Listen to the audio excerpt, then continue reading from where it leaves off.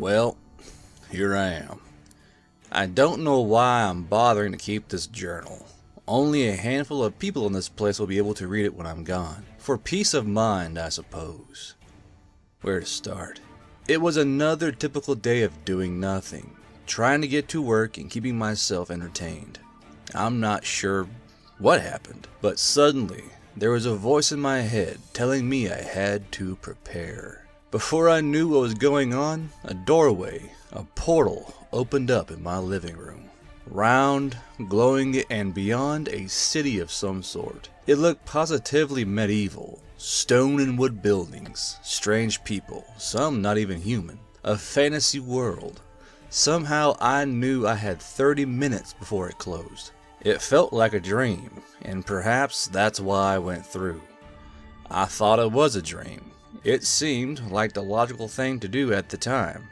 I don't know why. At least I had the presence of mind to grab what I could and not just hop through. What a catastrophe that would have been. So, here I am, wherever here is. I guess I should find out and see what's going on. Journal entry 2. What the fuck was I thinking? So, here I am, in some fucking fantasy world, magic and everything. Shortly after I arrived, that dreamy feeling fell off and the reality of the situation has hit. I'm stuck here, and I don't know why. I'm not alone, though. There are a handful of others in the same situation. We're all foreigners here, stranded and effectively homeless in this place with no idea why. Speaking of this place, it's called Rosenbridge. I have no trouble communicating with the locals, but I can't read their language. They use some kind of squiggly shit that makes no sense to me. I think spoken language is just being translated for us at this point. Rosenbridge is apparently a town and a trade hub connecting several larger cities. Kind of a place where the different races of this world pass through. I've seen elves, dwarves, or gnomes, some lizard thing, and some others that I'm not entirely sure of outside of the common humans. I'm kind of creeped out, to be honest. Anyway, we're all camped out in some alleyway near the outer wall of the city. Journal entry 3. Well, I just witnessed some magic. It was pretty spectacular, but I guess it's a common thing that the locals didn't seem to give mind. Some guy in robes doing some display in the town square. Burst of light, movement of hands, and mumbling, and boom. I'm not entirely sure what happened. Alex, one of the people that's in the same situation as me, was going to see if he knew anything about why we're here. Fucking wizards, man. There's what I estimate to be several thousand people milling about the markets. I don't know why, but for the first time I feel intimidated by a crowd. I get an odd, overwhelming feeling. I think it's stress. I may be starting to lose it. God knows Avery hasn't fucking stopped crying since we found her and gathered up in the alleyway. Journal entry 4. Well, Alex's wizard friend had no ideas and didn't seem the least interested according to him. Fucking wizards. Anyway, caught some kid groping at my ass. I think he was looking for a coin purse. The locals don't seem to actually have pockets on their clothes. Everything is carried in little pouches. Anyways, pistol whipped the little fucker off his feet and took off. I wish I had money. I'm starving, and none of us have anything worth trading. Thieving or begging may be in our future, or prostitution if things get desperate. What the fuck is going on? Journal entry 5. So, Rosenbridge. It's apparently mostly built on some massive ancient bridge that's over a river leading to the ocean. Part of the trade routes coming through are by boat. This is apparently the stopping point as it gets too shallow, or rapids or something beyond this. Spent some time down at the waterfront. Managed to swipe some bread. It was rock hard and tasted terrible, but fuck, I was hungry. This is the first time I've come to know real starvation. It looks like the others have found something to eat. Someone, I think Max, said that there was a church that gave donations to the poor. We'll have to check that out. Journal entry 6.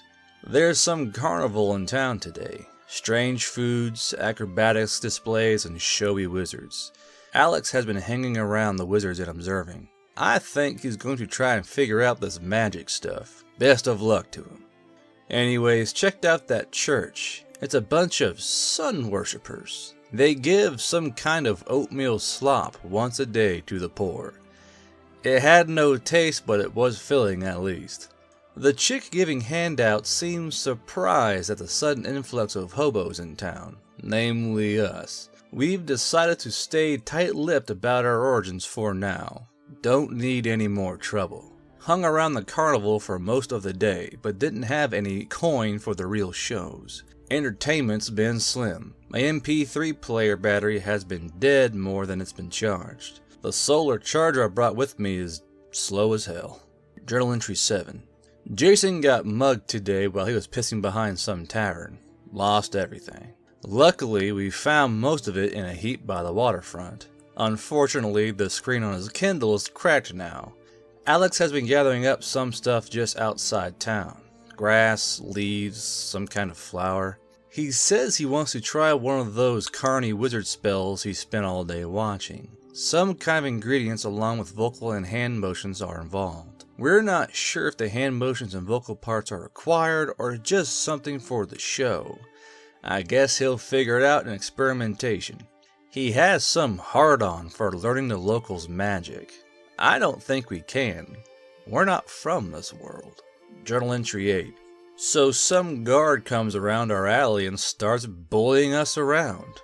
Turns out he wants some people to work on the docks for a few copper coins. Most of us went for it. Money. I did as well. Backbreaking work moving crates and sacks and shit to and from boats and onto carts. My arms hurt, and will probably hurt more tomorrow. But we've got money, and it's not illicit money either. I think Amanda was just another day from whoring herself out to the locals. I think she's a bit too chubby for that to work out, though. The locals are all malnutrition thin. Peasants, aside from the rich/nobles/merchants, which are a bit pudgy. Journal entry 9. Oh god, what am I doing here? I've been working my ass off at the fucking docks all week just for a pittance, and it's barely enough to survive. Plus I'm dodging thieves and guards looking for a beatdown all day and night. I hate this place. What the fuck was I thinking? Journal entry 10. So while I'm riding, sitting on the edge of the fountain in town, some guy comes up and seems incredibly fascinated by my pen. It's a big ballpoint. Blue. He said he was some kind of artificer and wanted to know all about it. So I gave him the basics. Ink in the tube drains out and on the little ball. I'm not sure how they work beyond that. I sold one of my least chewed on spares to him for 2 gold coins. I think that's a lot. Journal entry 11. Alex is in a coma. He tried doing that magic shit today. We sat down to watch at a safe distance, and he did the hands thing and said the words. Had the materials, and then he grunted and fell over. He was out for a few hours before we realized he didn't just faint. We dragged him to the Sun Worshippers' Temple, and they're taking care of him for now. They have some sort of clinic going on. I don't know the details. I spilled the beans to the priest that we're from off-world. He got this weird look in his eyes and put his hand on my head and yelled smite. I felt something, but I don't know what. He apologized profusely afterwards, saying it was some kind of misunderstanding. Is he a paladin? Anyways, Avery is staying to keep watch on him over the night.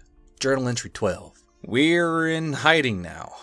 Apparently word got out about us. The local magistrate or vizier decided we should be rounded up. Ian, Max, and Austin were nabbed and taken to the prisons or dungeon or whatever they have here. I stole some clothes off a clothesline and we're getting dressed as locals and hanging out in an old abandoned house on the other end of town. The locals think it's haunted, and it does have a creepy vibe. It's a temporary solution though. Journal entry 13. Amanda says she was up all night talking to a ghost that resides here. Some girl that was murdered by a cult of some kind long ago. In other news, Amanda isn't the only one losing it. I robbed someone today in an alleyway. I ran out of money and old starvation hit. Snuck up behind them and tasered to the back. Ended up with a handful of silver coinage. That should keep us fed for a few days. Journal entry 14. I haven't heard from Avery in a few days, so I went to see what was going on at that church. Alex is up and moving around, but he's still kind of out of it, having trouble speaking and whatnot. It's like he's suffered a stroke. The priest person said they could heal it in time using their divine power, but that there would be a price for it, and not the kind of price you can pocket. The only explanation as to what happened that they gave was that magic was a dangerous thing to the untrained. So much for Alex's dream of becoming a wizard. At least the church is keeping him out of the hands of the guards. Journal entry 15. Ran into that artificer guy today. He wanted to know more of the land I came from. Have to be careful about anyone overhearing what with the guards on lookout for us. I didn't tell him much, but I did sketch out a bicycle and the basics of how they worked. He was fascinated and ran off with the page after giving me a few silvers. Bicycles. Here. Imagine that. I don't think they know what rubber is though. I could be wrong though. Journal entry 16. That artificer showed up again. He is running a caravan over to the next stop in the trade circle, some place called Wild Lake, and invited us all to come along as caravan guards. He knows the guards are looking for us, and this is the best he can do to assist, I guess. Most of us couldn't even defend ourselves, but it gives us a chance to get out of this place. Avery and Alex are staying behind at that Sun Church. Journal entry 17. Well, we've been given some shitty used leather armor and a spear, and we're off on this caravan job. We're getting paid too, a handful of gold to boot. So as long as nothing horrible happens, we should be okay here. We're with 5 other guards who are locals. I had no idea how to put on the armor. It was all straps and leather, so I watched the locals put theirs on and imitated. I know I fucked up at some point. It doesn't feel right. Anyways, this trip should be about 5 days at cart speed. There are 6 carts in the caravan and 10 of us on guard duty total. 5 of us foreigners and 5 locals, plus some 10 merchants, cart drivers, and so on. There's several beast people things with us and 1 rowdy dwarf, but otherwise, all human. Journal entry 18. What the fuck am I doing here? Why? Why won't I wake up? Journal entry 19. So much walking. My legs ache, my arms ache, my feet hurt. Almost twisted my ankle. I hate this place. Us Terrans have been having an entirely different experience from the locals on this trip. The locals are enjoying the walk, chatting and spending the nights around the campfire telling silly stories of drunken bravery and local heroes. Us Terrans are around the fire, all cramped up, in pain, and mumbling about all the things we miss of home. I can feel the emotional difference between both our groups. It's the oddest sensation. But I'm just tired. Journal entry 20. Dan's dead. He was one of us. I don't know much about him other than he liked to sing to his MP3 collection during the run. We couldn't even bury him. So we're wandering along when these green things come rushing out of the underbrush. Goblins. Panic. Everything goes to shit. Dan gets a gut full of sword before he can do anything. I managed to get out my gun and I don't know, I was panic firing I guess? I hit at least 3 of the little fuckers. I'm down 8 bullets. I have to be more careful. The goblins were driven off, but there are other injured. We had time to loot the bodies but not bury Dan. Left at the side of the fucking road, stripped of everything to be eaten by the fucking wolves or whatever. Journal entry 21. We, the Terrans, held a small memorial for Dan. The locals don't quite get why we are bothering for someone we barely knew.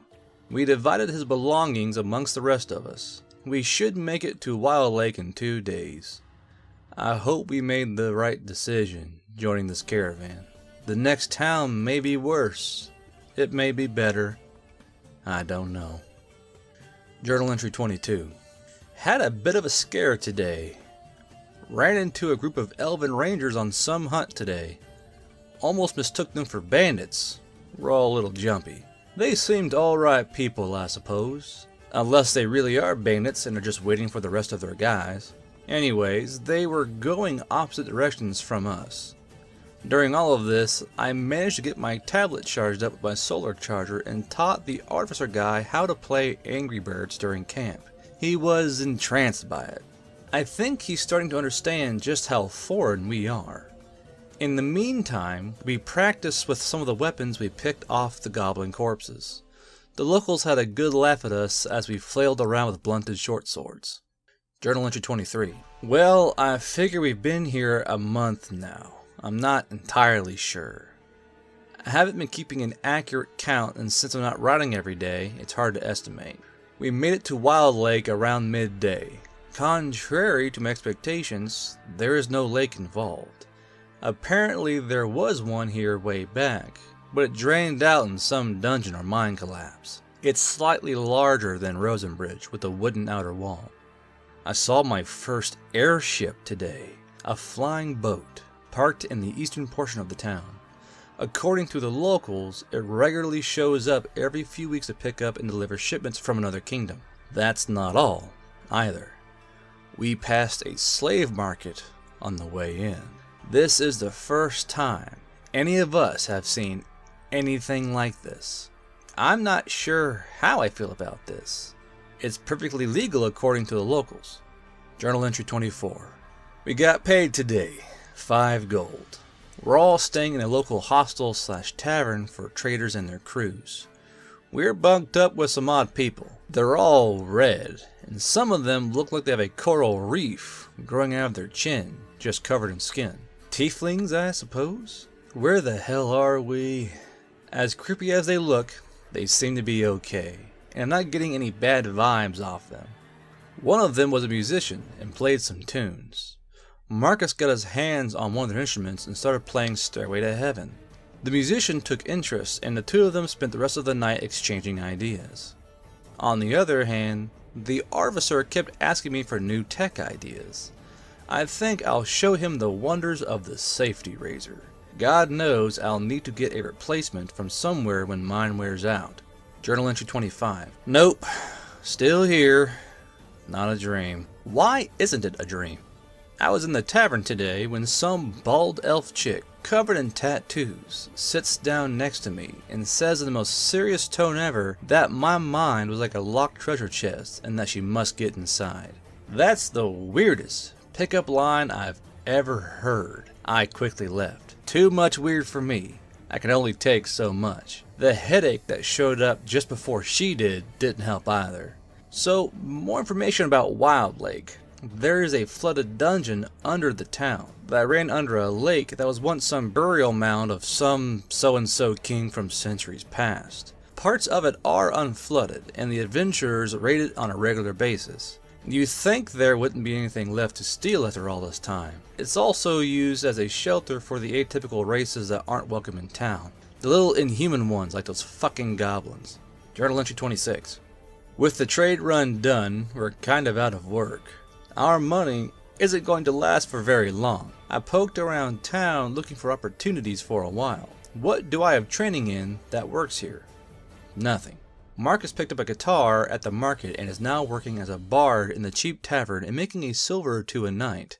And that's at least something. Amanda keeps wanting to go with him to sing, but she can't hold a note to save her life.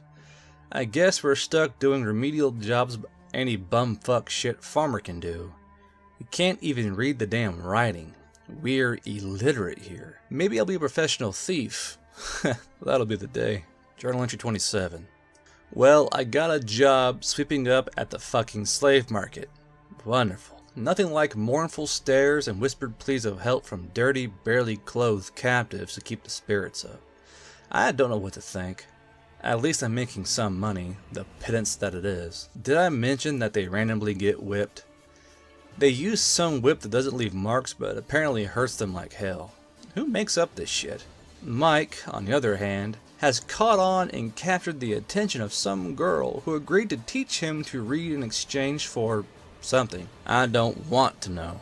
He is trying to teach us what he learns, handed down knowledge. Journal entry 28. Airship is in town. Watch that for a while. They couldn't come up with a better design than a flying boat. It apparently isn't seaworthy either, so why bother?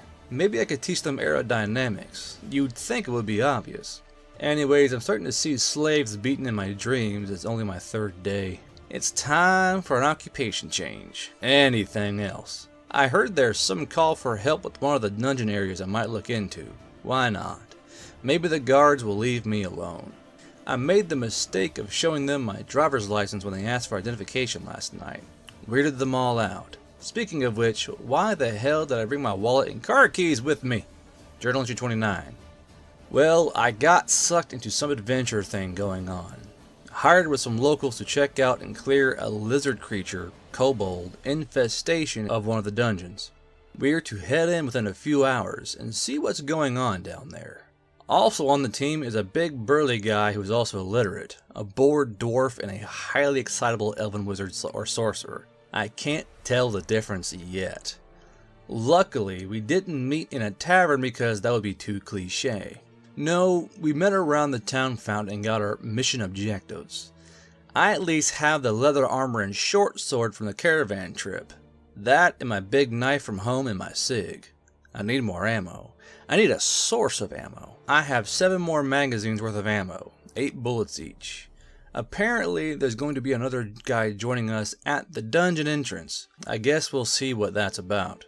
Anyways, I did ask the wizard about what happened with Alex. He just gave me the dangers of magic speech the Sun Priest did. Also of note, caught sight of that bald chick following me again. Kind of hard to miss her. She's good at causing headaches. Journal entry 30. So we met up with a paladin of some warrior god and hit the dungeon. He was a very boisterous fellow. Lots of bragging. So this was my first dungeon. Everyone brought torches. I brought a flashlight. It's a camping thing. Green power and all that. Solar battery and all. It should last a good 3 hours. So we go in and sure enough, kobolds. Ugly, filthy looking things, making weird lizard noises when they weren't speaking Pigden English or common or whatever. The dungeon was more or less just burial ruins. Pretty straightforward. Looking back now, it was pretty dangerous. These things were out to kill us, and we were out to kill them. What the fuck was I thinking? Wasted 2 bullets, and learned that my big stainless steel knife was a piece of shit when it snapped in half upon hitting bone. The short sword did better, but I'll be damned if I'm not clumsy as hell with it. The paladin gave me some hints and tips in the middle of a fucking fight because this is nothing for him. Anyways, I didn't get any injuries except some scrapes. I'm still fast on my feet and my reaction time is good. Found some stuff, some kind of silver chain necklace I found in the mud and some coinage the kobolds were hoarding. Do people actually sell them stuff? They seemed a little feral for trade. Also got paid 15 gold for the job. I don't know if I can do something like that again. Such stress, I can't describe it properly. Terror and thrill combined together. Journal entry 31. So I spent the last few days in the tavern, possibly getting lead or mercury poisoning. I'm surprised none of us have caught anything yet. I'm the only one who brought medical supplies, and all I had time for was a bottle of penicillin. Stupid portal. Why did I ever listen to you? Anyways, Marcus got some apprentice deal under a bard to try and learn bard magic. As long as he doesn't suffer a stroke like Alex did, if it will even work. Who knows how different we are from the locals. Aside from that, I'm starting to learn to read the store signs from Mike's hand-me-down teachings.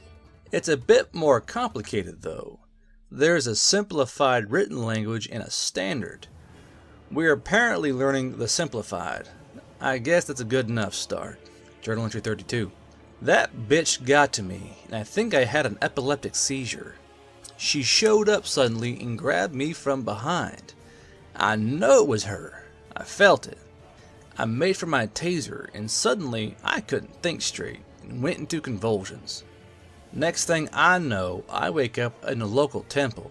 Some love and peace worshiper temple. Nothing was missing, but I've got the headache to end all headaches and random nosebleeds. She fucking mind raped me and then dumped me off at the temple. What the fuck? Fucking scions. I'll get her.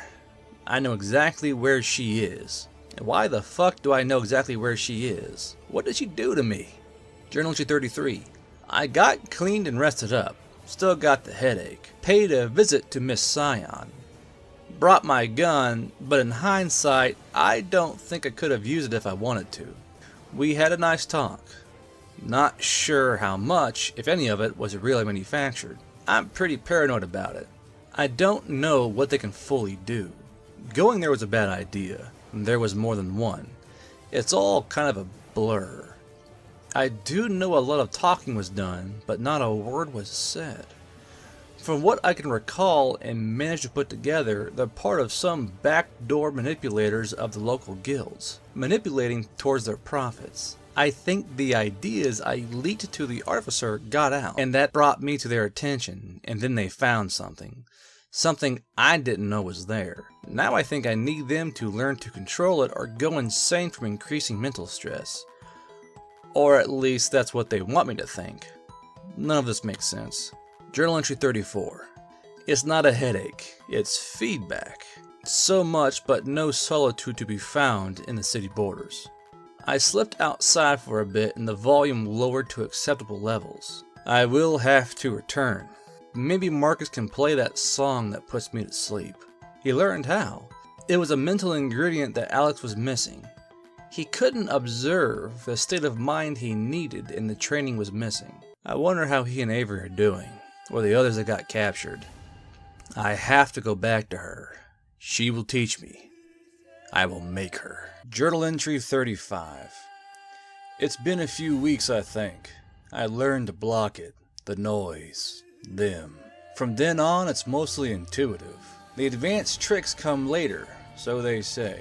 Having a logical mental grasp of things has certainly helped. They said I was their first other planar wild talent. Already I learned to decipher the feelings. Empathy, I guess. It's created other side effects. I have trouble nearing the slave market. It's a literal pit of despair, so thick it's almost physical. Luckily the effect doesn't spread. While I was coming and going out of sanity during the week, Marcus picked up some magical bard music. Just some simple stuff. Between my experience and his, I guess we can learn. There's hope for Alex yet, if he ever regained full functionality. The others, Amanda, Jason, and Mike, have been poking around and found out about some academy or university quite a distance away that may have some answers for us. They apparently have some info on extraplanar travel. Might be a long shot, but it's all we got. Journal entry 36. We need quite a bit of gold for travel expenses. Much more than we have. I signed up on another dungeoneering expedition. Jason signed up as well. We joined up with a sorcerer and what I'm pretty sure was half the Thieves Guild pretending to be fighters. I didn't even know there was one. I suppose that's the way they want it. Apparently Jason is a pseudo-apprentice to one of them. What the fuck? Anyways, we headed down to clear out some goblins and instead found a death cult. A dead death cult. They committed suicide somewhat recently. There was a goblin, just the one though, and he wasn't a feral. He wanted to join. Whatever. I'm not the leader of this expedition. He smells though. Jason managed to pick out a few traps and got a few pats on the head for it from his thief masters. And I'm pretty sure I got fondled at some point by every one of them while they were looking for my coins or something of interest. Suckers. I left it all with the others back at the inn. Overall load from the job. The pay was cut in half since there was no goblins. Loot off the cult was a handful of shitty quality daggers, a handful of coppers, and a magical idol none of us wanted to touch. We rigged up some wood tongs, bagged it, and sold it at the market for around 60 gold and some incense. We didn't pay the goblin. He can go fuck himself. Journal entry 37. We all gathered up after I got my Kindle charged up and watched Strange Days. It was the only movie I had on it when I came, and the only movie any of us brought. It's a good movie, but when you've been living out on this world for a while, you notice the simple things. Oh look, they have proper shoes and their clothes have functioning pockets. Hey, cars, and so on. There were some tears as homesickness kicked in full force, and then I picked up the overflow from the others. What the fuck was I thinking? I think that portal bullshit had a hypnotic effect or some limited mind control was used. The more I think about it, after what I learned, But why bring us? We're random people with similar interests. It doesn't make sense. Anyways, a bit after that I helped Jason with some B&E work his masters were requesting he do, for the experience. Now I'm not the best person, and I admit I'd probably be doing it too if I didn't get caught up in the mental adventures of temporary insanity with Miss Bald and her skinhead friend, so I'm not even going to complain. I guess I'm sliding on down the alignment scale. Desperation. Real or imagined, I suppose. So my part in his heist was feeling out if anyone was inside, and then he does all the work, and I try and alert him if someone goes for the door. Alert, in my case, is to nearly knock him and myself silly. I'm still new at this. It's like painting with boxing gloves on.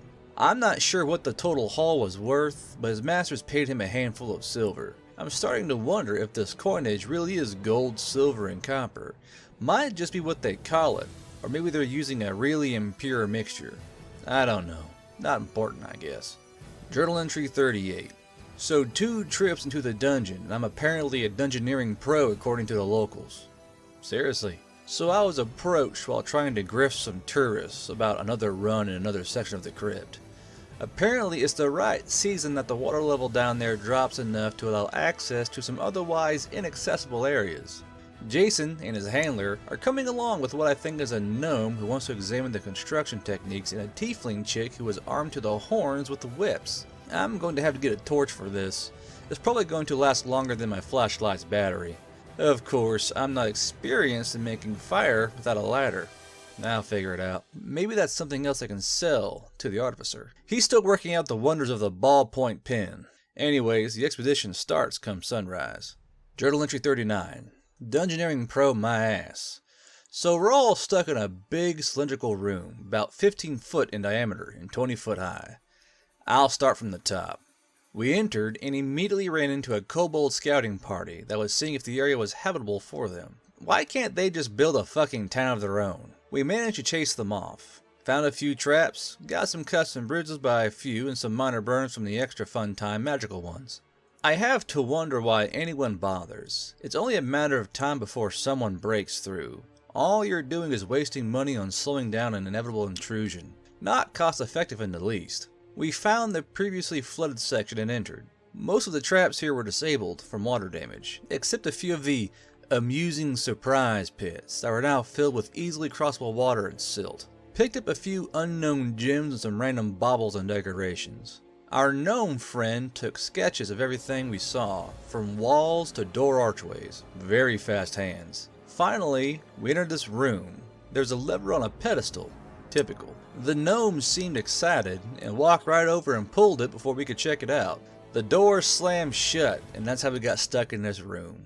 The tiefling chick nearly broke her little jaw after the first hour. Everyone seems calm, but I can feel the panic. It's creating a kind of feedback effect. Not easy to ignore. Journal entry 40. Still in the trap. Luckily, we're not expecting the area to flood again for a few months. So we're all sitting around and chatting it up. I got to regale everyone of the tale of the Quantum Lich, who was trapped in a similar situation and went on imaginary adventures. Jason and I had a good laugh about it. The others were disturbed. So rather than sit around and wait for insanity, or death, we tore apart the lever mechanism which went inert when the trap sprung and applied some mechanical engineering to it. Some of the rope that made it work broke. We figure this room was a kind of airlock leading to another chamber. We managed to repair the mechanism using one of the tiefling's whips and tricked it into opening both doors with some luck. Ta-da! We took a vote and went further in. It's a good thing we did. While we didn't find mounds of gold and jewels, we found a small armory. Swords, daggers, and armor, all in good shape, untouched by the flooding and rust. We cleaned the place out and headed back topside. Our market contact is selling off the loot and we got paid. Looks like we got a nice little amount of coinage, and we all kept something from the loot. I traded in my shitty goblin short sword for a nice steel one. The gnome got his designs and seemed quite pleased. Around the bruises anyway. Journal entry 41. Got caught up with the artificer today. He finished several prototypes of ballpoint pens, but couldn't get the right consistency with the ink. Chemistry, or alchemy as they call it here, is not his strong point, so he's working with someone on that. In the meantime, he's working out which is easier, bikes or razors. The Razor has lots of fine points, but the bike has moving parts. I suggested a penny farthing style with the pedal mounted on the front wheel for ease. He's pondering it. I see many great business arrangements in our future, one thing at a time though. It's not like there's a patent office. Anything he figures out, anyone else can copy and there goes the profits. Learned a new trick. I can pull memories out of people now. It's very obvious that it's happening though, and it's quite tedious and leaves me exhausted. In other news, someone tried robbing me in an alley. Not one of the sanctioned thieves, just some asshole. Gave him a mind full and then a face full of taser when that wasn't enough. I ended up taking his money, his pants, and one boot, just to fuck with him. Journal entry 42. The airship is in town today. Amanda is going to see about booking passage, or at least how much it is to their main stop, which is about halfway to that university.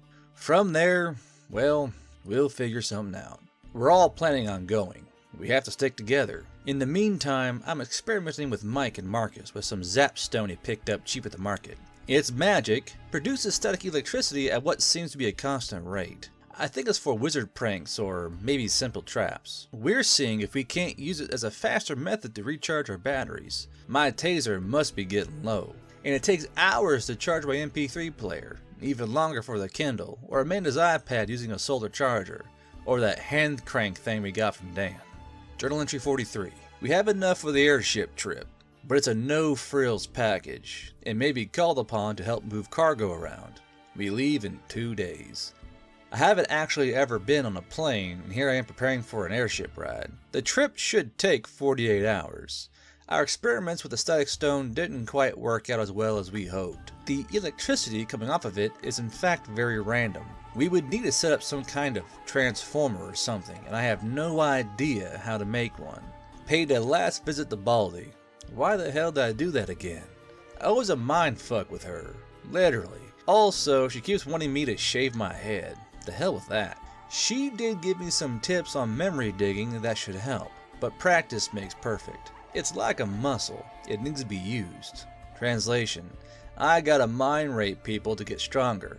What the hell have I gotten myself into? Journal entry 44. So here I am, standing on the deck of an airship, in aerodynamically improbable shape, propelled by magic. Fucking magic. As near as I can tell, it's a converted cutter with the sails removed and some magic propulsion added in.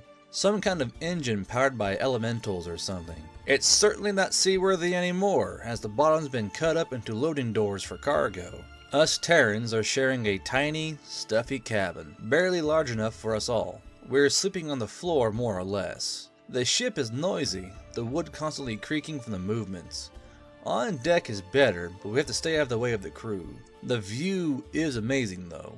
We're hauling ass over some plains, mountains and forests in the distance, passing over a few horse riders far below. They are navigating by a combination of standard ship navigation techniques, compass and sextant combined with a magic map. Not too sure of the details on the map. Probably helps with their versions of latitude and longitude guesswork. Something is bothering me though. I'm picking up a lot of apprehension in the crew. I let the others know and we've been digging for info, but they're being tight-lipped. It doesn't seem directed towards us though, so I don't think they're planning anything nefarious. Journal entry 45. A day and a half out and blam, the ship crashes. Found out what the crew was worried about. They were transporting some creature. It got free and set the whole underside aflame. The ship's enchantments started breaking, one at a time. The captain managed to soft crash us. About 4 of the crew's total of 15 didn't make it. All us Terrans survived, but Mike has a broken arm, and the rest of us are pretty banged up. We're doing what we can to treat the injuries. Whatever it was in the below decks either died in the fire or died in the crash. We have a long trip ahead of us on foot. We're loading up with all the supplies that survived, and even managed to throw together a shitty cart to load up and transport the wounded. The area isn't exactly a haunted nightmare forest, but it's not exactly as safe as the ones back home either. The captain, a fiery woman, seems to think we can make it to Winterfield in a week if we don't dawdle. My request for a discount on the travel price was of course denied. Whatever, as long as we all make it. We Terrans are a bit better off than when we did our first caravan from Rosenbridge to Wild Lake. Journal entry 46. So we're kind of lost in the woods. The tree cover is too thick to take sun measurements for navigation, so we're kind of guessing. We at least know the right direction between my and the captain's compasses. The woods are pretty quiet, which probably means predators, but I don't feel anything out there. Marcus occasionally breaks out the guitar to play something inspiring. He's getting better at it and is managing to combine some terror music with what I'm calling the bardic effects. It doesn't quite work right, so mostly we're hearing local traditional stuff. We've all been taking turns pulling the supply/injury cart and pushing it when it inevitably gets stuck. A few of the crew are ahead, picking paths through the trees and looking for the best ground to traverse until we find some kind of road. The captain is certain there's an old trade road around here somewhere. We're zigzagging back and forth looking for it as we continue on to Winterfield. I tried climbing one of the trees for a better look, but didn't see anything other than more trees. So much green. According to the map, we should be in the woods for at least 2 days before we exit out, cut across some foothills, and enter the northern plains. The crew is pretty superstitious.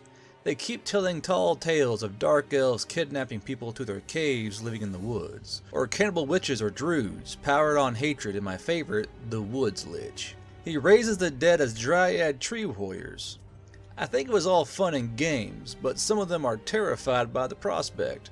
It's like kids telling horror stories around a campfire to scare each other, except as grown men and women.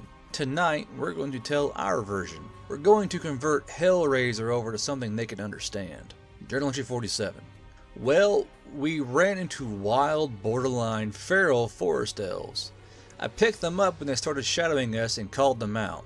They weren't hostile, but extremely distrustful. They barely spoke English, common, but we did manage to get some directions out of them.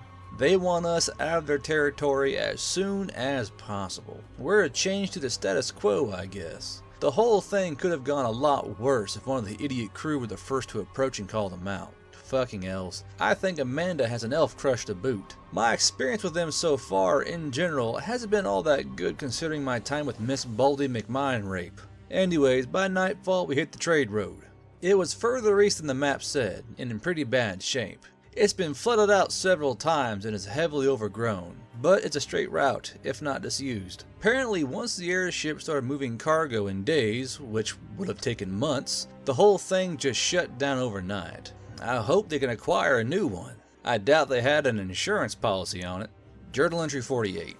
We're camped out at the edge of the woods for the night, and we'll hit the foothills tomorrow. It should be easier going, but we don't exactly know what kind of dangers to expect. We all sat around and watched my Kindle copy of Strange Days again, including the crew. They obviously had no idea what was going on, but the pretty moving pictures kept them distracted from telling stupid horror stories. I just hope they don't decide to burn us as witches come morning. We also have been getting in some weapon practice during our woodland adventure. I'm not as clumsy as I used to be with the blade as when I first started. Mike's taken extremely well to his rapier. Journal entry 49. We got attacked. Hyenas. Gnolls and a few goblins. They initially charged in screaming, but gunfire sent them back. They continued with hit and run tactics for the rest of the day, and I'm down 6 more bullets. 48 rounds left. We lost a crewman, and the captain took a nasty gash across the arm and leg. She's riding in the cart now. None of us have any medical training. I don't know how bad the wound is, but she's out of the fight. If she takes fever, I'll give her a penicillin and hope she's not allergic. Took a few beatings otherwise and had to repair the cart, but we're okay. We captured a goblin and he's pulling the cart for now. Picked through the mortally wounded after the raids. Got to practice my memory harvesting skills. I know more about that Gnoll tribe than I ever wanted to, and they all died in horrible agony, and I got a headache. I've come to realize I'm becoming a horrible person. Was this something Mistress Skinhead McTattoo-Face planted in my head, or is this just how I'm adapting to the situation? It must be adaptation. I'm not the only one affected. Jason was laughing at their pain and was cracking jokes about it for the rest of the day to freak out our goblin slave. Speaking of him, he doesn't speak common, so he named him Wendy. Overall loot from the attacks. A longbow and some nasty looking arrows. One of the crewmen knows how to use bows, so he took it. Journal entry 50. Surprise! I'm apparently in charge of this whole expedition now while the captain is out of it. She's sleeping most of the time and the bleeding has stopped. Kind of. I don't even know when to change her bandages. Just when they look bad? We don't have enough material for a lot of them. No rotting smells though, yet. So with the captain out of it and the first mate dead in the crash, somehow the chain of command falls to me. I think everyone's taking my secret, rampant, and unethical abuse of empathy as some form of leadership. Well, here goes nothing. No sign of the Knoll party today, but we keep catching glimpses miles behind us. Probably scouts. I hope we're not being pushed into a war party. The hills aren't exactly giving us a clear view of everything. Too many places to hide, too much cover, so we travel on. We should hit the plains tomorrow. That may bring luck or more misfortune. What the fuck am I doing here? Journal entry 51. No Knoll attacks. They stopped following us when we hit the plains. One of the crewmen started getting real jittery. One of the big dumb guys. When pressed, he clammed up, but that shit don't work on me. This trip is taking longer than expected, even with the crash. I figure we'll hit Winterfield in 4 more days. At least there's that to look forward to. Hopefully we won't all get arrested upon arrival, or worse. This isn't even the end point in our little trip, just the midway. We'll have to find a new group to travel with to this university place. The plains are nice. We can see if something is coming, unlike the foothills. The terrain is flat enough that we can make good time over the trade road. I'm sure there's some kind of horrible magic snake or dire rats hiding in the grass somewhere. We'll see, I guess. The captain isn't doing much better, but stable. Bleeding stopped, but she has a temperature. I slipped her a penicillin. I hope this works. Is this even the right time to use them? It figures that we'd end up with no one with any form of medical training. I'm sure Mike's arm isn't going to heal right. We'll have to get him to a temple healer as soon as possible. Same with the captain, of course. Journal entry 52. Found out what was bothering the big guy. Nomadic barbarian tribe. He's an exiled member, of course. Headed over to Winterfield and took up an occupation. I don't know what he was exiled for, but they're pretty pissed to see him, and us because we're with them. We managed to talk them out of killing us on the spot, and we're under their custody until they decide what to do with us. There's around 150 or so of them that I've counted so far. They move in a huge migratory loop around the plains, following the wildlife and weather year after year. We did manage to get their healer to assist with our wounded, so there is that. He's using a combination of some kind of magic healing and holistic medicine with lots of silly ritual that I'm sure isn't really part of it. At least I hope it isn't. From observation, I figured that their ancestors spirit worshippers, along with a sky god that may or may not be the same figure as the sun god in a different mask. It's hard to tell. I'm not about to announce my disbelief in the divine on this world, as things like that tend to go all wrong. Their young warriors dope up on some local plant life and visit the ancient grave sites, experience something, and then participate in a hunt. There's some kind of cannibalism involved as well. Their greatest warrior gets eaten when he passes, and the same goes for the medicine man and his replacement when the death comes. They don't seem to be experiencing the shakes, and is apparently a sin to eat anyone else, so I'm going to try and not be too worried. Journal entry 53. The captain is back on her feet and thanked me for not fucking up too badly, and Mike's arm is doing better from the healer's treatment. That's the good news. The bad news is that after today's negotiations, we get to take part in the barbarian hunt. The worst news is that we're the prey on this hunt. We have a 4-hour head start. We're ditching the cart and carrying what supplies we can. It starts at sunrise. We have 8 young warriors in the chase, and some older ones just behind them in case they fail. We're not expected to survive. Mr. Exile is ready to accept his fate. I don't want to die tired. I won't. Not after all this. Journal entry 54. Rained all day, and we ran. Rained into the night, and we ran. Didn't even know I could run this long. Desperation. Separated from the others, but I kept running. When sunlight came, one of those assholes was on my tail. They have fucking horses. Fucking cheaters. Nearly got trampled. He got off his horse to finish me. I let loose with everything. There's nothing left up there now. He's blank. I don't think he even knows what he is anymore. Can barely think. Bleeding from the nose. Dizzy. Hiding in the crevice. My legs were starting to lock up. Need to get moving as soon as possible. Journal entry 55. 4 bullets. Journal entry 56. Met up with the others at night. 3 crewmen are gone. Amanda's dead. Speared. We're taking a break. We can afford a short breather. Mike did something. He flipped the fuck out and started talking to thin air, and next thing I know, he's throwing around fucking black fire and took one down, injured another. I think he made a deal. A warlock deal. He won't talk about it, but he's ashamed and terrified of whatever he agreed to. But fear of barbarian death overrode whatever that was. We'll talk about it once we get out of the situation.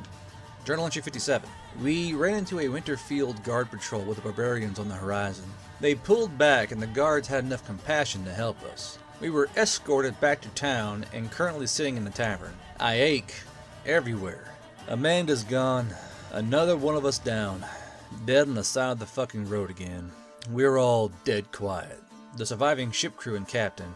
We're numb. I'm not going to sleep well for a while, and Mike's seriously fucked up. He still won't talk about it. We're going to hold a memorial tomorrow for Amanda and the other crewmen. I didn't even know their names. I feel like I'm forgetting about something. Wendy!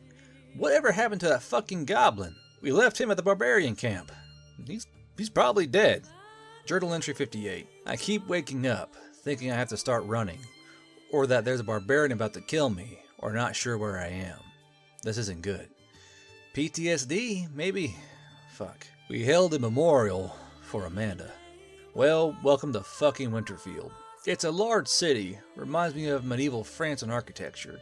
It's a bit chilly here, but it's farther north. The locals are a bit distant.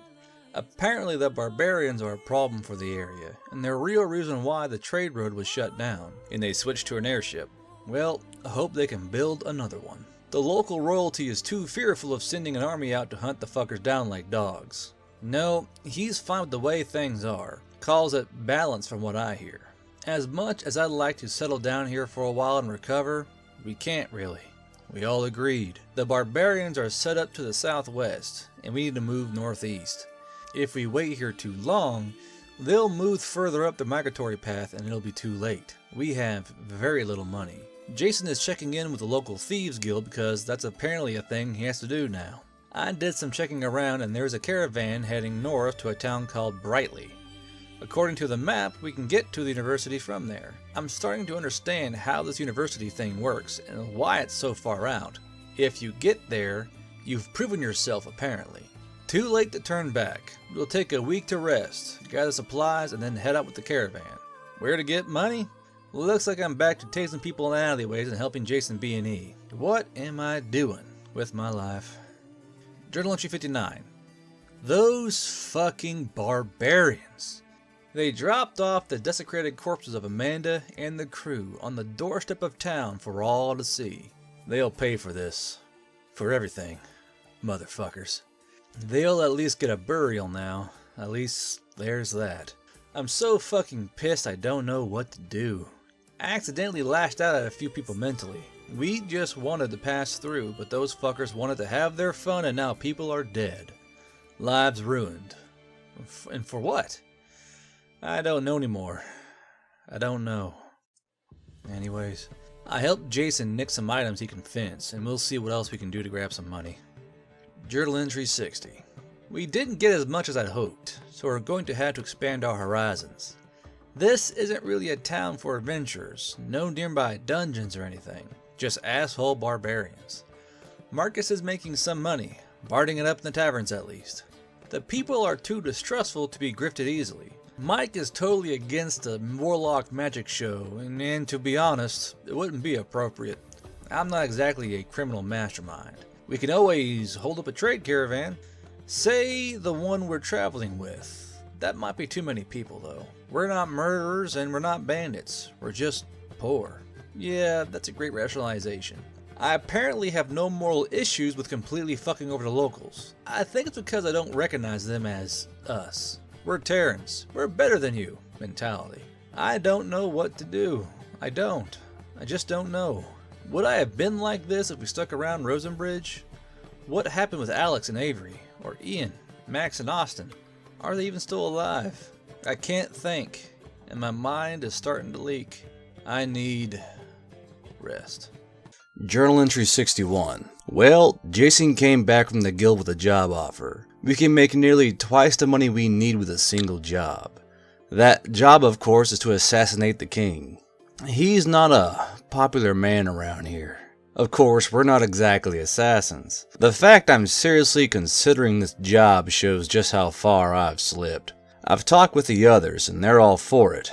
Marcus explained it best with Spock logic. The needs of the many, us and our need of money, outweigh the needs of the few, the king and his need to live. It's fucked up logic, but on the good side.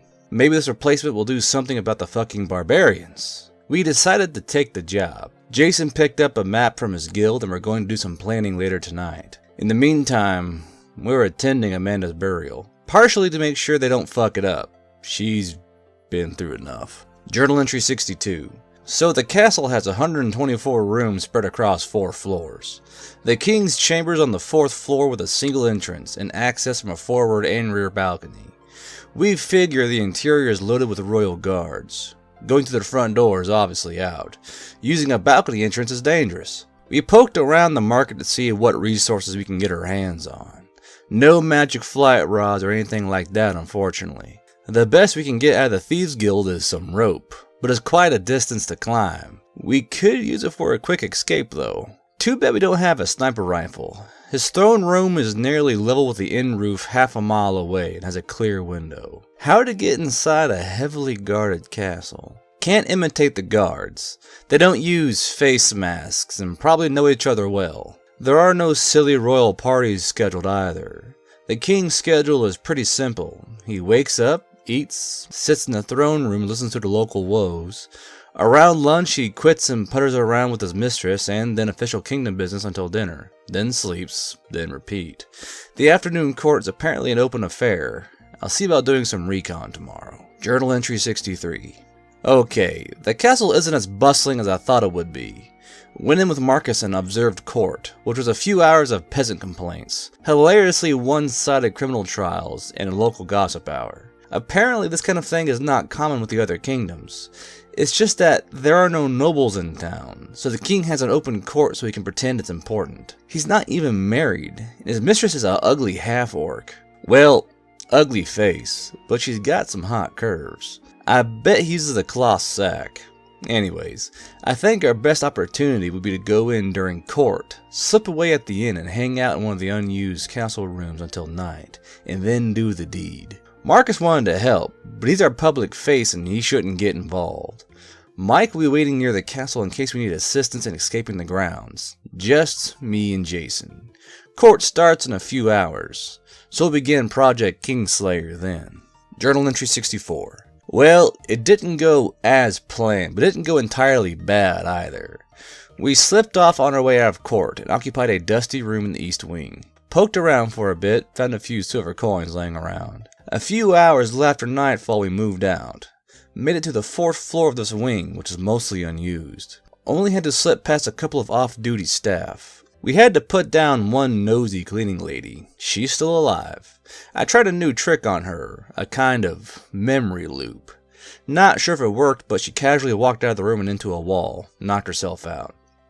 Good enough, I guess. She didn't get a good look at us at least. Did some climbing around outside to get to the balcony, and we were in the king's chamber. Just like that. Then we sat there for half an hour, staring.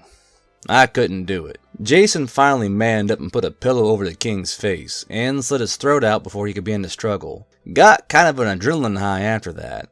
Grabbed some things from the room, some coinage, some magic-looking baubles, and rappelled off the balcony using rope.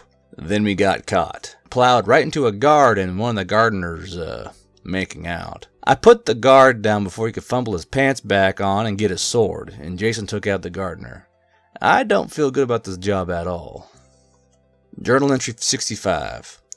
We got paid and set up with a caravan heading out to Brightly tomorrow. I feel like shit. We officially crossed a line and are now murderers. Everything in town is in chaos. Guards are raiding all the shady hideouts and arresting anyone they think is shady looking. We were hanging out in one of the more popular inns to try and blend in with the crowd. We don't blend well. Anyways, there's no royal heir to assume the throne, so the advisors are working out what to do. Maybe they'll invent democracy. Who am I kidding? It'll be a military dictatorship until whoever names themselves emperor. In other news, I've gotten good enough at reading to kind of read a book. It wasn't very interesting, or very long. is about some historical battle centuries ago in the area. Turns out the barbarian tribe is remains of a rival kingdom that was wiped out. Fucking barbarians.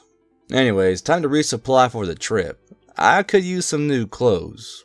At least a new shirt. My jeans are holding up okay. My shirt has changed colors several times now, from blue to brown to red, and now it's gray and covered in sloppily repaired rips and tears. Journal entry 66.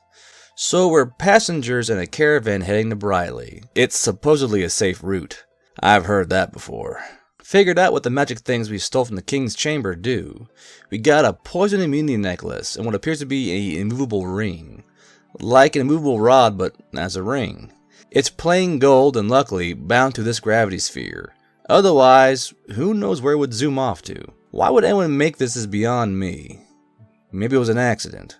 Anyways, the caravan is made up of about 15 carts. It was hastily put together once the local trade guild found out about the airship issues. We have a crew of 40 or so people. Hired guards, horse and ox drivers, merchants, their support staff, and passengers. The caravan leader is a civilized orc woman. She's gotta be at least 6'5". Now, I've never been into muscle girls, or green skin for that matter, but damn. She's apparently made a name for herself to locals and well trusted as some kind of trailblazer. Journal entry 67. It's been raining for the last few days. It slowed us down considerably with muddy roads, cars getting stuck, and fallen trees. Why don't they pave anything? The Romans did it. Spirits would be lower if not for Marcus's music. Did some chatting with the merchants. Seems Winterfield has no real exports. They just import everything they need. Which is most things because of their barbarian problem. How do they afford it? Exporting their leftovers to Brightly for an even higher price. Brightly is apparently even more isolated. It's a lumber community, harvesting trees, producing wood products, but lacking large farm space and anyone else to trade with. So everything they make comes and goes through Winterfield. With the airship down and the barbarian problem, the entire arm of the trade network is cut off.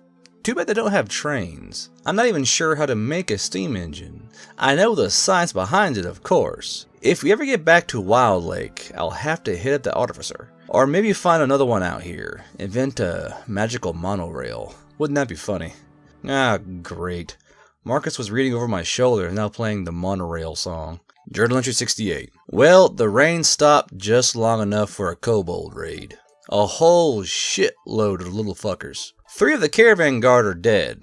Many injuries. Twice as many kobolds were brought down and the rest scattered. They got away with several bags of clothing from one of the carts.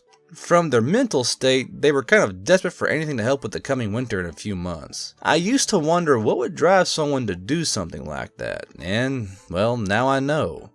I've been put in that situation but with even less important reasons. No point on dwelling on it though. So we should reach Brightly either tomorrow or the day after, depending on the rain.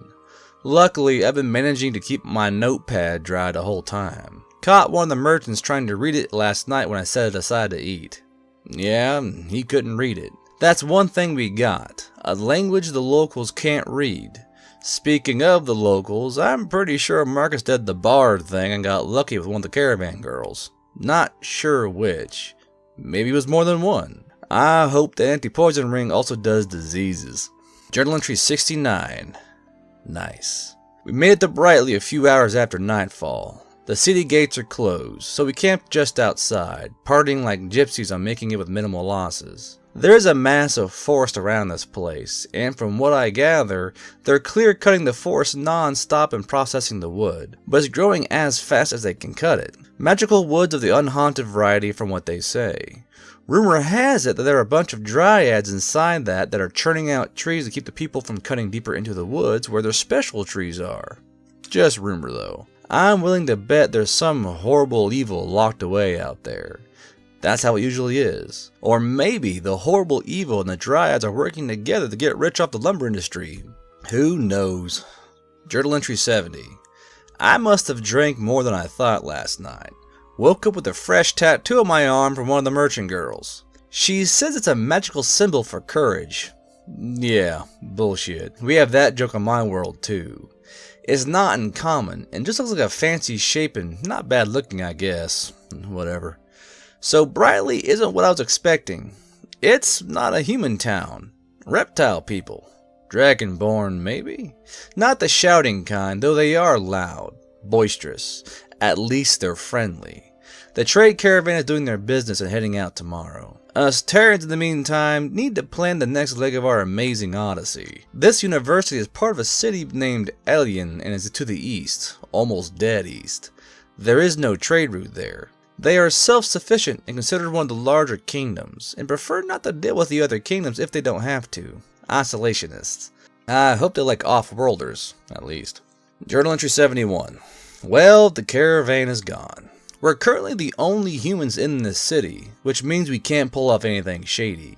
We're also getting the special treatment, lots of attention, sometimes not always the good kind. So, we're planning over a map, working out our next expedition. Aelin is a week or more away on foot. We'll have to cut over the edge of a small mountain on the way if we take the most direct route. The locals helped fill in some of the more blank spots on the map for this area, but there are still a lot of unknowns. The cold weather is coming in a few months, so we can't dally around. Since we'll be passing through the middle of nowhere, we probably won't have any trouble with some of the bandit races like goblins or kobolds, and the terrain isn't suited to roving barbarian tribes. My best bet, if there is anything out there, wild elves or a crazy loner wizard. Otherwise, probably be dealing with large and possibly magic animals. Money isn't a problem yet. We still have quite a bit from the king job, and we made more selling that weird ring. Suggested to the locals how they can use it in their lumber business as floating O-rings or a platform base of some kind. We're gonna wait a day and then head out. Too many non-humans are starting to creep me out. Journal entry 72. Well, we're on the road again. Not really a road though, more like a small, infrequently used path used by crazy adventurers that could easily be confused with a goat path. What I wouldn't give for an ATV. Camped out in a clearing for the night. Dinner consisted of dried meat and dried fruit. It wasn't bad, just needs salt. Something that's pretty rare here. How do you take such things for common back home? Seasoning is something that only the rich have here. Sugar's another thing. I haven't had any sweets in God knows how long. Chocolate. Do they even have chocolate here? Mint is another thing. If I ever get home, I'll have to remember to bring some candy next time a portal opens in my living room. Candy and a shotgun. And bags of ammo. And a fucking ATV. Journal entry 73. Well, we've been captured by kobolds. The same ones from the caravan raid. They aren't entirely hostile this time, and I don't think they recognize us. Just more humans to them. I can tell it's them from the free-floating memories. Kobolds are very... It's hard to explain in words, but they kind of project their minds everywhere in a non-telepathic way. It makes reading them as easy as staring at a painting. Some of them speak common. They couldn't decide if they should ditch us and continue on their way, rob us and leave us dead, or take us with them as hostages. They are kind of wandering aimlessly. They left their previous village, tribe, to expand. They got lost and don't really know how to survive on their own without banditry. We are trying to make a deal with them. They let us go, and we teach them the basics of construction, engineering, and farming. They can create their own village and not have to worry about getting stabbed in the face just to eat. Journal entry 74. Well, the Kobold High Command has taken to our offer and is now escorting us some of the way to Alien. We've begun telling them about farming and construction basics. Simple stuff that they've apparently never had to think about living in a cave. They are catching on pretty fast though, I'll give them that. You just have to find the right way to explain it to them, and in terms they understand. Their first few attempts are probably going to be a catastrophe, but they apparently don't give up easy when they get an idea in their head. Any information we tell them spreads throughout them at a pretty fast rate. I guess like gossip. But man, they smell terrible. Journal entry 75. We're crossing the edge of the mountains now. It's so cold up here. We're probably a good mile off sea level.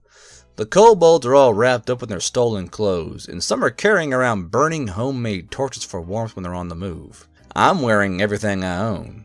Assuming we don't run into any trouble, we should be back down by tomorrow. Mountain climbing is a whole new experience for me. My hands are probably going to be covered in blisters tomorrow. If not from pulling myself up the rocks, then helping the damn kobolds. Since they've gotten to know us, they've gone from menacing bandits to friendly puppies in disposition. Things would probably be worse off if Marcus wasn't strumming along most of the time, keeping our spirits up. Mike's been pretty quiet. Still won't talk about who or what he made his warlock pact with, or the terms of the deal. The emotions coming off of him are troubling though. Depression. I've been giving him some mental nudges to try and snap him out of it, but all I'm doing is keeping him from sliding further down. Journal entry 76. Still in the mountains.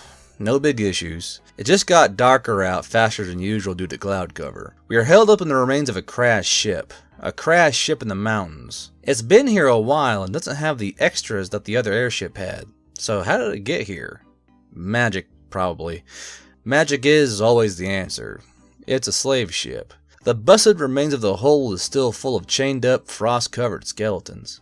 We made damn sure they weren't magic skeletons at first. Just a regular kind. There's no loot here.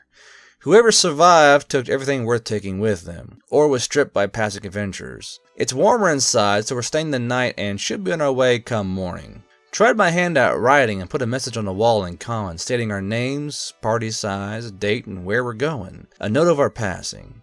It occurred to me afterwards I used an earthly year, not the local year. How long have we been here again? Journal entry 77. We've made it out of the mountains. We're camped at a small river, only 4 foot deep at crossing. We had to help the kobolds cross though, so we're all pretty wet. None of our gear got soaked through though, luckily. They like the area. It's a pretty good place for them to set up their Koboldville experiment. Big open area, some woods not far away, a freshwater river and a lake less than a mile away. They weren't sure what to call it, so I suggested Chicago, because it's funny. We're splitting off from them come morning and heading on our own. According to the map, we have a few more days travel through some woods and then aliens should be in sight. This fucking trip better have been worth it. We've lost so much and gained so little for it so far. Anyways, we're spending the night dumping as much info as we can on the kobolds, and hopefully it works out for them.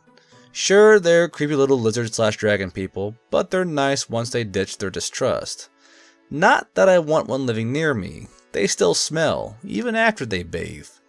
Journal entry 78. So we've been tromping through the woods for the last few days, and suddenly breach the forest edge and plow right into another group of adventurers. They briefly mistook us for bandits, but luckily no one was hurt. They were heading away from Alien, and on their way to some burial tomb/doom maze for loot. We updated our map. Ours had Alien in the wrong place. It's further north. Apparently the city has hundreds of farms stretching for miles to the south, and there's a mine/quarry on the north end. We're in farm country. I'm not expecting any problems. We have a well-traveled and patrolled road to follow with several taverns along the way for the farmers. It'll be nice to have some cooked food for a change. And some booze. Journal entry 79. We're in our first tavern for the night, about half a day from the city. It's got a few rooms we can use. Beds. Yes. Picked up some local history. Aeon used to be an isolated elf city way back when, many centuries ago. Used to have a bit of an Aztec flavor to it from hearing the description. Then the place gets flooded with refugees from some war. All manner of races moving in, but mostly humans, and the elves, in their short-sighted compassion, granted sanctuary. Well, they got mostly outbred almost immediately, and now it's a mostly human/half-elf city with spatterings of other races. The only traces of the old culture are some of the more ancient buildings in town. The old forests were cleared away for some construction, and then farming. Sure enough, it has that university we've been looking for in the middle of it. My expectations have lowered since hearing about it though. Everyone has such great things to say about it, but they themselves have never been there, and they're always saying the same things. Propaganda. The good news is that there are airships there, so if we need to leave, it should be a much easier trip, if not more expensive. Well, either way, we are going to rampage the shit out of that university library if we have to. Journal entry 80. Welcome to Wonderland that is Aeon. Well, we're in the city. Probably a quarter of the population are magic users of some sort, mostly low talent. We're staying in one of the larger M's. Marcus is staying free as long as he's working as the inn's nightly entertainment. The city is larger than I expected. There must be hundreds of thousands of people here. Whole districts stretch on for miles. It's far larger than any city we've seen so far. There are about 12 districts. We're in the old city, which is the central district. It makes accessing the other districts easier as it's set up as a giant wheel, and we're in the hub. Government buildings are scattered all over, non-centralized. There's a king, it is a kingdom, but no castle or court. He leaves the running of the city to his advisors and only steps in when he wants something specific to happen. There is almost a public education system, only available to merchant class and up, a local postal service, semi-proper sewage and garbage disposal. They still dump it in the river, just not inside the town and downstream, and church-sponsored healthcare. Several churches are sponsored here and stay competitive. They've lowered their healing rates to free for citizens. At least that's my guess. So we can see the university from here. It's off in the 2 o'clock district. Pretty big and lit up with magic glows. We're heading there tomorrow. Today, we're resting and getting situated. My only complaint about this place is that everything is gray. The roads, the walls, the buildings, everything is gray stone from the quarry. Granite. That means the city is one giant radiation sink. Wonderful. Journal entry 81. So we're in the university. Getting in was easy. We just had to register with the administration. They wanted race, name, and where we started from. Rosenbridge, I guess. We got a long speech about the rules. No taking anything off campus, and no wrecking stuff basically. They were expecting us to be students, but all that changed once it slipped that we were off-worlders. Suddenly, we're subjects. So we have an agreement. They help us dig up any information that we can find in their library system, and in exchange, they'll study us in non-harmful ways. So, that's what we did today. We got separated, poked, prodded, and aura sampled. I spent more time with my clothes off, standing in front of weird magical devices, and having strange diagnostic spells being thrown at me than anything else. I did find out what the tattoo on my arm says. It's in some draconic script. It means the. It could be worse, I suppose. Currently, we're in the library. While we did manage to learn to read, we're still having trouble with the more complex books. We have requisitioned an apprentice wizard to help. Nice girl in her early 20s. Wit as sharp as a knife though. So we are researching planeswalkers, traveling, off-planes visitors, and mysterious talking portals. A written language expert did show up to see our written language, but it's new to him. I wrote up a sample for him. The quick brown fox jumps over the lazy dog for him to look into. We keep getting random people visiting. Apparently our arrival has created a stir. Not every day they get lost off-worlders, I guess. Journal entry 82. So there have been many off-world visitors recorded across the centuries. Some came as tourists, some came to conquer, but they all came and left under their own power. No tales of anyone being enticed through a portal from any world remotely like Earth. No talking portals either. Why the hell are we here? There's still a shitload of stuff to go through, so maybe we'll come up with an answer eventually. Anyways, had a talk with our assistant about what happened to Alex back in Rosenbridge. Apparently strokes are one of the many things that can happen when a spell is cast wrong. It could have been worse, I guess. We could have really used Alex and Avery on a stupid adventure. Or Dand. Or the ones imprisoned.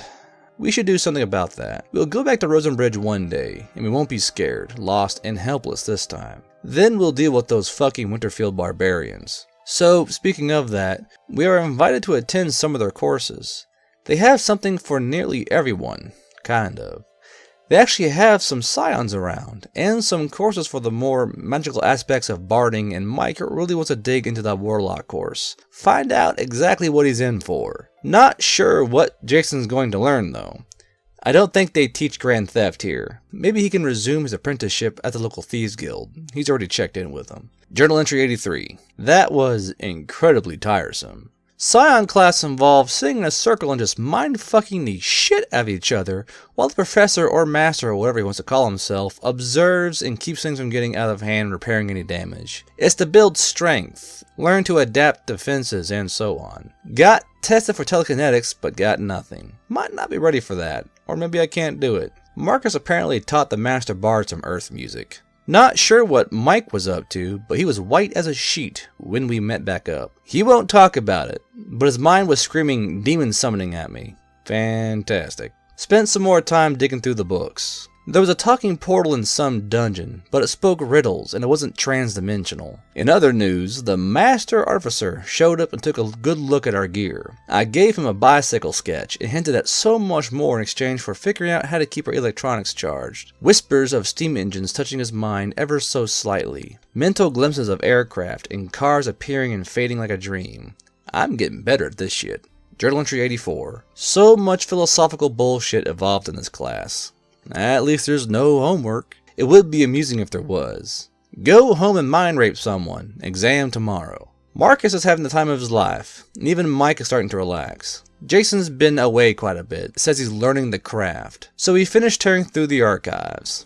Nothing we can use. Even the big directory of planes had nothing. Our assistant got some approval and, with some help, tried summoning a fucking devil to get some answers. But it snapped up tight at the sight of us and wouldn't give up anything. It didn't even want to deal. What the fuck? What does that even mean? I'd be in a worse mood, except the Artificer Master reworked our little static stone a bit. We can use it to charge things. We watched Strange Days again and listened to music. Got Amanda's iPad charged up and took a look through it. She had brought a shitload of farming information with her and never said a thing about it. I wonder how useful this information would be. Journal entry 85. Since we're kind of students, we were invited to stay in the university housing. We took it up because it's saving us money and meals are included. It's a huge underground apartment complex with enough rooms for all the professors, students, and staff. Around 400 rooms of varying size. We're put with the students, of course. Back in college again. We have such things to teach them. Beer pong, for instance. At least that was what came to mind, but no, the place is dead quiet. No fun allowed. More class. Wandered town for a while and saw some of the sights, and then hung around the market. I think this is the first time in a while that we didn't have some immediate goal to shoot for. This is it. We made it here. Now what? If we can't find a way home, if there is no way home, we'll have to settle somewhere and live out our lives. Radiation aside, this is the nicest place we've been in. What do I want to do with my life? I've certainly gained new skills. I'm sure I could make an excellent dungeon interrogator or mind thief. Blackmail artist, maybe. Always with the evil. Maybe because it's all there is aside from peasantry. I'm not a fucking peasant, and my skills certainly make lying, cheating, and stealing easy. What the fuck? Journal entry 86. We gathered up and talked. I brought up our future and we made a plan. We're going to head back to Rosenbridge after we're done here. Did some checking around. The best way back is to circle around the other way. Take an airship to Ashvale, and from there, hop a ship to Kynil Beach, and if we're lucky, take another airship to Rosenbridge. If not, right up from Wolf Lake. From there, we should be able to hop on the trade network to Rosenbridge from there. About a month's journey. Not exactly fast, but it looks to be safer than the way we came according to some people we asked. My only concern is that some of the area on my map says beware orcs. I was told that's been taken care of, that they've been pacified in a war. Always using that word, pacified. I don't like the way that sounds. Some kind of war happened out there that no one is really clear on. Anyways, our classes should last a few more weeks, then we head out. We are already starting to save up some monies for Marcus's Tavern playing. Jason's sneaky, and I have found an interesting new business. 5 coppers, and they get to look at my porn collection on the Kindle. It's been hugely popular in the dorms. Did I just accidentally invent pornography? Journal entry 87. This last week's been rough. Doing a full-on mind attack in the middle of a fight without having to stop. I think I got it down, but goddamn, how to put it? Having to split your full attention at 2 things at once. Hardcore multitasking. Had to visit the healer a few times early on when I fucked up. Speaking of the healer, poked around to see if they knew about the radiation issue. They do know that people occasionally get cancer for no reason, and they can heal it. They believe it's either from the university's dark magics or a sinful lifestyle. When I told them it was all the granite, they thought I was crazy.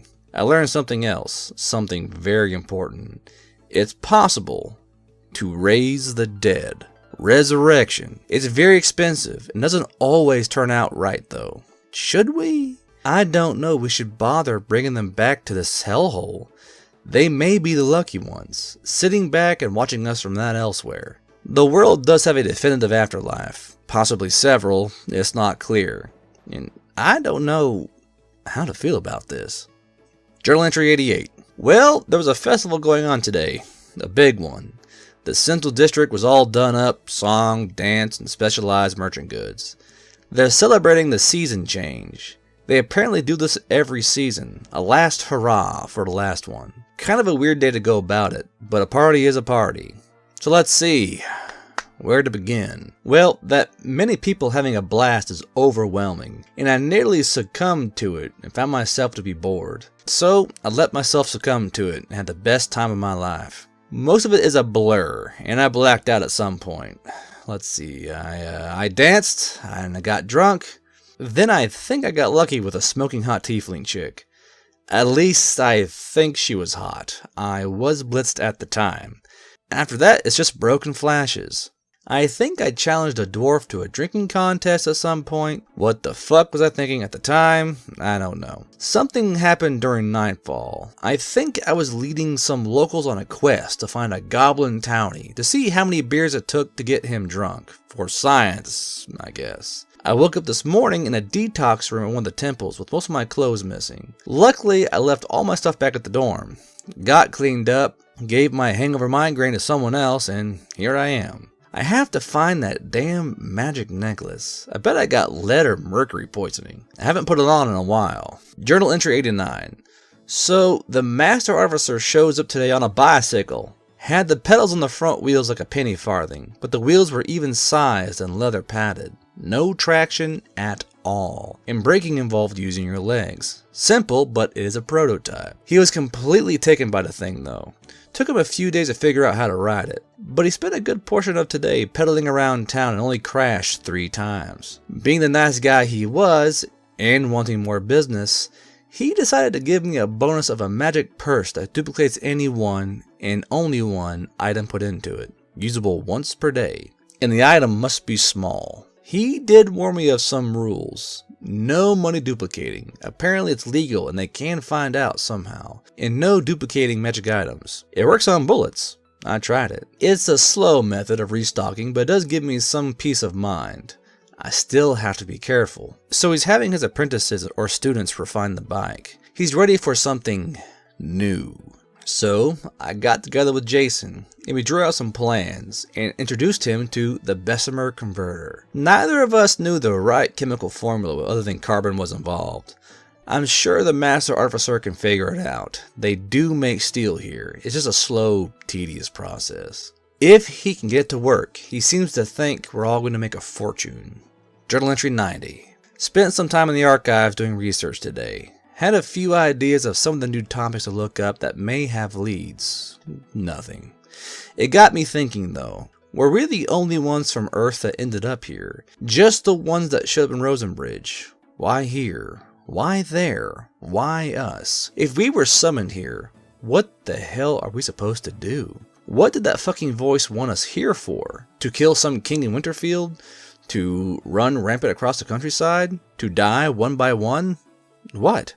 Anyways, we have another week before we're done here and move on. We have enough money saved up. Now I just need my psychic diploma and do the hat toss and I'm good. Been taking some frustration out by practicing sword fighting with Mike or Jason. Jason's slippery as fuck in mock combat. What the hell are they teaching him? Journal entry 91.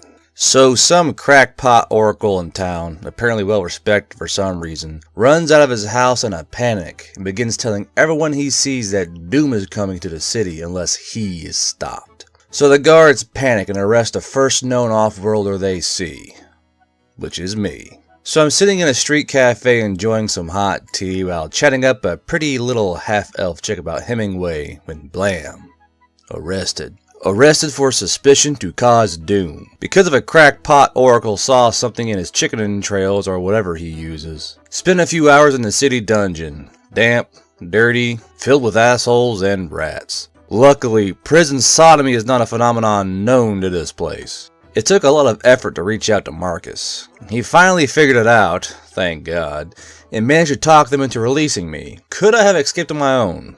Probably. But they do know where I live. Somehow, we got slightly famous here. Between Marcus's earth music, my Kindle porn, and the artificer riding around on his bicycle every day. Journal entry 92. So we had our graduation today. No big spectacle, just a handshake. Most of the students have to move out now. We can still stay because the staff occasionally comes up with something new to experiment on us, and the master artificer likes to keep us close. With that in mind, we're paid up with an airship leaving in 2 days to begin our amazing Odyssey Part 2, The Revenge. So with this in mind, Marcus runs up to me today and informs me that one of the girls he's been with may be pregnant. An elf girl, and she's all ready to settle down so he can be a farmer forever and ever and raise a big family. He's broadcasting anxiety across the building strong enough for every scion in the dorms to pick up on it, and he's not in his right mind. I warned him about getting too comfortable in that barred lifestyle. So first thing he asked me if I can mind blast it into miscarriage. No. Just no. That's too far. Way too far over the edge. No. I probably could if I tried hard enough, but no. He's not allowed to ask the other students either, or I'll erase his childhood or something. So we went over the less criminal options. Man up and become a farmer. Man up and tell her fuck that shit and dump her. Or run and hide and meet us in the docks in 2 days and we'll leave all this behind. So he's off hiding until our trip out of here. I let Jason and Mike know this is going to come back and bite us in the ass again. I know it will. Fucking bards. Journal entry 93. So we're on the airship, the Celestial Rose. It's larger than the last one, and not an obvious conversion of an ocean ship, but styled after one. This one is also not seaworthy.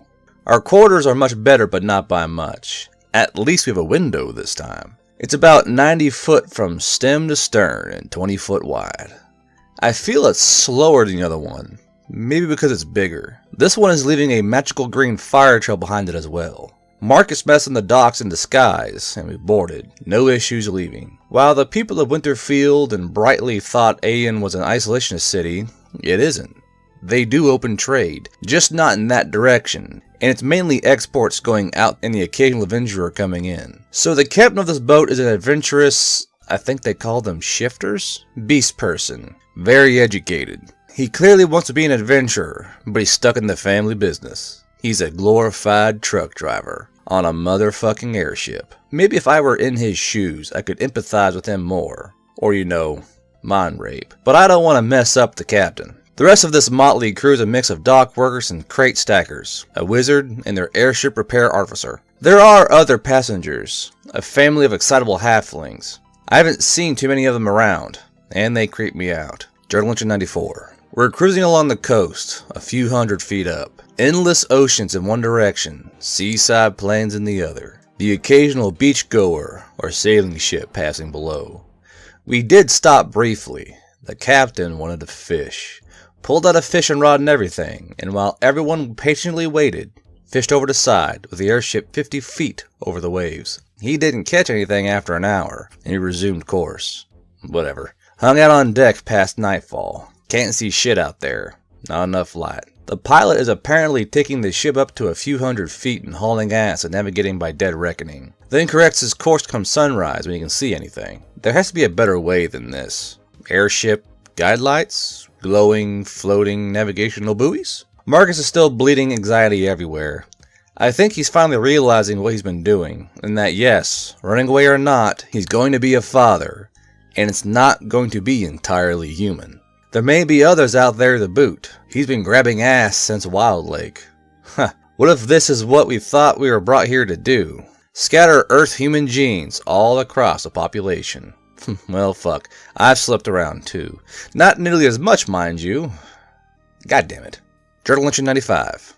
Well, here we are, Ashvale. It's a port town. All wood structures with stone foundations and long docks heading off into the curved port. It's large enough to hold at least 6 ships, currently 3 in dock. It has 2 airship docks, one of which is in use by the Rose. This town has no protective wall around it, no fence, no outer guard patrols. The guards are apparently just here to keep the drunk sailors from beating each other to a pulp. They don't even have a dungeon, no sewage system. They have a land collection going around for a tannery just outside of town, and everything else gets thrown where it's convenient. The smell is horrendous. We're getting out of here as fast as we can. There's a ship leaving in an hour for Kennel Beach. Another port town 2 days ride away by sail, and we booked passage. It's a low draft schooner that used to do long range runs before the airships came around. It's named the Sea Serpent. Very original. Journal entry 96. Well, the Sea Serpent is, of course, a different experience from airship travel. I have experience on the ocean, just not in a sailing ship. Mike has been seasick since he stepped a foot on this tub. Badass Warlock can't handle the motion of the ocean. We're not even sailing that far offshore. I could easily swim to it if I had to. So something has been bothering me. The Sea Serpent was in fact a military vessel, then sold for patrols around Asheville and is now a cargo holder. So how does ship-to-ship combat work? I asked around. A few ex-Navy dogs were amongst the crew. No cannons. They use a load of easy-to-work wands, and have a few magic users to throw around some force. Then they get up close and have a swashbuckling sword fight. Elven Navy, on the other hand, loads up with archers and likes to kite the enemy ship around while pelting it with arrows and magic. They apparently use smaller and faster ships working as packs to accomplish this, but can't do deep sea combat as easy when the seas get rough. There are apparently deep ocean trained mages who can whip up a small storm to gain the advantage. A dwarven or orcish navy is kind of a joke around the sea salts. I wonder if anyone's invented the submarine. They have the magics for it. Someone just needs to implement them. It might not be safe though. There's apparently plenty of sea monsters down there and mermaids, sea elves, and so on. No one can actually confirm if any of those exist, mind you. Just a friend of a friend saw one once after having a drunken drinking contest or some such. Journal entry 97. Dry land. Kenil Beach. This is a beachside town. Half of it is in the ocean, built on stilts with hanging walkways between buildings. The chief occupation of this town is fish and shellfish. Lots of fishing nets, traps, poles, the works. There are no docks. Ships drop anchor and they send out big hovering magic discs to move cargo and people back and forth. Well, it certainly keeps unwanted people away from the ships. The ride was smooth. The material felt like glass almost. I'm pretty sure it's some kind of force field spell being put to good use. We're set up in the local inn and are resting for the night. Mike is doing much better, and Marcus got baby troubles off his mind. Between the airship and the ride here, I got a suntan. The trip here has been pretty easy so far. So the locals are tan-skinned with an odd accent. Human. It's funny that listing race is now a common thing. I think I've gotten used to all this. How long have I been here again? Anyways, the locals. Superstitious but otherwise friendly. The whole place is run by a coven of sea witches who keep the local giant kraken at bay. I didn't see any sign of any giant kraken, but I'll take their word for it. They're also strict prohibitionists. Kenild is in fact a dry town. No alcohol allowed. They have a big list of reasons why. Instead, the taverns sell apple cider, orange juice, tea, and rare coffee from far-off lands. It's been forever since I've had coffee. It's pretty good too. Hazelnut blend. Gotta love when you find a fantasy Panera, huh? Journal entry 98. Well, we're on the run. Turned out those assholes on the Sea Serpent stole most of our money at some point. By the time we found out, they were all on their ship, and the locals weren't going to send a disc over to help deal with it. Wasn't their problem as far as they were concerned. I got to the furthest outbuilding and still couldn't reach them. But Mike could. So while they're taunting us from the deck, and me, Marcus, and Jason are just screaming back insults, Mike just up and sets their ship aflame with his black fire. It ignited beautifully. So the Sea Serpent is sinking in flames off the coast, and of course, this is attracting attention. We managed to make it to the inn and hide out while the Sea Witch's men search for us.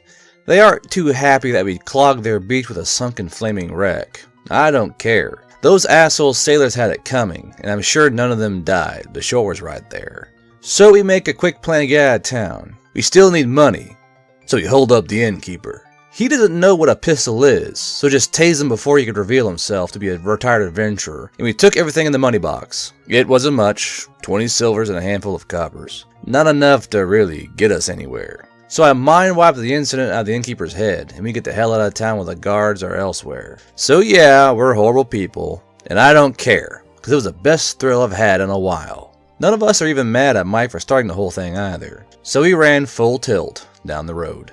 I'm not sure how long it will take to get to Wolf Lake by foot, probably a week. Journal entry 99. 2 days on the path, and we get jumped by a band of 20 or so orcs, right where the map said beware orcs. right where those assholes said I could ignore it. Pacified. They weren't bandits, but they were a war party.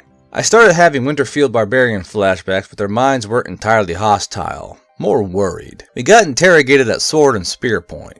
They're out here keeping reinforcements from getting to Wolf Lake. Apparently a war between the pacified orc tribes of the region and the Kingdom of Wolf Lake is about to kick off. Again, we assure them that we are not reinforcements and had no idea what the hell is going on out here, and that we're just passing through. Left out the whole off-worlder Kingslayer ship-burning parts. They were being mostly truthful, and so were we. So the reason for the war: the orcs didn't like being pacified.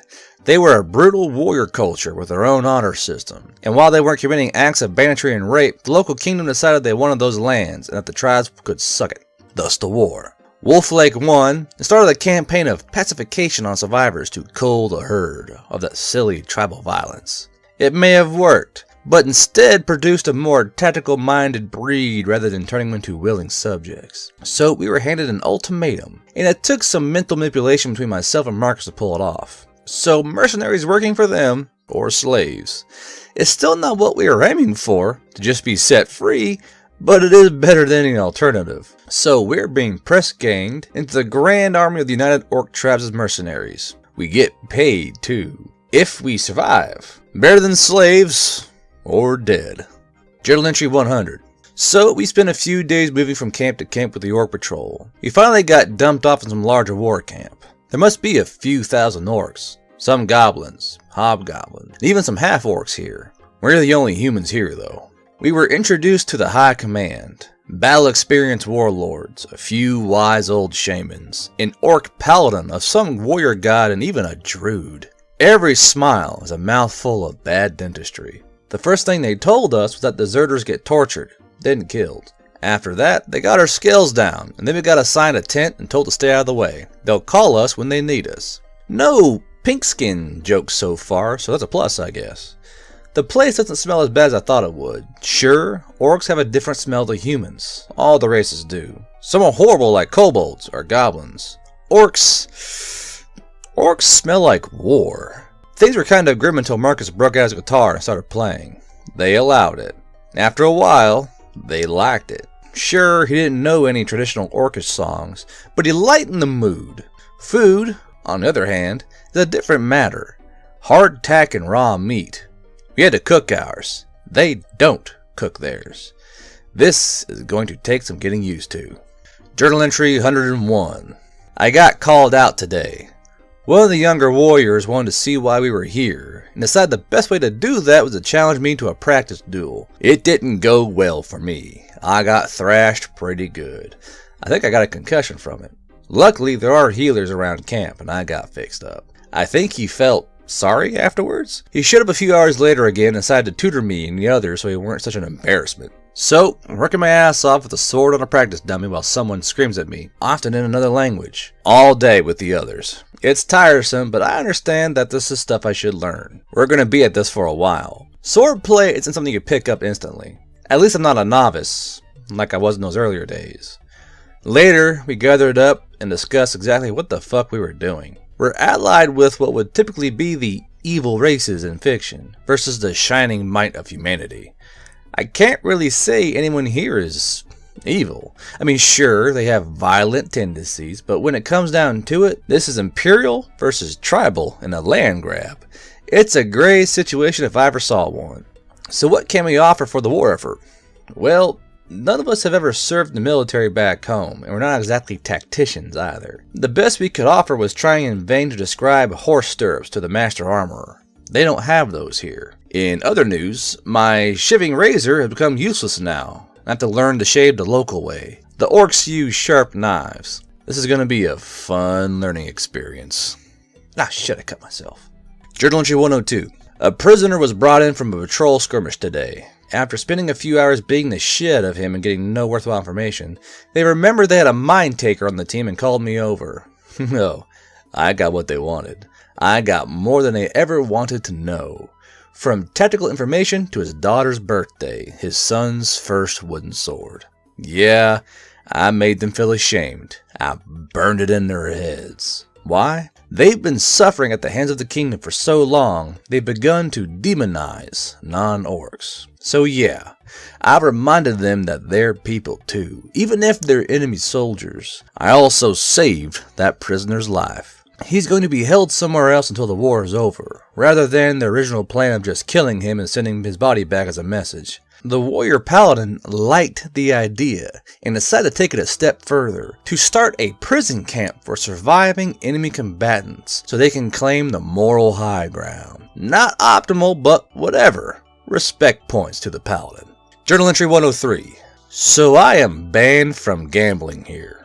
They have a simple dice game that the warriors play to keep themselves occupied when drinking, and decided that I could make the dice roll any way I wanted. I can't. I'm not telekinetic. I bet I could make them think it landed on whatever I wanted though. The only difficulty would be affecting all of them. So there are no women amongst the warriors here, but there are warrior women, just not here. They have their own camp half a day away on foot. That said, there are non-warrior women around. They run the supply chain, moving goods in from the tribal lands to the main camp here and distribute them outwards from here. They are constantly on the move. Anyway, today we got our hands on some goblin beer. It was surprisingly good. Not as good as Dwarf Brewed, but a respectable second place. Marcus disappeared for a while and came back saying he got lucky. That said, the supply train wasn't in town today. Just how much did he drink? We're going to have a talk with him when he wakes up. Mike has found a use for himself and has become some kind of assistant for one of the camp shamans. He's the only warlock in camp, and I guess they have a need for his skills. Jason, on the other hand, has found one of his guildies in the camp, and has been doing whatever it is they do when they aren't stealing everything. High Command has decided I'm trustworthy enough to ensure we don't have any spies in the camp.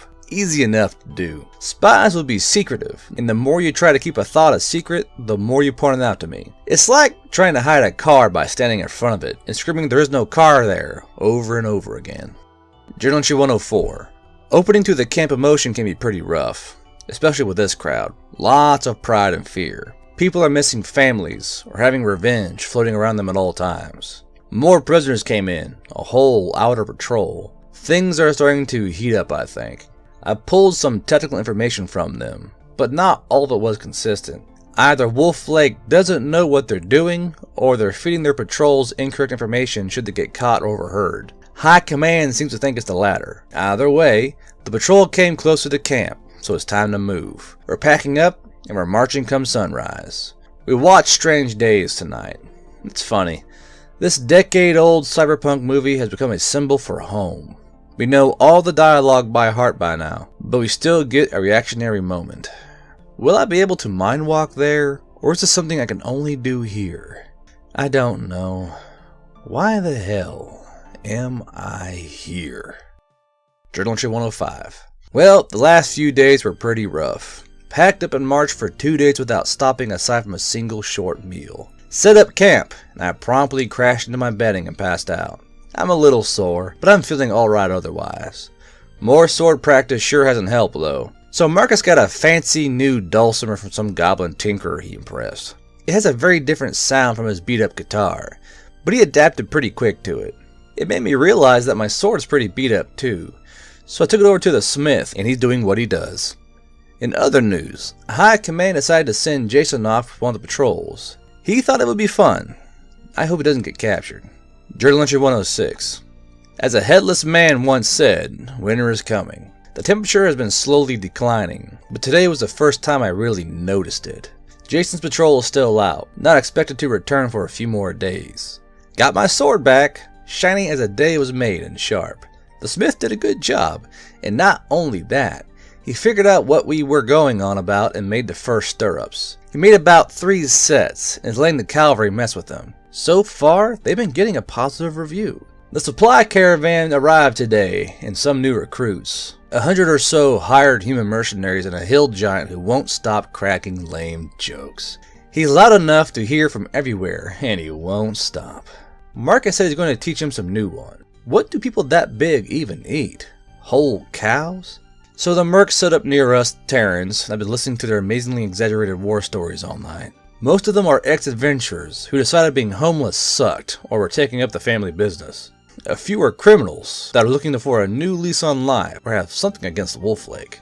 Journal entry 107. I managed to get some info about Wolf Lake from the Mercs today. Turns out this whole area has been a warring shithole for as long as there's been history. It's named Wolf Lake because the whole place used to be overrun with werewolves and then later shifters who settled here. Then the elves came in and wiped everyone out and settled. Then the orcs came and kicked the elves out. Then the dwarves discovered gold in them there hills and started a war. Then humans. Rinse and repeat in different combinations for thousands of years. The only thing that hasn't changed is the name, and the previous residents scattered out and become wild tribes. On the other side of Wolf Lake's border is apparently remains of the original shifter community that's been successfully pacified, and some wild elves in the woods to the east. The dwarves, on the other hand, decided it wasn't worth it and left the area long ago. I don't see why it keeps happening. The area isn't great. The ground is rocky, so farming's a bitch. The only mineral wealth was mined out long ago, and the lake is murky. I don't get it. Journal entry 108. Jason's patrol arrived today, decimated, but victorious. As Jason excitedly told me while on an adrenaline high, they plowed right into a trap and were captured in some kind of magic stun net, put in chains and led off to be interrogated. Jason managed to slip out of his chains over the course of the night and freed the rest of the patrol, armed up and fought their way out, wiping out the patrol camp at a cost of losing half their numbers. He had the presence of mind to grab maps and papers from one of the tents and hand them over to high command. The survivors then fought their way back, surprising and taking down another Wolf Lake patrol on the way back, at heavy losses. Jason's pretty beat up, but he survived at the least. After the adrenaline wore off, he kind of went into shock once he realized what he just lived through, and is sleeping for now. I hope they don't lead anyone to the war camp. Either way, High Command is impressed and praised everyone involved. I've been picking up a lot of anxiety since then coming from their planning tent. I guess that intel Jason grabbed did not have good news in it. Journal entry 109. Well, the cavalry has been completely outfitted with stirrups and they're working on new routines and tactics. Did I go too far by releasing this idea?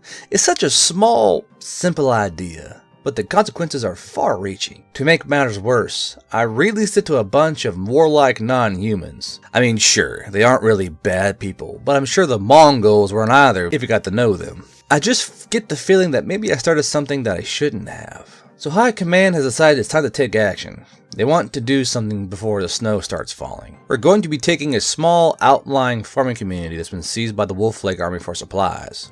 We're going to strip it of everything of value and burn it down to deny the position to Wolf Lake. Then move on to a secondary target while our camp moves further east for a more defensible position in the mountains. In the meantime, the scout patrols have managed to capture the main trade skiff from Kenil to Wolf Lake River Run and destroy it. We're slowly cutting off their supply lines. I guess we then seized the shit out of the place.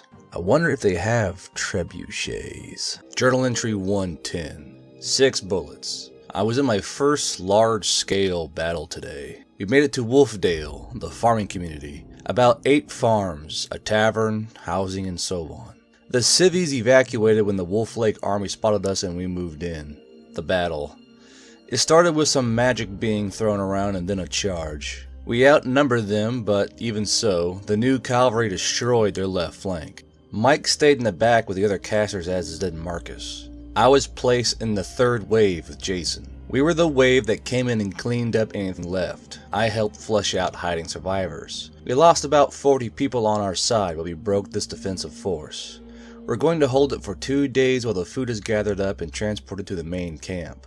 Bodies have been looted, prisoners taken, and interrogated. I've been in so many minds today, I'm having trouble differentiating my thoughts from stray ones that crossed over. I'm camped up in the tavern with a load of others. Marcus is keeping our spirits high with his music. I don't think I'm going to be doing much else tonight. I ache all over, my head is jumbled. Journal entry 111. While we're getting ready to move out, a lone rider shows up with a white flag and hands our war leader some scroll.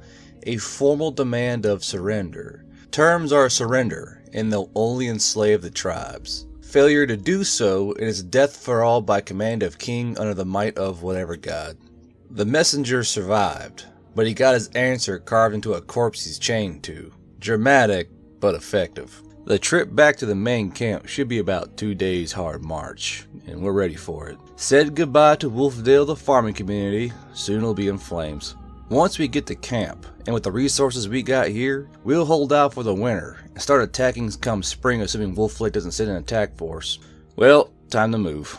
Journal entry 112. Only a day out and we come face to face with one of Wolf Lake's armies. They're on the way to sack our encampment while we were away, but we caught up to them. We have to go through them to get back, and they are ready. We're about a mile apart, preparing for the upcoming battle. I'm in the third wave again. The numbers appear even.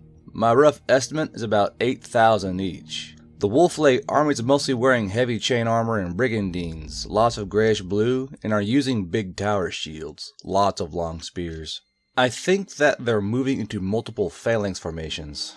Fuck. I wish we had more magic users on our side. The only place that had any great number of them was Alien. Each side only appears to have a handful of casters and one telepath. Marcus has been playing his best courage song to the tune of We Will Rock You. The orcs have gotten into it. It is fucking inspiring. Mike is as ready as he'll ever be, and Jason is getting hyped. I hope someone's watching over us because this is going to be insane. Journal entry 113. It's been a few days. Where to begin? It began to snow during the battle. It was almost cinematic. I used up both magazines of my gun, 16 bullets. After that, it was the sword. It's not easy adjusting mid-swing to try and hit holes in their armor. Sometimes I would try and get a few seconds by making them see someone else, or just mentally knock them silly. I felt a lot of people die that day, and we lost. The cavalry smashed upon the phalanx's flank like the ocean and shattered their defenses. It looked good, initially. Then they each were systematically separated and slaughtered, one at a time. They went in way too early. By the time the front line got there, the phalanx reformed. We must have killed half of their force, but we lost almost everyone. I met up with the others. Marcus had taken several arrows but was good enough to move still. Mike was out of magic, but avoided injury. Jason's blind in one eye. A spear got lucky.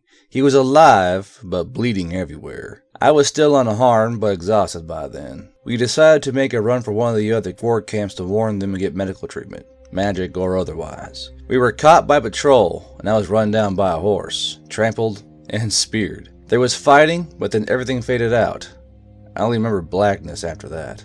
Journal entry 114. I woke up naked and tied to a rack. The survivors dragged me back. I guess I was still alive. I was healed and to be tortured repeatedly. Not for information, just to make a point. For fighting for the enemy. Any information was just icing. There was only 2 of them. The cleric and some archivist. The archivist was taking notes on what looked like a huge book. The cleric never got a chance to turn the wheel. I made the archivist think he was me. He murdered the cleric and then set me free. Then I stole anything of use from his mind, then erased everything. A mental format. I stole some clothes and managed to find my things nearby, spread across a table minus my sword. The Kindle was turned on. I wonder what they thought of it. I used one of the cleric's spare robes, and managed to get out of the dungeon by making the guards think I was him. I left the hood up, so I only had to manipulate the one looking at my face. I escaped, and now I'm in town. Welcome to Wolf Lake. Journal entry 115. So I have no money. Mike had the money. I'm hiding out in one of the seedier inns.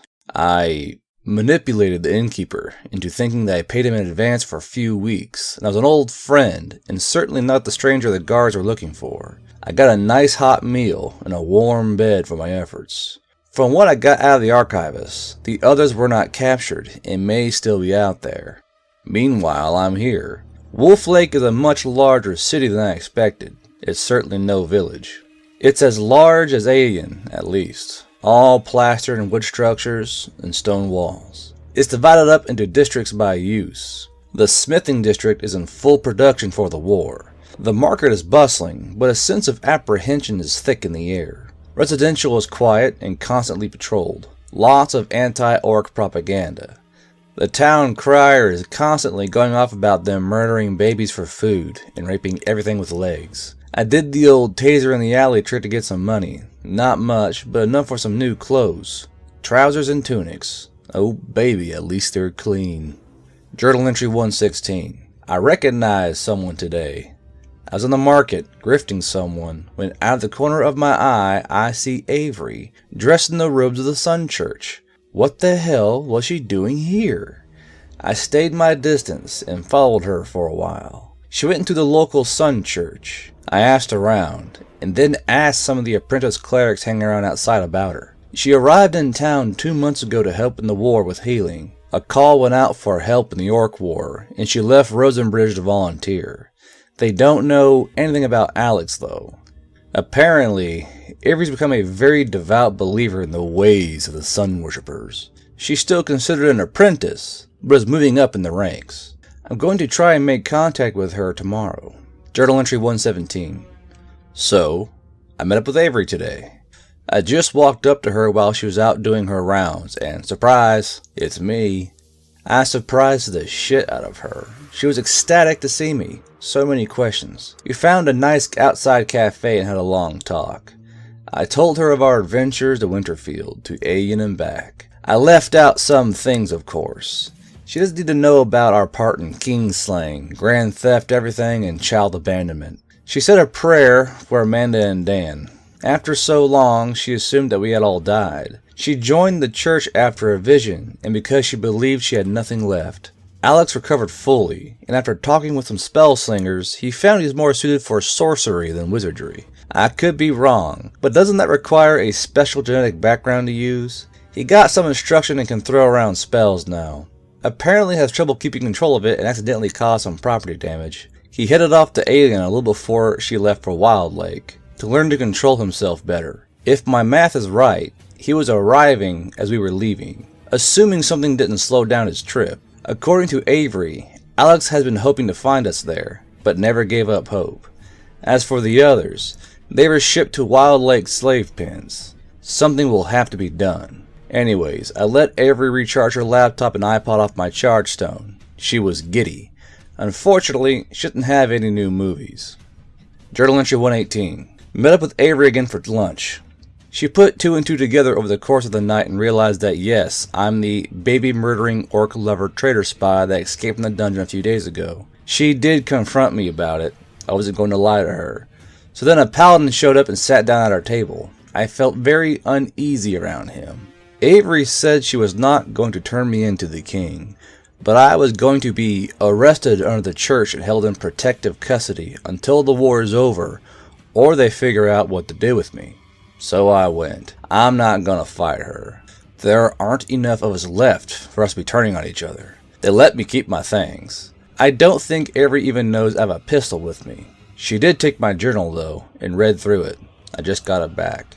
She can't decide if she should be furious with me or not after all I've done and all I've suffered through. I think she was more incredulous that I've been documenting it in detail. It's a good thing she doesn't know about the things I didn't document. She is adamant, however, that I need to pay for my sins. Maybe I do. Maybe I'm not done sinning. Anyways, we watched Strange Days, and then she left. My cell is a plain stone room with a plain bed, a tiny window, and some church iconography. It's not exactly tiny, and I'm not imprisoned here. I can walk around, just not leave the wing. Journal entry 119.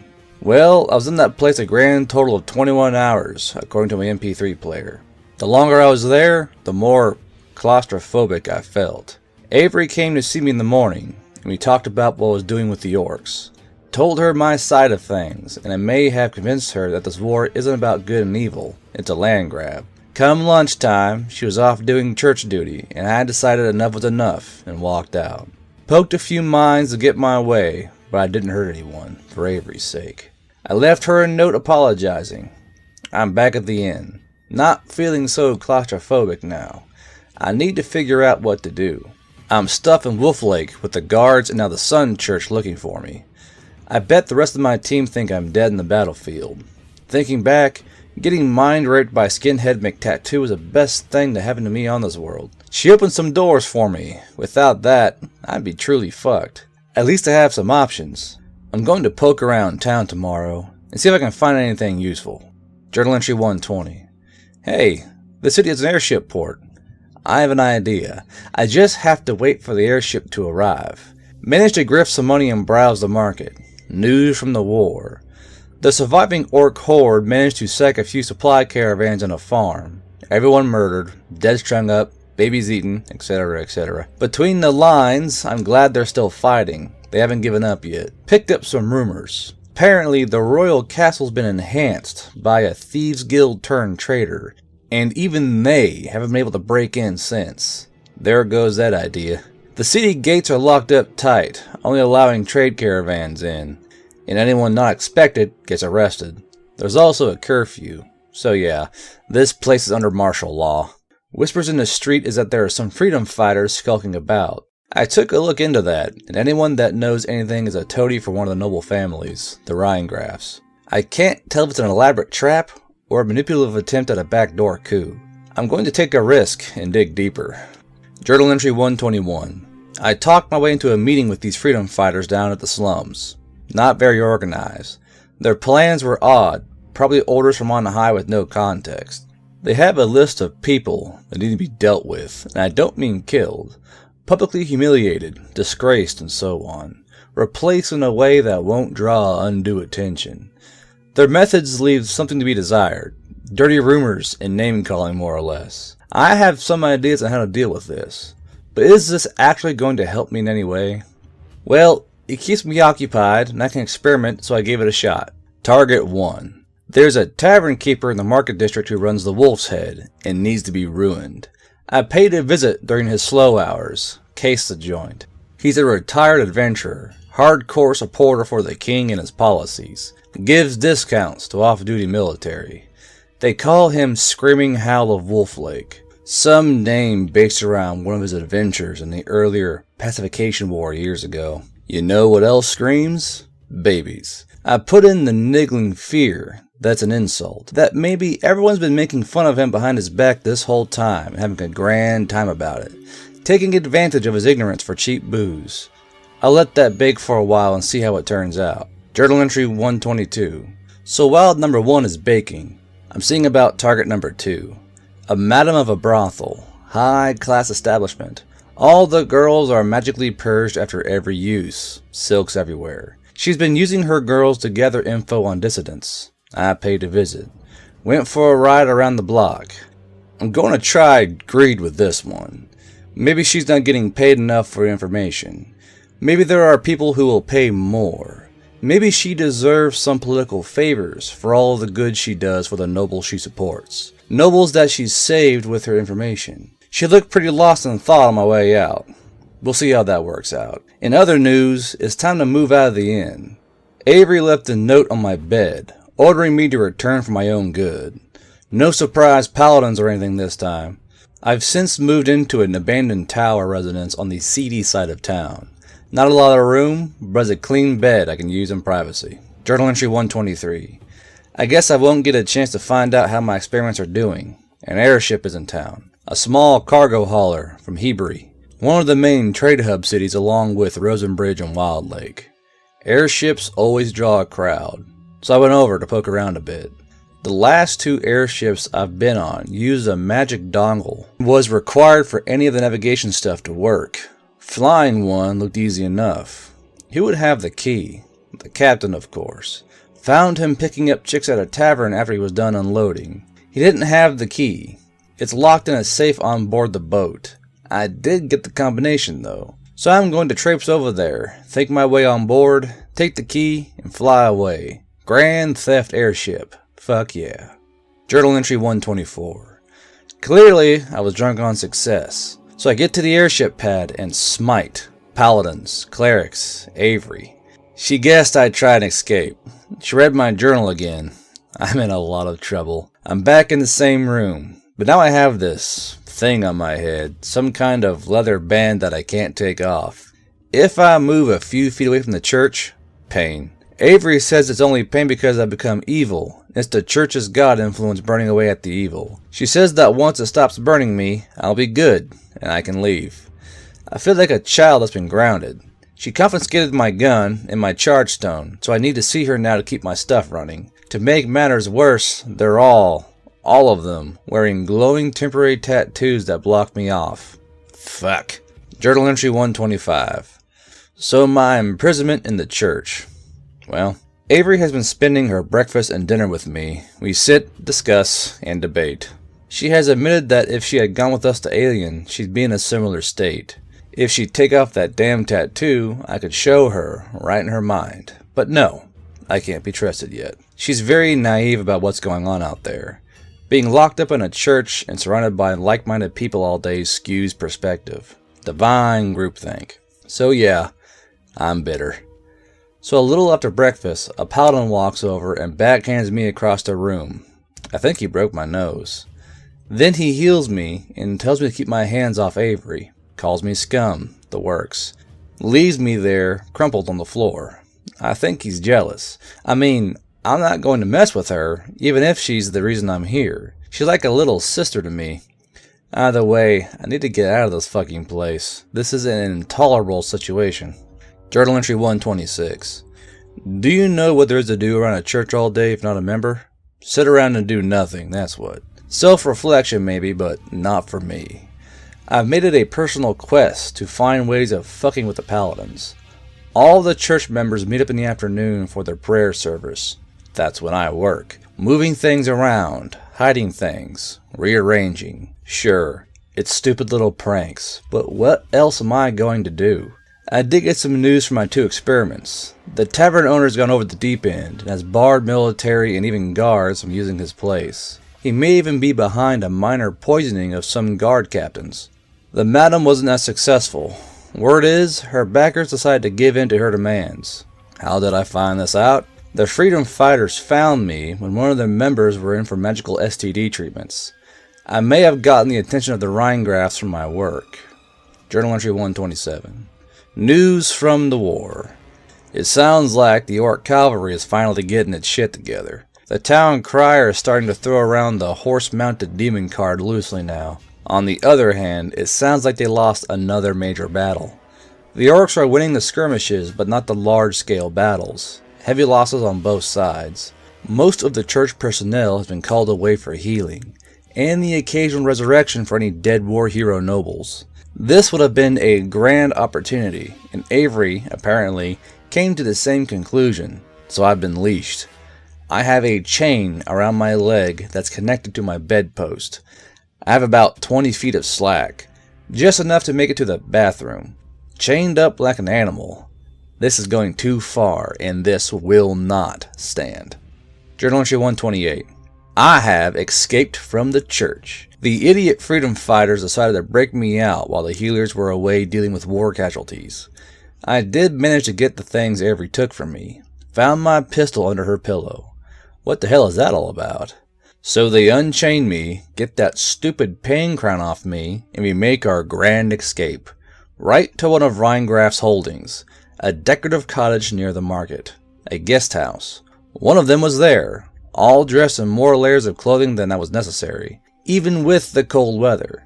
They want me to work for them under their house spy master. They didn't offer the position. They told me. People with my skills are few and far between apparently, and they think they can get a political advantage with me under their spy master. Oh, an escape is nigh impossible. The spy master can just up and disappear whenever he feels like it, and for some reason, I can't touch his mind. He's no telepath, he's just impenetrable. He puts some kind of magic link on me, so he knows where I am at all times. So I'm still a prisoner, the chains are just invisible this time. I'm a commodity, rather than an animal. Wonderful. Journal entry 129. So the Rhinegraphs. They run half the trade caravans in this kingdom. Started as an imports-exports merchant family that got lucky back during the last pacification war, and earned themselves a noble title from secretive war profiteering that fucked the other side's logistics. They've tasted power, and now they want more. They are one of the richest noble houses in the kingdom, but have the least amount of political power since they're relatively new to the scene. They have the money, but not the connections that the other nobles have. Their secret backroom handshake deals have been few and far between. My new boss, the spy master, was imported from afar and is obscenely loyal for some reason. One of the elf ethnicities. I bet he was programmed. People don't get this fanatic for nobles on their own. At least I hope not. Might explain why I can't touch his mind. Journal entry 130. So the spy master took me into the field today, now that I got the house history down. This mainly consisted of putting around the market while he checked his contacts, and me making sure that they weren't holding anything back. And the both of us beating the shit out of someone when they were. Half his network is compromised in some way. He's stealthy as hell, but not too good at running a spy network. Ran into Avery. I'm under noble protection now, so the church can't legally touch me, as long as I'm not performing profane undead rituals, within the city walls anyway. She's upset, of course, but I think I got the point across that I'm still in danger. I need to get out of this fucking place, and I hope the others are still alive. Journal entry 131. After all this time, I still wake up some mornings thinking it's all been a dream. Nope, still here. So we have begun the process of kidnapping compromised members of the spy network and instilling some loyalty through mind rape, and beatings. I'm actually disturbed by some of this shit. I'm rewriting parts of these people's lives in a few of these cases. It's incredibly draining too, to the point where I started bleeding a few times. I hadn't done that in a while. Needed a few rest periods to recover. I'm still looking for some way to escape the situation without drawing too much attention or ire. Wandering around town is easy enough. The guard long gave up looking for the escaped prisoner, and they didn't even have a good idea of what I looked like or any personal information. I'm still a fugitive from the church, but that's on hold as long as I'm under the Rheingrafs. The church is kind of taken as a personal insult that I keep escaping them. Initially, I was just Avery's pet redemption project. Now they've convinced themselves that I'm some kind of criminal mastermind that's insulting their god and shitting all over everything they stand for. Yeah, their magic tattoos have worn off, but their motivations are too deep-seated to wipe away in passing. It would take a whole mind rape session to clear that away. Journal entry 132. So I got brought along to some royal ball the king was hosting. It wasn't in his castle, no. He has a whole separate building for stuff like this, well away from the castle. The Rheingrafs wanted me there for information gathering. Nothing too intrusive. They were all there, dressed in their latest fashionable imports. I had to wear some absurd outfit with multiple sleeves and feathers. There's music and fancy noble food, most of which I wanted nothing to do with. Stuffed mice, various bird tongues, some kind of bone pudding. At least they had seafood. I can deal with that. Lots of alcohol, elven wines, dwarf brews, even some rare margarita knockoff from the south. So the party took place in some huge ballroom with lots of mirrors. Mirrors are pretty rare, so this is some kind of show of wealth. There's more to it though. I was sensing people behind the mirrors, watching. The king never made a public appearance. He may have been one of the ones behind the mirrors.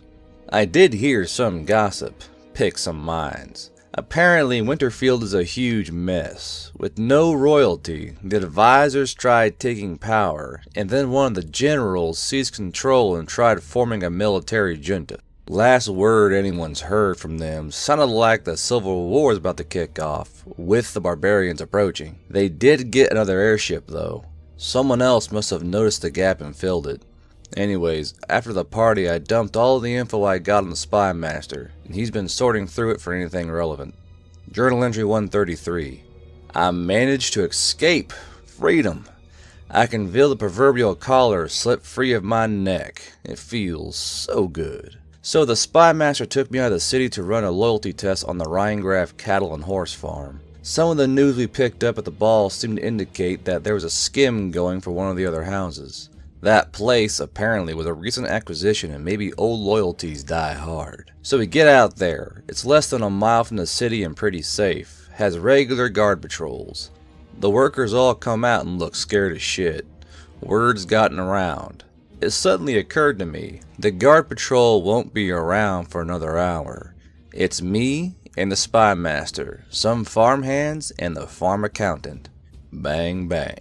He took one in the head and one in the chest. He falls over and then just up and disappears. The workers scattered to the wind, and I ran in the other direction.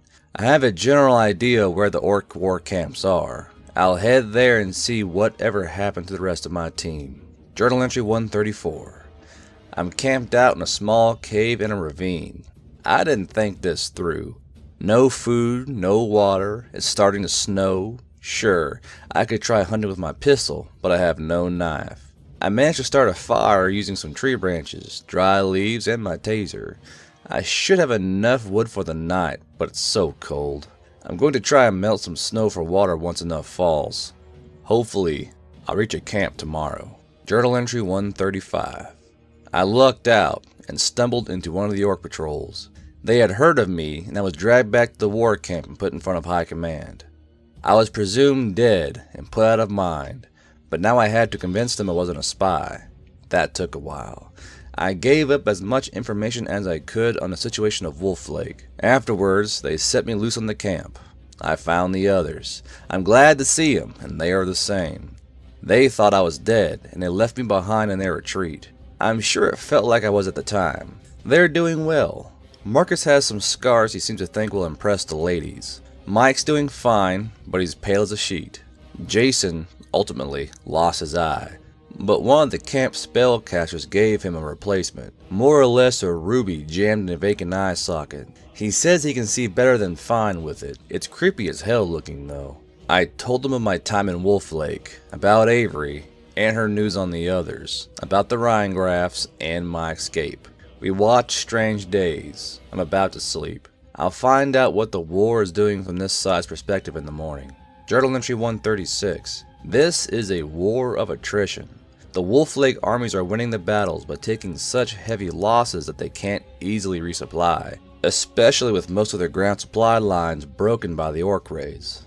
The orcs, on the other hand, have yet to have a decisive victory. The battles are usually routs, with most of the survivors retreating. They can bring in replacements easier, mercenaries, but that can't go on forever. The cavalry is adapting nicely to the stirrups, but there aren't enough of them to make a big difference.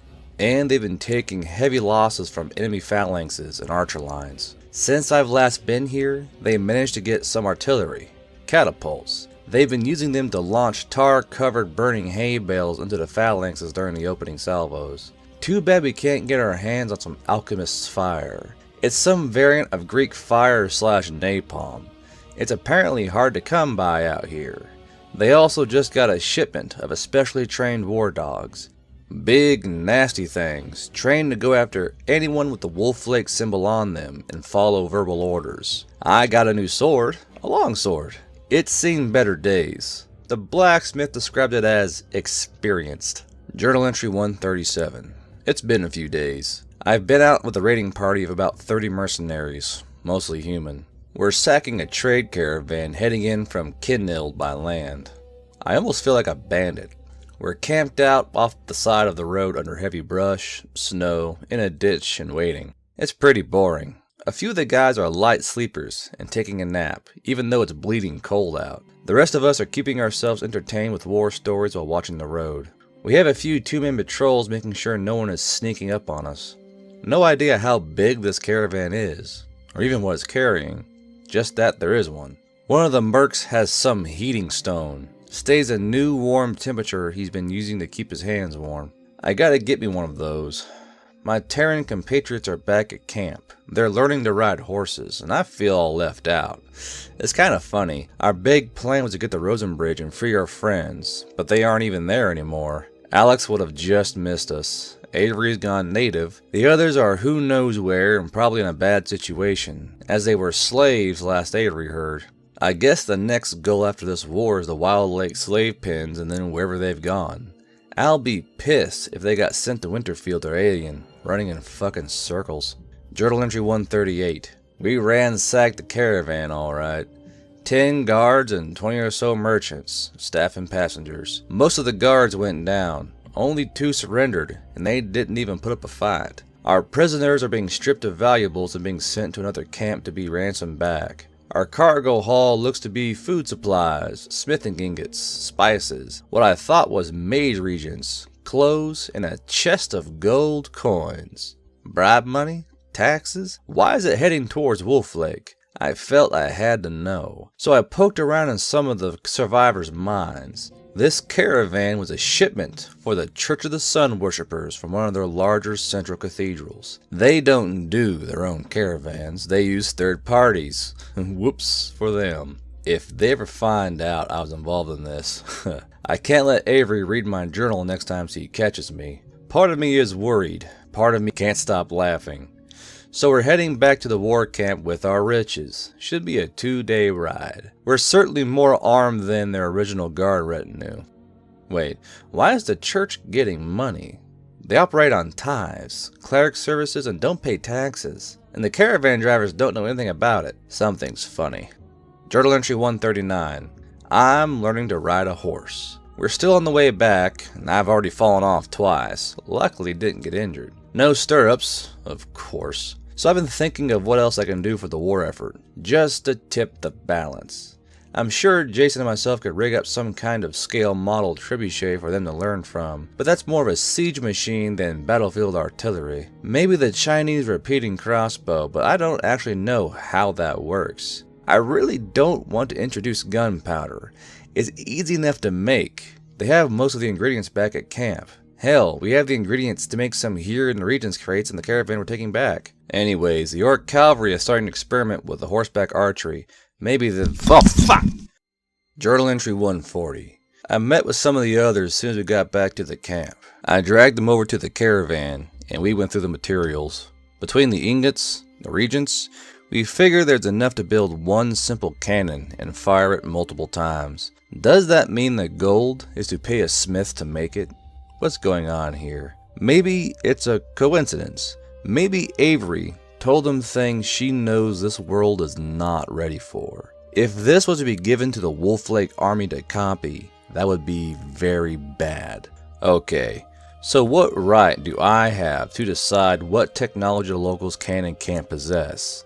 They have magic. At the same time, I've already been irresponsible with handouts. I'm conflicted. Anyways, I gave Jason the go-ahead to see if he can't help the camp bowmaker invent the recurve bow while the rest of us figure out what to do. Journal entry 141. The recurve project went bust. The bowmaker doesn't have the aptitude or creativity to get what we're just trying to describe. Maybe we need a proper artificer. So we went back to the drawing board and had a long talk. If Wolflake is going to have explosives, then so should we. We aren't going to give them cannons, but we are going to give them gunpowder. We'll show them how to make a ceramic or wooden barrel grenade, something they can fire from their catapults, something simple. We'll let its usage evolve on its own from there. There's the high probability that someone is going to blow themselves up from this. Mike and Marcus are mixing the chemicals now to produce the first batch. I've had a lot to think about over the last few days. We're making a bigger and bigger impact on history as time goes on. Is this what we were brought here to do? Journal entry 142. Well, we held our first demonstration today. We made a small prototype using a clay jar, filled it with metal shavings from the blacksmith, and packed it with black powder. We found a nice safe place and set up some of the training dummies complete with scavenged Wolflake armor. We had Mike light it from his maximum casting range and all took cover. It took a minute before it went off. The York's first reaction was that it was just a big fireball spell anyone could use. Then they examined the area. The armor shredded from shrapnel, wood pulped, some rocks destroyed. I think they got the message that these are not toys. We have enough ingredients to make 20 or more of the hand variants, or 5 big ones for the catapults. They wanted us to make the big ones. High Command doesn't consider us just mercenaries anymore. We now have bodyguards. Journal entry 143. I'm pretty sure Marcus has developed a relationship with a half-orc girl in one of the York supply caravans. Every time they show up, he vanishes for a while. Doesn't he remember what happened in Alien? Goddamn bards. So we have our catapult bombs. We sealed them with wax and buried them in crates near the armory with clear markings so some idiot doesn't accidentally blow the whole thing with a torch. It'll take a directly aimed fire blast to trigger them now. Maybe. We'll dig them up when it's wartime. In other news, still learning to ride a horse. I don't even know enough about horses to describe its breed, or Earth approximate breed. All I know is that it's brown and named Medley. I have no idea why. It certainly doesn't sing. Journal entry 144. Winter is in full effect. We had a blizzard today. Everything's frozen. At least our camp was set up to avoid the harsher winds. Not a lot to do while sitting around the fire and shivering. So I started asking questions. I was wondering why the orcs never used their own phalanx formation in the war. Many different answers. The simplest answer: it's not their style. They don't care much for the long spears and big shields and tight formations. They rarely use shields, even if they do. But if they do, it's always something small like a buckler. Sure, they can withstand physical trauma better than a human, but really. Their tactics are more suited to small-scale tribal conflicts, which makes sense. That's what I've observed so far. Not so good at war, but pretty good at skirmishing. It fits their tribal mentality. If these guys ever get organized into a proper civilization, they'll be a real force to be reckoned with. Journal entry 145. Well, Marcus got drunk, sat down in the middle of the camp, and sung the entire 50 States Capital song, followed by the most hilarious dulcimer rendition of Barracuda. We quietly dragged him back to his tent. I'm good enough on a horse now that I went out on a mounted scout patrol. Important or not, I needed to get out, even if it's freezing cold. I was kind of babied along by the others. Us Terrans have become well known, just like an alien. Speaking of that, I wonder how the invention of the bicycle is going. Anyways, nothing new on patrol. We left sunrise and came back sunset. My hair was nearly frozen, even with a hat. Journal entry 146. It's cold enough that my pen ink is starting to freeze up. I've been having to hold it over the fire for a bit to get writing again. This may be the last entry for a while. We're hunkered down and practicing for war, holding mock battles and, when we're bored, snow fort fight with the goblins. The trade caravans to Wolf Lake have apparently stopped for now according to our intel. This world doesn't have a Christmas. What a shame. This kind of hit me hard because I realize how little I've thought of my friends and family back home. I'll never see them again. Us Terrans have pretty much become my new family. At least there's that. Journal entry 147. The spring thaw is finally here, and the ink in my pen is defrosted enough to use again. The war camp is packing up soon, and we'll be on the march. It's time to get this war underway. So, in the interim, I've gotten better at horse riding and sword fighting, as has Jason. Mike learned some new tricks and Marcus got his dulcimer tuned. Both metaphorically and not. Anyways, it looks like our precautions on our catapult bombs worked. They're still dry. Good news with that. Our scouts report that Wolf Lake is already on the move, and that they have people with them wearing the iconography of the sun worshippers on them. Fucking fantastic. I knew it would come to this. Journal entry 148. Our first major victory. The Battle of Wolfgate. A tactically important fort right in the middle of the kingdom. Right on the two main trade roads and supplied by the river and nearby farms. We met the enemy army, and they immediately retreated to this area, a better position for them. So we're lining up and they're going into their phalanx. We're about even in numbers, at least 10,000. Spellcasters burning everything they have in the opening volleys, archers firing in high arcs. The sun worshipper paladins and clerics start going through their wounded and bringing them back up. Then we unleashed the catapult bombs. We did the math, checked and rechecked the angles. 5 fired. 5 explosions, shrapnel everywhere, right in the middle of their formations. Fear and panic in the air, chaos. Then the cavalry in the first wave hit with their war dogs. It quickly became a one-sided fight. Wolf Lake tried retreating, but were cut off. Prisoners were taken, wounded taken care of. Jason and I spent hours going through the dead looking for Avery. She was luckily taken alive. The battle traumatized her. I'll visit her once she's recovered, and we'll see what's what. Journal entry 149. We have taken Avery into Terran custody. Marcus, Make, and Jason were excited to see her, and we all sat down and had a long talk around a fire. Avery was furious that we leaked gunpowder to the orcs. I countered with the captured caravan with the cannon ingredients. She claimed to not know anything about it, just that a new and important church weapon was being delivered, and she was telling the truth. We all sat in silence for a while with that reveal. Someone else leaked a cannon design to the church.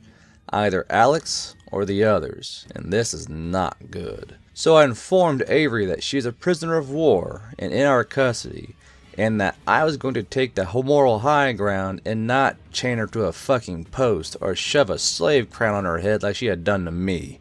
As long as she's with us, she's under our protection. Let's see how she likes it. Journal entry 150. Stop reading my fucking journal, Avery. Then stop leaving it out for me to read. Journal entry 151. We've reaped anything worth value from the fort and its surrounding lands and burned it all to the ground. We then made for the highlands to set up our new war camp while we prepare for battles to come. Avery has not taken well to hard marches. I don't suppose you get a lot of exercise when most of your day is spent on your knees. So we are trying to figure out why the Sun Church threw their hat in the war. Possibly for massive political favors and or donations? Maybe a chance to become the head church of Wolf Lake? Avery has been completely blind to the politics running rampant through Wolf Lake, and was shocked to find out she was being shipped to the front lines with her fellow clerics and paladins to lend support. Our camp paladin, a follower of one of the warrior gods, wanted to listen in on this, and even he agrees that it doesn't make sense for the Sun Church to have joined up like that.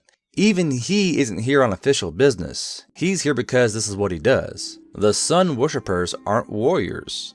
At least that's not what they've been preaching.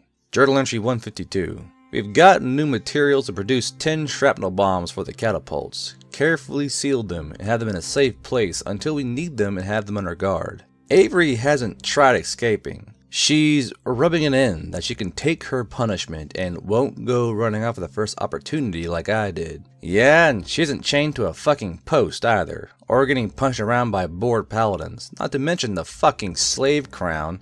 I'm not holding grudges. Oh no, not me. So she spent her time wandering around the camp, preaching the word and getting a lot of dirty looks. Then she took Mike aside and had a long talk about his pact. I'm not sure what was said, but they both came out of it pale and quiet. So, the war. Wolf Lake has refused to capitulate, of course, and High Command is deciding where to strike next. I'm always ready to suggest sacking the Rhinegraf holdings. There's always the chance that Wolf Lake will gather all of its forces and come for us instead. So we are gathering our forces up. Our camp grows daily.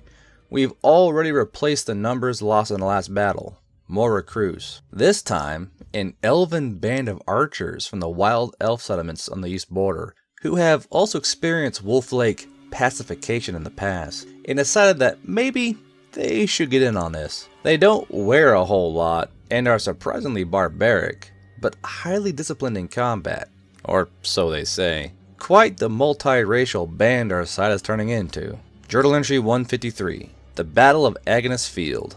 Finally, a location without the wolf in the title. The area is one of the unfarmable plains in the kingdom. Boulders and rocks that they can't easily break up, so the kingdom put anything that smelled bad here. Leather tanneries, soap making, and so on. The fumes in the area burned everyone's eyes. We didn't even plan on a fight here. We were just passing through when one of the smaller Wolflake armies showed up, also passing through the area. They held their ground, and so did we. Then the fight was on. We set up 2 of the bomb catapults, archers and casters tossing everything they have, and then we fired the catapults. The enemy pulled into a testudo formation. Really, it didn't help them one bit though.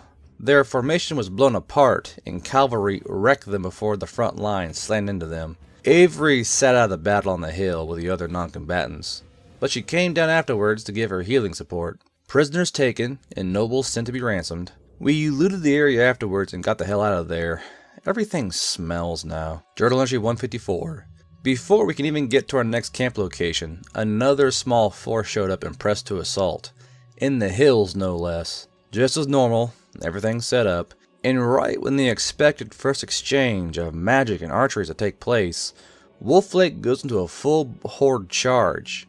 No formation, just a rushing, screaming line. Yeah, there's a reason why that's a bad idea. Without their own casters to defend, ours wrecked their rush, followed by the archers. Half their forces were down by the time they got into melee engagement range.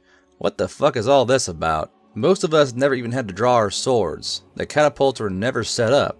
It was a decisive victory. This isn't even desperation, it's suicide. Very few survived, and their story was that they were just following orders. They got convinced that this was the way to beat our catapults. We didn't even find any officers amongst the living or dead. I think they ditched the battle as soon as it started. We set up camp nearby. Avery is burning herself out and healing the injured, but she's still preaching. At least she's hoping. Journal entry 155. Marcus is writing up a song to commemorate the war and the mostly exaggerated heroic deeds of our side. I'd be more impressed if he wasn't ripping off Queen again for the melody. Well, I ran into another scion. Apparently the wild elves brought one with them to make sure they weren't being fucked over by the orcs when the war is over. We had a polite conversation and exchanged ideas. I also got a better idea of the elf perspective on this fight. They were descended from one of the earlier groups to fight over this area over and over and over again, and due to their long lifespans, several of them still recall times when they were in charge of Wolflake and losing the battle that left them scattered to the winds. Surprisingly, they aren't all that interested in retaking their former glory, and just want some equal footing and be allowed to do their own thing, rather than having to worry about pacification forces tearing through their settlements every few years. It's understandable. In other news, I found out what Avery and Mike were going on about a few days ago. Apparently, Avery said that there was a way to save his soul, but he had to give himself to the church.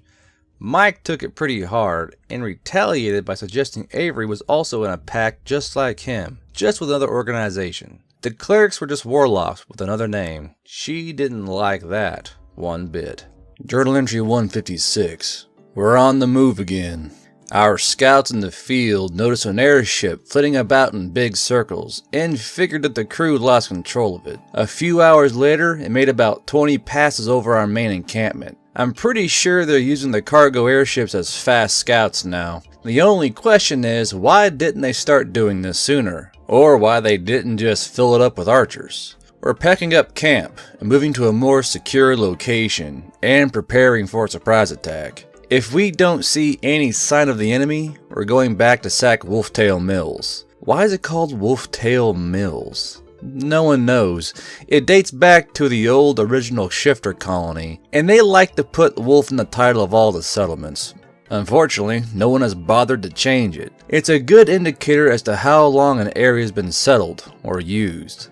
So this is the place where all the wheat from the outlying farms is shipped to be processed along with other foods. There's even a massive brewery and winery. I'm starting to see that there's a big chain of production going on in the kingdom, rather than having each farming settlement process their own goods. Is this more efficient, or is this an effect of bureaucratic expanding to meet the needs of the expanding bureaucracy? Either way, taking it down should be a nasty blow to Wolf Lake's supply system. Journal entry 157. Sure enough, Wolf Lake sent out a huge army, at least as large as the force at Wolfgate Fort. So, the Battle of Wolftail Mills. We set up the catapults quickly in case they did another horde charge, but no. Something else happened entirely. I knew something was up when they arrived. They had 30 or so of the big caravan carts with them. We initially thought that they were an unusually guarded supply train before they started getting information. Phalanx. The initial archer and magic volleys began, but their side never threw offensive spells, just the defensive ones. We launched our catapult bombs, all 8 of them this time. The enemy ranks were thrown into chaos, and then we moved in. They put up a good fight this time. All of our waves were deployed. Just as it looked like another rout, the carts started unloading. Skeletons, zombies, undead. The enemy spellcasters did their thing, and the slain enemy soldiers started getting back up as a fresh batch. It's the first time I've ever seen anything like this. I felt a chill go down my spine. I had heard stories, but here it is. Every nation and religion that we had come across had banned this type of thing. What the fuck was going on here? Neither my skills nor my pistol are any good against the undead. I had to rely on my weaker swordsmanship. The archers weren't much use either, except for picking off the living enemy, which just made more undead. We started losing ground quickly. The undead don't care. They keep fighting even if half their limbs are missing. Any casualties on our side rose in service of theirs, and they weren't letting us anywhere near the casters who rose in them. And then something happened with Avery. She had been sitting in the back with the rest of the non-combatants. She snapped, I think. She walked right into the middle of the battle and lit up like a fucking beacon. She picked up a mace and went to town. I didn't know she had it in her. With her help, we managed to form a wedge and push right through to the caster line. They pulled into a full retreat once we got near, taking whatever undead servants we didn't utterly destroy. We lost nearly half our forces in this fight. Journal entry 158. Well, after all that excitement, we burned down Wolftail Mills and hauled ass out of there. Though we won, we suffered major losses in this fight, and it'll be time and money before High Command can get our numbers back up. So what would drive a nation, well respected by other kingdoms, to break out the necromancers? Is the king that afraid of losing?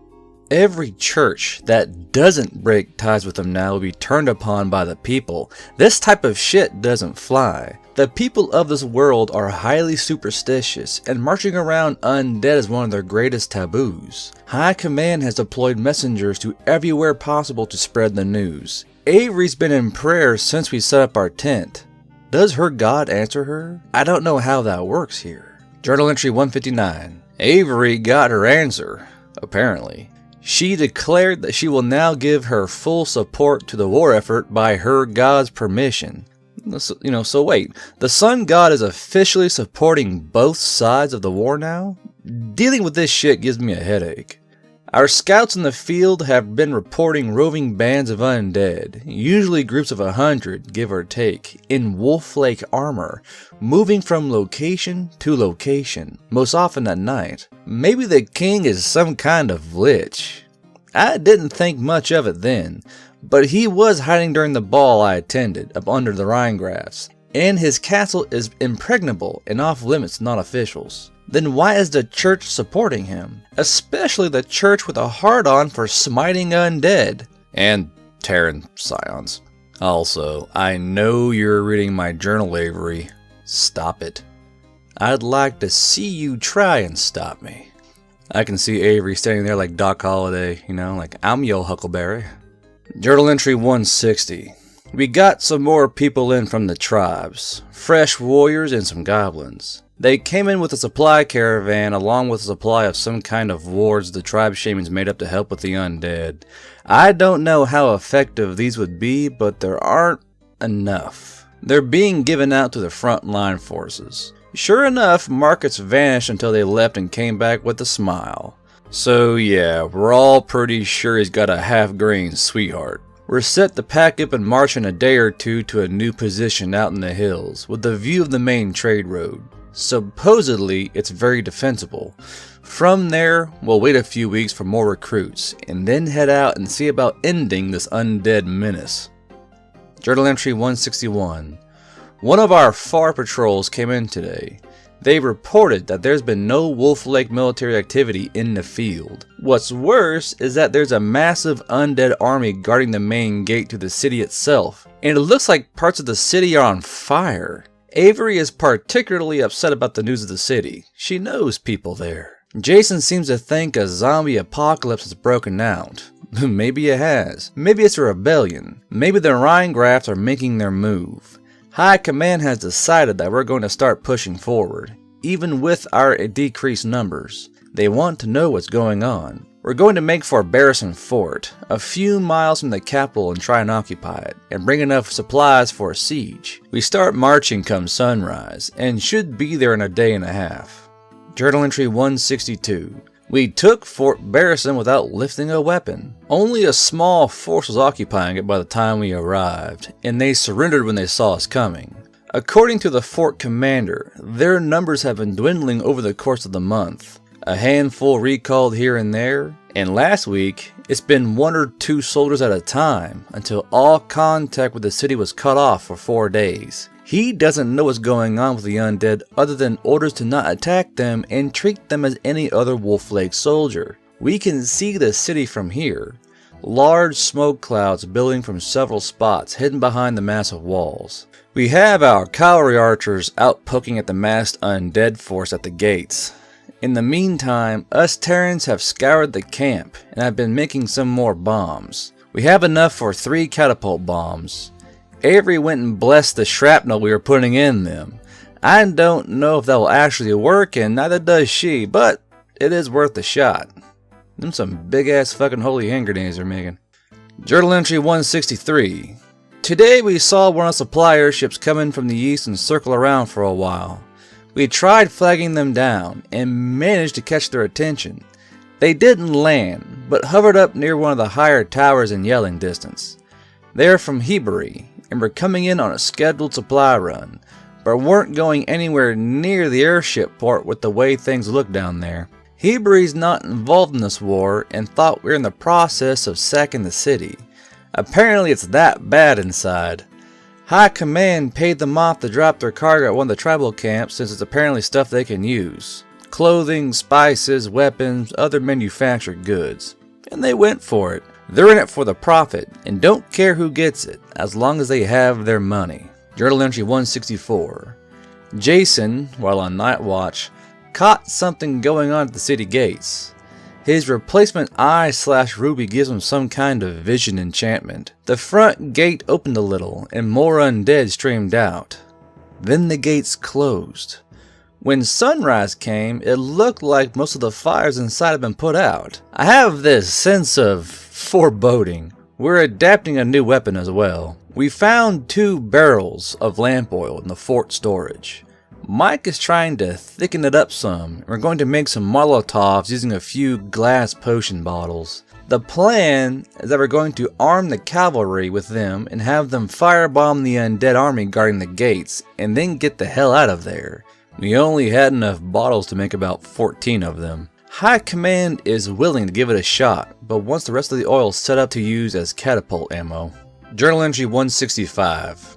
You know, I've been in this fucking country for far too long. If we never got caught up in this war, who knows where we'd be by now. So the cavalry rode out, got close enough to toss their Molotovs and made a quick getaway. A few came back with arrow injuries, but nothing serious. We watched the undead burn from the fort. They burned for hours.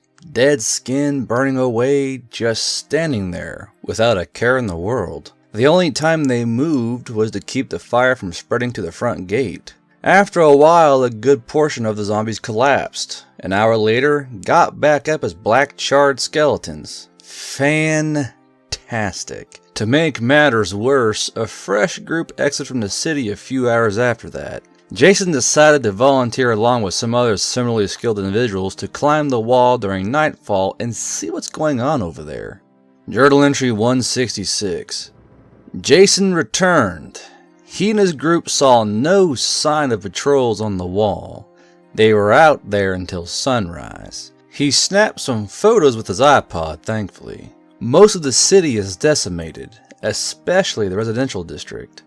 The market abandoned and filled with corpses. No sign of anyone living, just the occasional wandering undead. The Church of the Sun God is still standing, but all its iconography has been removed, and he said that there are lights coming from its windows. The Nobles District and Castle also seem to be completely untouched, and is the only places they saw anyone living moving around. They managed to catch a group of undead moving from the military barracks to their front gate on their way out. High Command has decided that the city is a loss, and we're going to pull back to the tribal lands until they can figure out just what to do. Journal entry 167. We are on the move. Our wild elf mercenaries have been called back to their lands to warn and prepare. We should make the orc tribal lands in a few days. And then what? High Command seems to think the war for Wolf Lake is over, and the whole area is just cursed. I guess they did accomplish what we set out to do, to put an end to the pacification raids. But now there's undead building up. I think they're afraid, but I'm sure I'd get my jaw broken if I called them that to their face though. Facing down undead seems to have hit some deep-seated fear, so the plan is to get back to the tribal lands and fortify and hope the undead stay away. Marcus has suggested that with the possibility of gunpowder becoming widespread, that they should build a star fort. He's currently designing up some blueprints. Journal entry 168. I am so disappointed right now. We made it back to the tribal lands and set up camp. The next morning, all mercenaries were paid their dues and released from their obligations. The war is officially over, just like that, with the undead waiting around the corner. They think fighting the undead is a futile task. I'm pissed, which is funny. We never wanted to get involved in a stupid war, and here I am, disappointed that it's over without a proper conclusion. We gave them knowledge so that they could finish the fight, and instead they back out because of superstition. Sure, I could manipulate some of them, but I can't manipulate all of them. So what now? We have our horses. I think we're just going to get our asses to Hebrew while we still can. Maybe follow the trade loop and see if our compatriots are still in Wild Lake. Fuck. Journal entry 169. Nice. We should be in Hebrew in a few days. Our time in the war taught us good places to set up camp and how to properly keep watch. We've run into several small undead patrols, usually 3 or 4 zombies or skeletons, which we have dispatched with Avery's help, and cremated the remains to make sure they won't be getting back up. We'll be at the Wolf Lake border by tomorrow, and I can't say I'll miss this place. I wish the best for the orcs, but I do believe that their decision was wrong. The undead menace needs to be taken care of, eventually. Journal entry 170.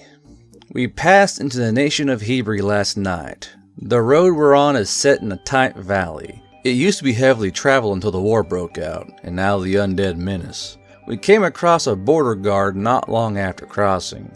We got stopped and asked questions, but they were polite. We updated them on what's been going on across the border, the undead and the war. They didn't say much, but they're worried. They will of course need to see for themselves, but at least they know what to expect if Wolf Lake decides to expand. We are camped at a cave on the side of the road that's been furnished for trade caravan use.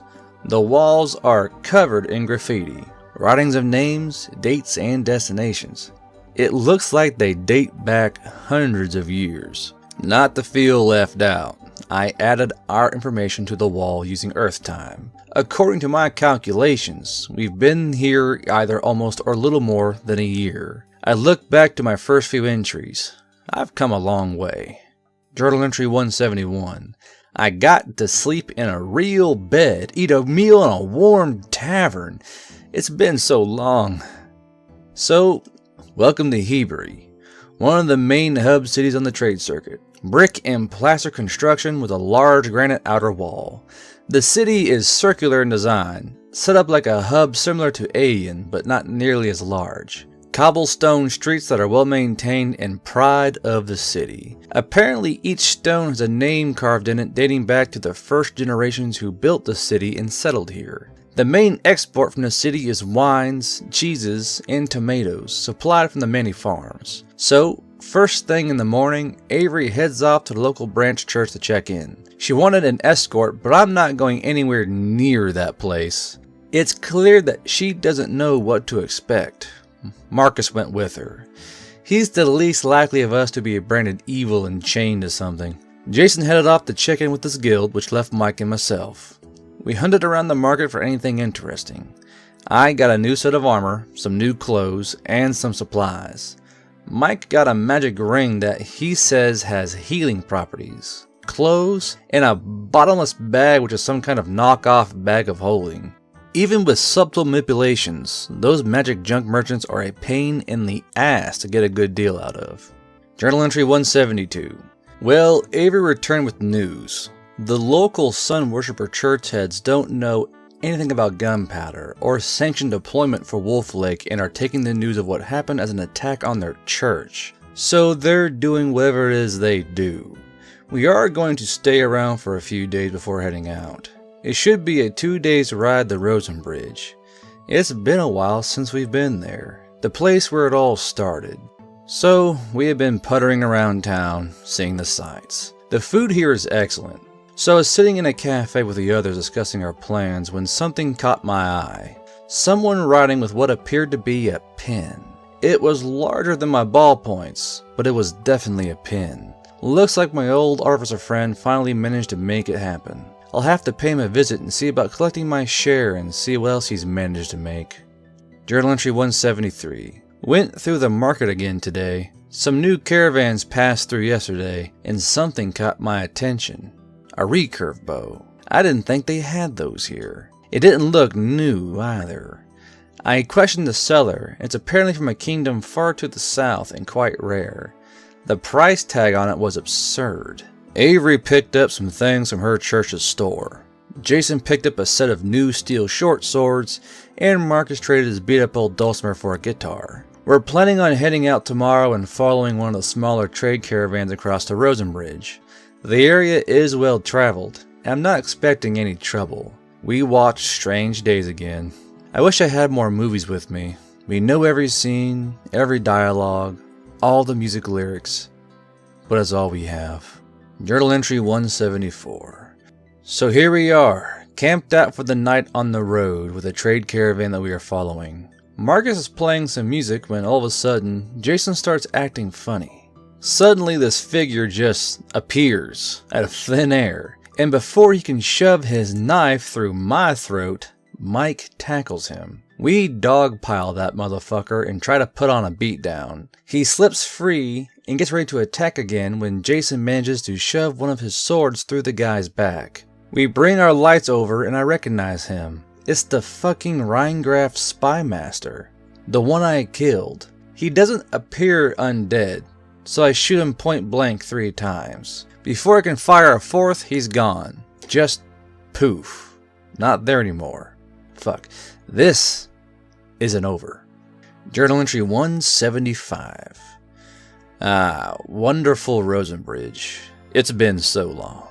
It's different now, at least to me. I'm seeing it from a different perspective, as someone who is used to what this world has to offer and not a lost and confused offworlder. We visited some of our old haunts, the alleyway, the haunted house, the docks where we worked for our first coppers. I checked around for the officer, but he's apparently in Wild Lake. Avery went in to check with the church and make her report, and Jason ran off as well. Mike, Marcus, and I did some checking around. Anything about us foreigners? Any news of the other 3?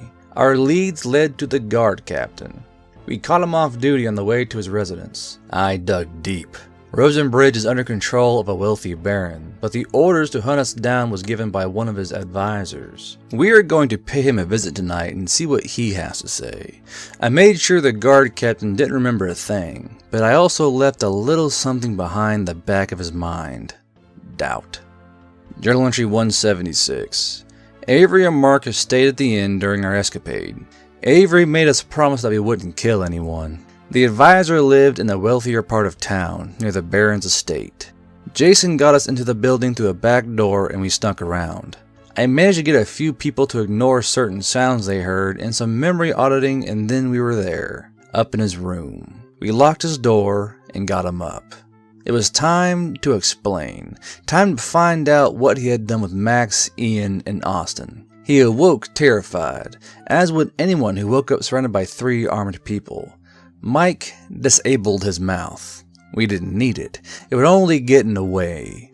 He had heard that a bunch of homeless foreigners had shown up, and some of them had wondrous magical items with them. He had wanted to know more. He tortured them for information for days. When he had decided that he had enough, he sold them off to the slave markets without a second thought and made a tidy profit. I promised I wouldn't kill him. Jason sure wanted to, or at least start cutting off things. I tried something new. I made him think he was in agony. Forever. Always. Maybe someone can fix what I've done, but until then.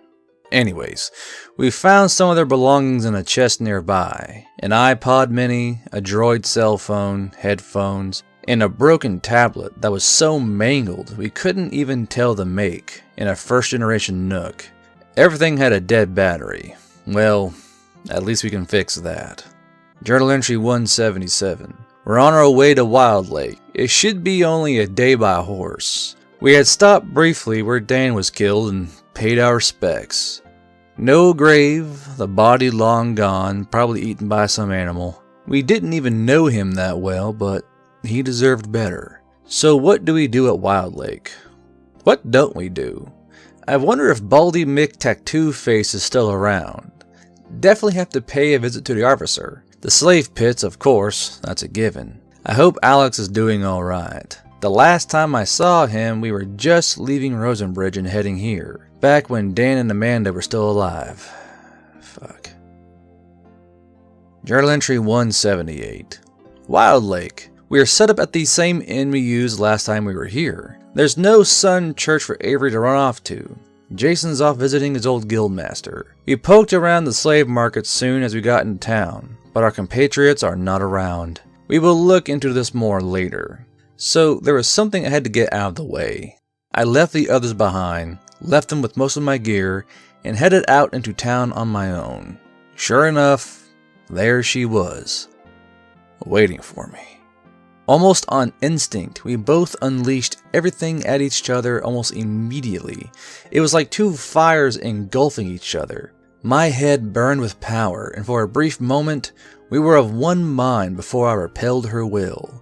I'm not as strong as her yet, but she can't completely dominate me anymore. With our greeting out of the way, she invited me in, and we talked. The other one was there. I now know he's a telekinetic, the muscle of this organization. Either way, this conversation was not for him to hear. She made it clear that I need to be more careful about my moral abuses. If I draw too much attention, it will get much more difficult to do what we do. She was pleased with my Wolf Lake experiments, that I'm learning that you don't have to use brute force to get your way. She does still want me to shave my head. I'm not shaving my head. Journal entry 179. So Avery is pissed at me. She thinks I snuck off and had creepy psychic sex with a rapist. How do I explain this to someone who can never see the world as you do? It's like Mike trying to explain how and where he draws his magics from. It's not going to make sense. You don't have the context to understand it. Besides, we didn't have sex. Not in the physical sense. Anyways, she's driving me up the fucking wall. Anyways, I went in search of my artificer friend. He's dead. He's been dead since before winter. Murdered. A week later, the first ballpoint pens hit the market and are a huge success with the illiterate crowd. I checked his workshop, and all our designs and his prototypes are missing. I'm pissed. Really fucking pissed. And Avery is pissed. And we're pissing off Marcus now too. It's a fucking chain reaction. I'm sure Mike and Jason will be involved as well, except those two ran off with a group of adventurers to hit the dungeon under the city. Journal entry 180. So after we all cooled down, Marcus, Avery, and myself hit the slave market, did some talking, nudged a few people, paid off some others. It seems those three didn't spend much time here. They were healed up and bought up by a wizard who was most interested in the extra planar tag they put on the three. The wizard was said to have been heading for the city of Sibron. It's such a pain in the ass converting these city names into English, especially the ones without an obvious meaning or a weird pronunciation like Ayan or Kinild. Zibron. Well, whatever. The map says that's another town on the main trade circuit. We can get there from here or Hebri, but there's a few cities along the way. Alright, we have a destination. We'll head out in a few days or whenever we're ready. In the meantime, I'm going to look into this murder of my cash cow. Journal entry 181. So the first thing to do in my investigation was to see who was selling my pens in the first place. Well, there are 3 merchants in town. Upon questioning them, and then questioning them harder, there's a small cottage industry on the edge of town that makes them, a group of dwarves. So I paid them a visit. Of course, it's never that easy. The dwarves are only paid to make the pieces and assemble the finished product. They didn't even make the ink. That was outsourced to an alchemist in Rosenbridge who sends shipments every week. So who is paying the dwarves? Well, the dwarves are being paid by a merchant guild dispenser. It wasn't some rival artificer. It's the Merchant Guild, who have their hands in every merchant along the trade circuit. I questioned a few of the higher-ups in the organization that I could get access to, and they only knew that it came from on high. I'm also seeing that this guild is more like the Mafia. Great. Just fucking great. Journal entry 182. I needed to clear my head, so I went on a dungeoneering expedition into the crypts with Avery and a group of fresh adventurers. We have a swordsman, a guy with a big hammer, and a halfling who won't stop talking about how amazing his magic knife is. We answered a posted request by some local who says that there's voices in his head begging him to retrieve some magic sword down there. Working for crazy people, but crazy people with money. Well, my solar battery flashlight still works fine. Avery was stuck with a torch and nearly set her hair on fire multiple times.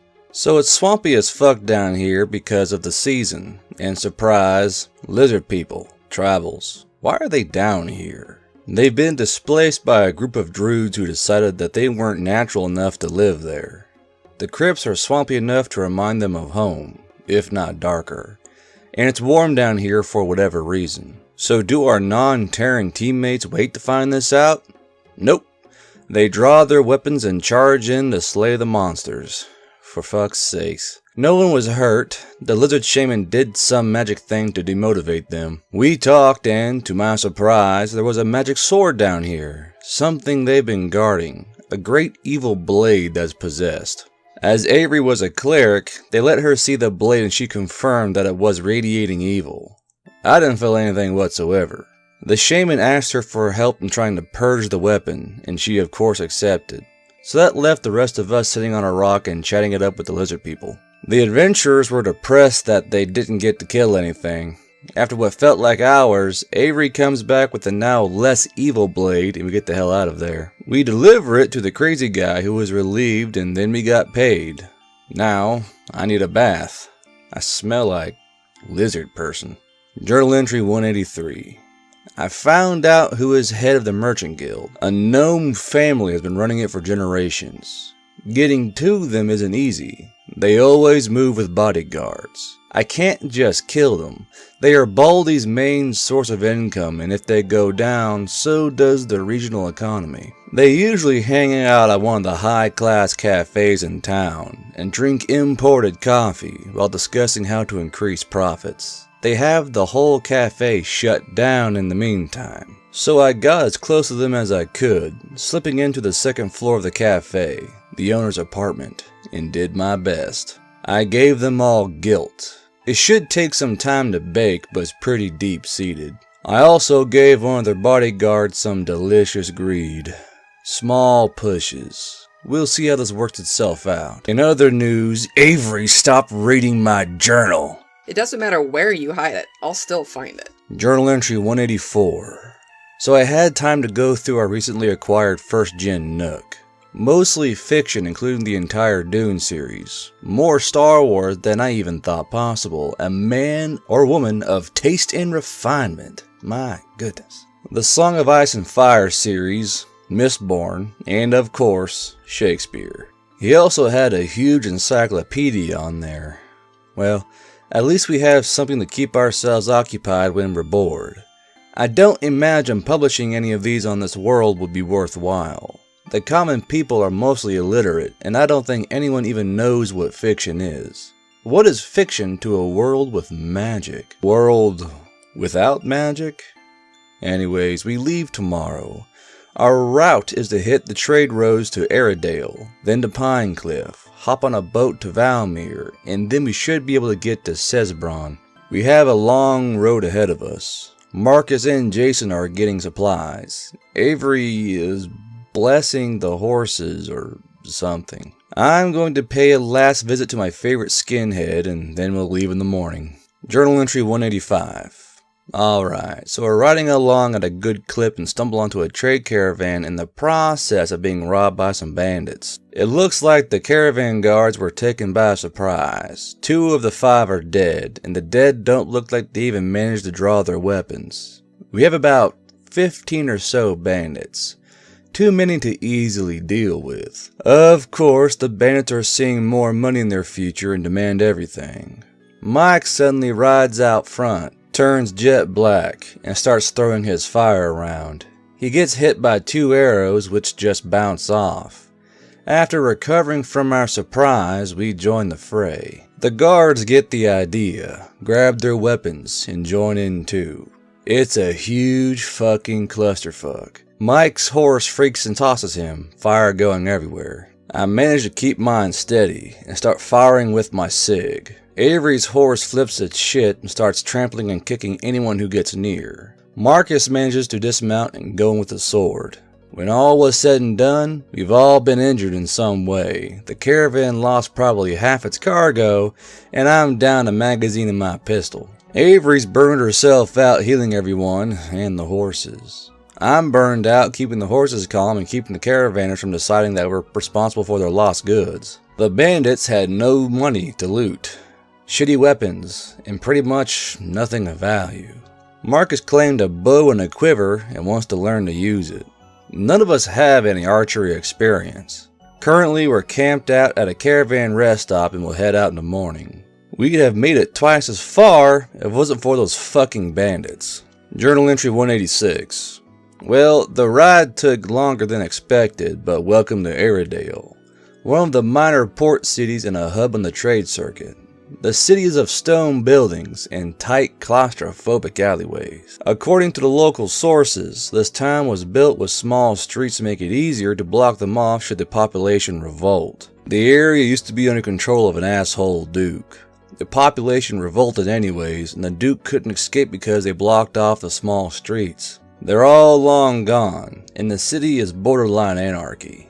The only thing keeping the peace is merchant guild paid guards. I would say that the guild runs the town, but they don't actually have an office here, so it's a guard-run town. There are some really strange and specific laws, and even harsher punishments. To make things worse, there are 4 guard captains, and they're all scions, and all mind-linked at all times, and operate as one being with 4 bodies, and continually check in on their subordinates. Jason says there isn't even a thieves guild present. We're being careful here and have set up in an inn. We'll leave in a day. Marcus wanted to check out the Bards College that's supposedly here. Why do they have a Bards College, here of all places? Journal entry 187. Well, I'm never coming back here again. We were all fined and run out of town, one at a time. I was picked up by a guard while eating breakfast at the inn. What for? Being a scion without a shaved head.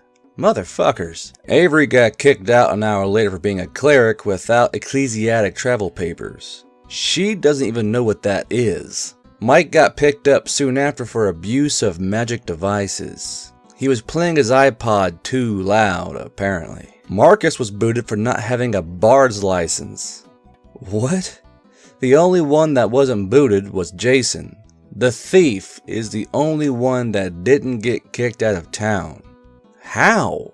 He fetched our horses and we left this shithole. They tried finding one of the horses for having 2 different types of horseshoes, but we were already outside the city limits. Anyways, we're camped out and on our way to Pine Cliff. We should be there in 3 days. Journal entry 188.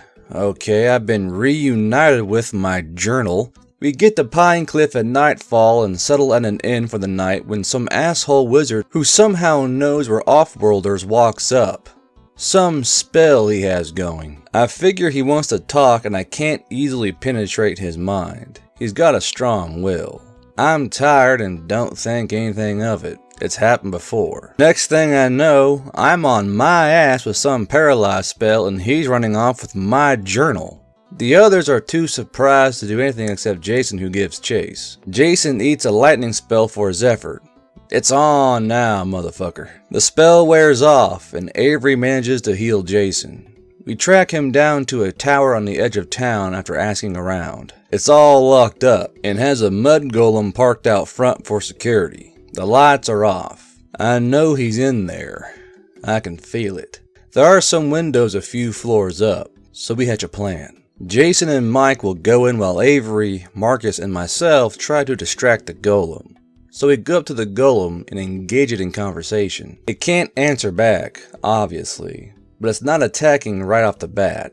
It's in the middle of a city. But we got attention. Jason scales the wall and Mike does the same thing where he just skitters up the wall like it's nothing. What the fuck? Suddenly there's some loud whistling sound and the tower's lights go on. The golem suddenly flips its shit and turns to the front door. I think they tripped a magic security system or something, so we attack the golem. Swords aren't doing much to it, except cutting off little pieces. Guards come running over, and I convince them that the golem's gone on a murderous rampage. They never trusted the thing. We have some help with this now. We're all covered in mud, but we're cutting this thing down until it finally goes inert.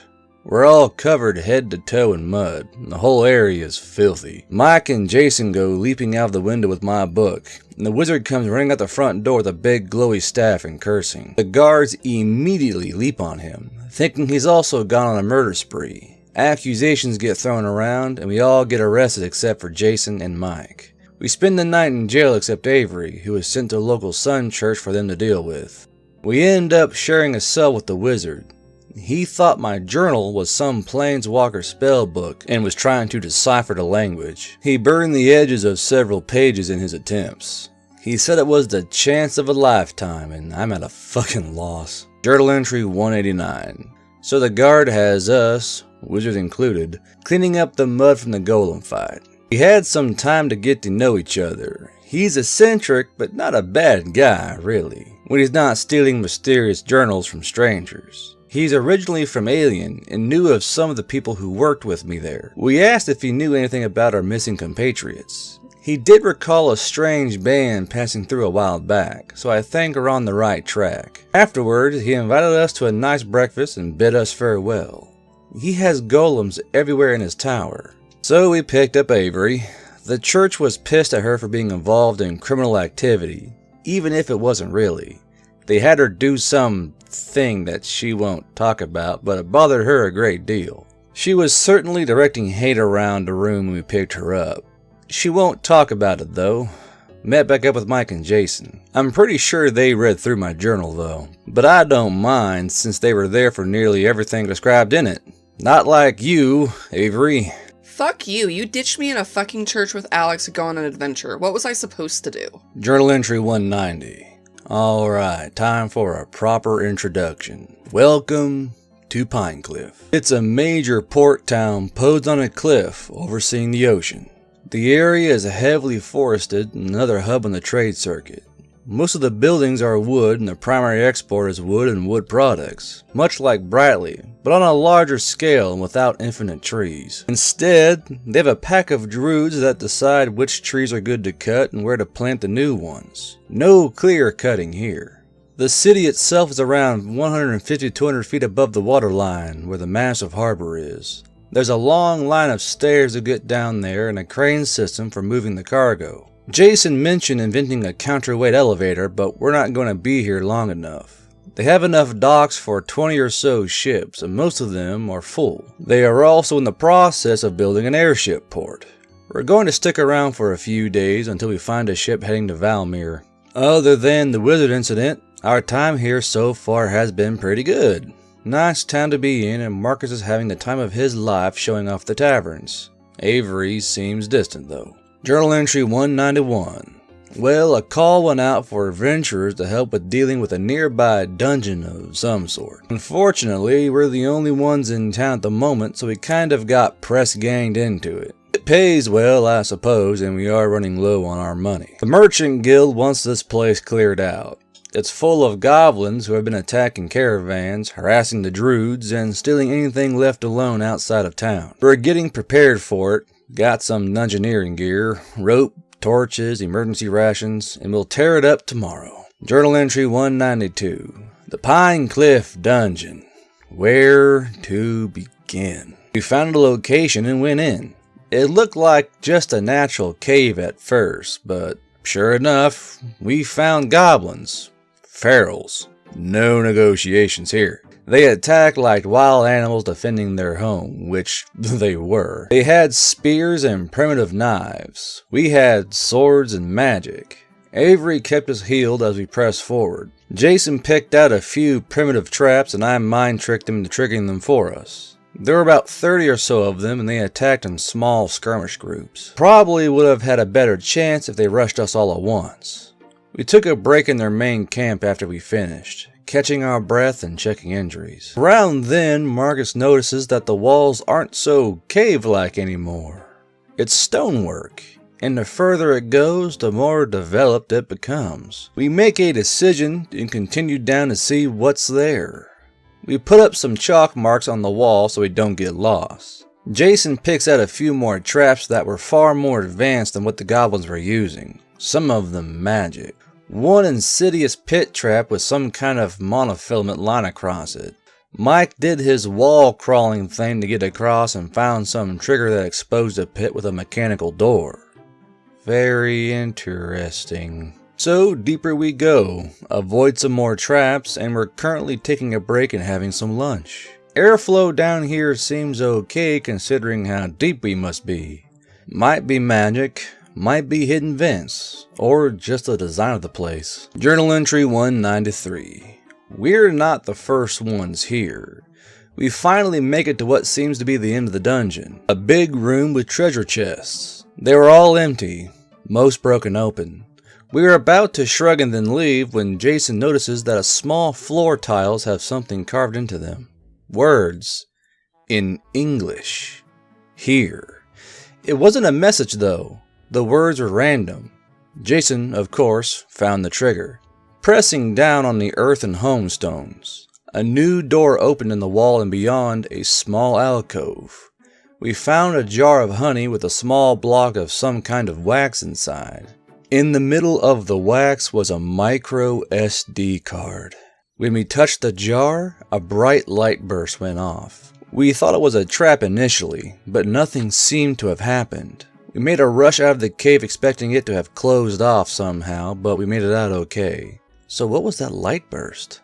As soon as we got out, we made camp and checked the card. It still worked. It was full of photos. 10 people in earth clothing in locations that looked vaguely familiar. One was definitely alien, and one looked like Wolf Lake but was under construction. The first ones looked like Rosenbridge without a city on the bridge. There were 200 photos, and as they went on, people went missing from them. Expressions changed. They changed over their time. Like us. This had to have been in that cave for a long time. Why is there no record of their exploration, and why did they appear so long ago? We took a look at the dates on the earliest photos. March 3rd, 2014. Journal entry 194. We got paid for our dungeon work and retired to the inn. We kept going over the photos. I sent copies to everyone's devices, and we dug around for a message in the photos. Anything. Why is there no historical evidence of them? We tore through Alien's University Library. How long ago was this? What happened to them? The last photos were of the dungeon. Was there a group before them? Is there going to be a group after us? Who is doing this to us? So many questions, and my head hurts. Avery's tearing up the more she looks at them. Mike's been messing with her laptop to see if there were any recoverable deleted files on the card. Marcus caught something though. Their group had 10 people. We have 11. Why? Is there a reason behind this, or just random? I wonder if they ever found a way home, or if they died in obscurity. Did they introduce technology the way we have been? What were their names? Damn it. Journal entry 195. We held off the boat trip and went back to the dungeon. We brought digging tools and went to make damn sure that we didn't miss anything. Unfortunately, we didn't. We tore at the walls, the floor, the ceiling. We repaired damage in the last room that we did and resealed the alcove doors with a message written in chalk on the wall. It listed all of our names, even the dead, the date we left, and the current date. We resealed the micro SD card in the wax and honey and put it back. We added a new directory to it full of our pictures, a summary of our misadventures, the local date, and an explanation of all we know, where we've been and what we've done. If there is another group one day, I hope they find this. We resealed it and Jason reset the traps as we left. We spent the rest of the day in Pine Cliff in silence. Journal entry 196. Well, we're on a ship headed for Valmir, another port city on the way to Zebron. It's a cargo ship, frigate size. It's an odd design to it, almost like a Chinese junk but with more traditional sails. But not quite. We have been following the coast and the waters have been calm. We have about a 3-day sail before we get to our destination. The crew is a mixed batch of races. The captain is a swashbuckling, civilized kobold. It's adorable. Apparently most people don't take him too seriously, so he does all his dealings through his first mate, a numbers-obsessed elf who's always calculating the profit margins.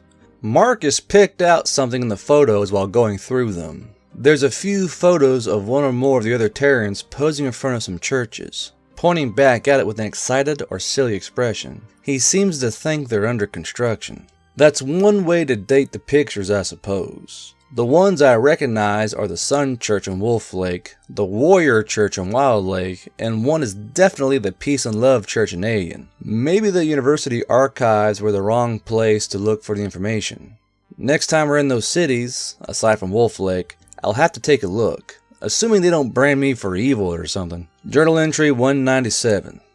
I had a long talk with Avery. We were alone, the others asleep. Finally opened up with what's been bothering her. It's all a fraud. The churches. She says the gods are there alright, and she's a strong believer in whatever the sun god stands for. But the gods are like tools. They can be wielded, and they don't necessarily care how they're wielded, just that they are. The church, while it started as an organization to help people with the same following and spread the love, has become a bureaucratic nightmare that exists solely to support its continuing existence. The church and its god have become separate. It's become a guild. She believes that if she separated herself from the church, she'd be labeled a rogue traitor and hunted down and purged. Why did she join in the first place? They have very convincing recruiters, and not all of them are bad. So what have they done to her? Word spread that she's an off-worlder. Some took that to mean that she was divine in some way and have been trying to take her for their own. Some have tried by force, but her power has let her resist and block such attempts. Why did she do what she did to me in Wolf Lake? She was appalled at what I'd been doing, but also needed someone there she could fall back on. She used approved church methods to keep me there since she couldn't have an evil scion running around. And I ditched her. Twice. That's why she never escaped during the war and returned. Wolf Lake has a particularly bad church, and she believes that it had been infiltrated and destroyed from within by a group taking advantage of the situation. Journal entry 198. Welcome to Valmir, the Dwarven port city. One of the many cities on the main trade circuit and the main Dwarven port in their territory. Luckily, they thought ahead and made their doorways human height. But all the chairs are dwarf-sized.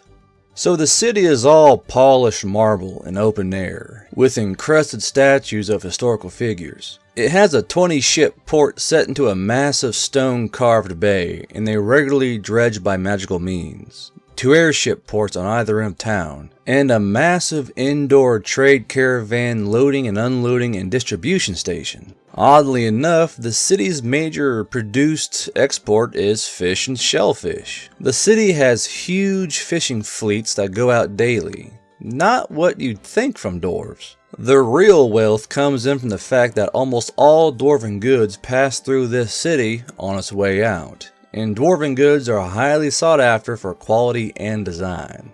The city's most well-known feature, however, is the mechanical defensive wall. The city has a 20-foot steel reinforced wall that sits underground and can rise up mechanically on demand should the city be threatened. When not under threat, they keep it down to allow the winds to blow through.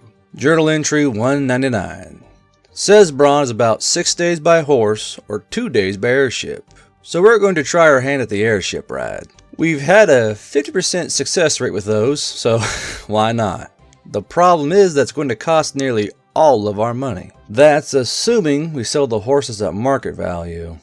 Avery's pretty against Jason and me doing some B&E jobs, or me running around grifting people, or the classic taser in the alley trick. Either way, it's not something we have to worry about until we get there. In other news, this place has several bathhouses and we're all dirty and stink. So we paid a visit, got clean, got our clothes washed, and now we are feeling fresh. I noticed that I have a collection of scars now from all my fights, and apparently clerical healing won't get rid of scars. That's some kind of other regenerative healing. Anyways, Jason ran off to pay a visit to his guild. The rest of us slummed around town seeing the sights. This seems to be a nice town if you get past all the dwarves running around. Nothing wrong with them, and they're quite friendly. It's just odd towering over nearly everyone in town. Journal entry 200. 200 pages.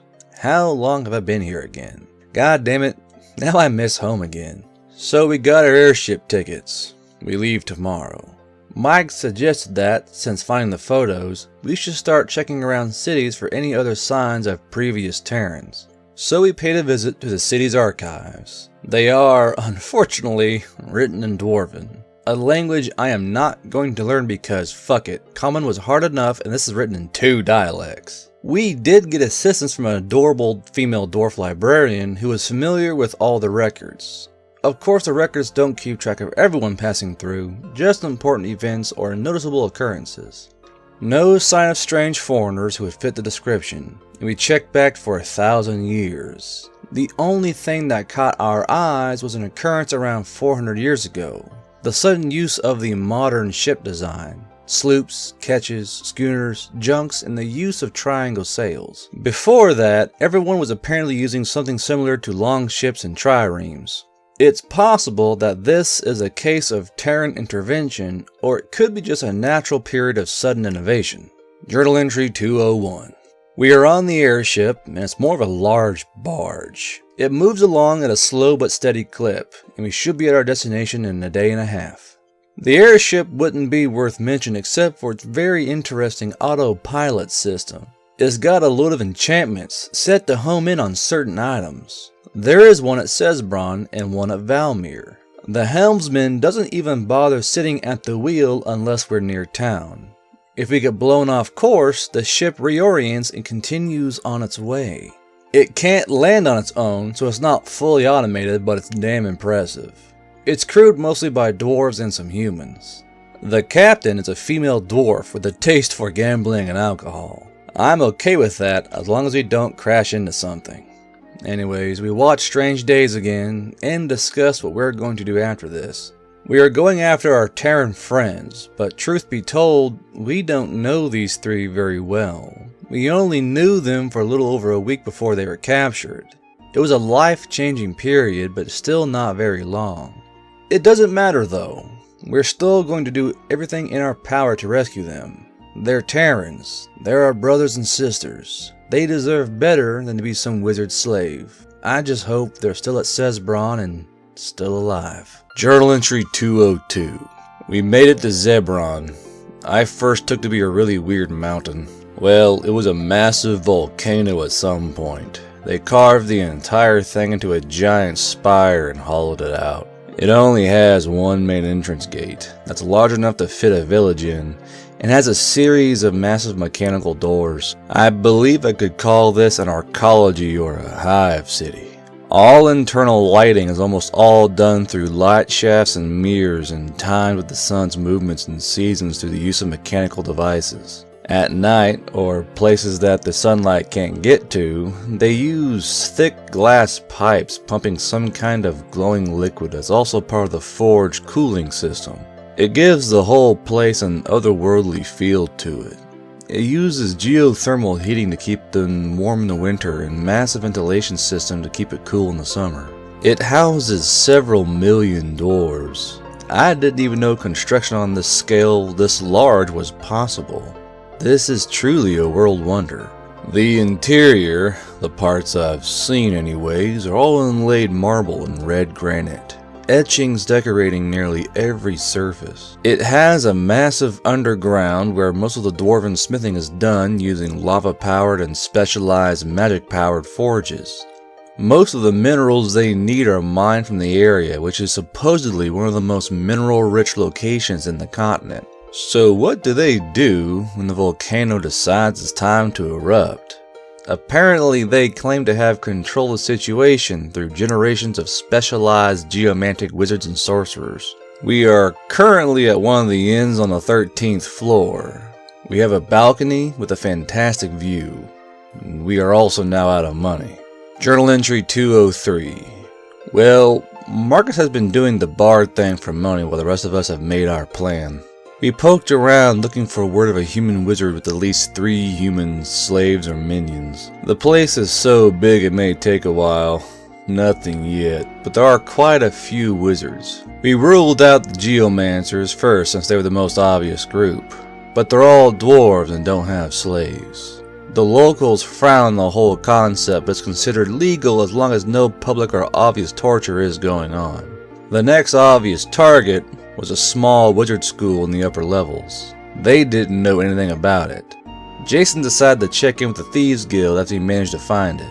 Avery was going to risk asking at the Sun God Temple, but there wasn't one. There is only one religion in the Dwarf Kingdom, the Dwarf God. The god of hard work, alcohol, and sex. It took me a few minutes to figure out why he covered such an odd assortment of beliefs, but they all lead to each other. Hard work is rewarded with alcohol, which leads to sloppy drunken sex apparently. Speaking of which, we all took bets on whether or not Marcus would bed a dwarf girl. By the time we got back to the inn come nightfall, it had already happened. God damn it, Marcus. Next bet is on what Marcus won't sleep with. Journal entry 204. The city is pretty damn intimidating. Aside from it being so big for a world such as this, it's all the people. It's an empathic overload if I let my defenses down. It's almost as if I could lose myself. Anyways, we continued on our search. Went through the inns and taverns looking for any information and found none. Right when we were about to give up for the day, Jason spotted something. Graffiti scratched into the wall, recent and in English. Help. We know we're in the right place now. We scoured the level. The only thing we came up with was an archmage no one knows anything about. We found his residence, but I'm completely blocked from feeling anything inside. We went back to gather our gear, grab Marcus and prepare. This could go badly. Journal entry 205. Well, I knocked on the door, and this plain-looking guy in his 40s answers. He seemed annoyed for this first split second, and then there was something in his eyes. I unleashed hell. He had enough mental fortitude to hold me back, but could barely move. He starts doing the motions almost in slow motion when Jason slipped past and socked him in the face. That gave me enough distraction to lock him up. We pushed him inside and closed the door. Mike and Jason started checking rooms while the rest of us sat him down in a chair. Avery bound his hands while I started peeling through his mind. Sure enough, he's the one. So what has he been doing with our friends? He's been using them for extra planner experimentation. I can't make heads or tails of what he's trying to accomplish, but I don't know wizardry. I do know that he hasn't had any success so far. To make matters worse, he's got a buddy that shows up occasionally for organic samples that he can use for some kind of monster research. Why does he need their samples specifically? We're the same as the local humans, right? So Jason comes running back saying he found them. They're in some kind of magic stasis. That's when everything that could go wrong did. There's a sudden blur in the room. The Rheingraf Spymaster suddenly appears out of fucking nowhere and makes a lunge for me? Now, really? I was completely caught off guard and take a sword to the gut. Before he can land the killing blow, Avery blasts the shit out of him with her holy light and Jason buries his blade in his lungs. Then poof, he's gone. Avery manages to get me stabilized and my wounds closed.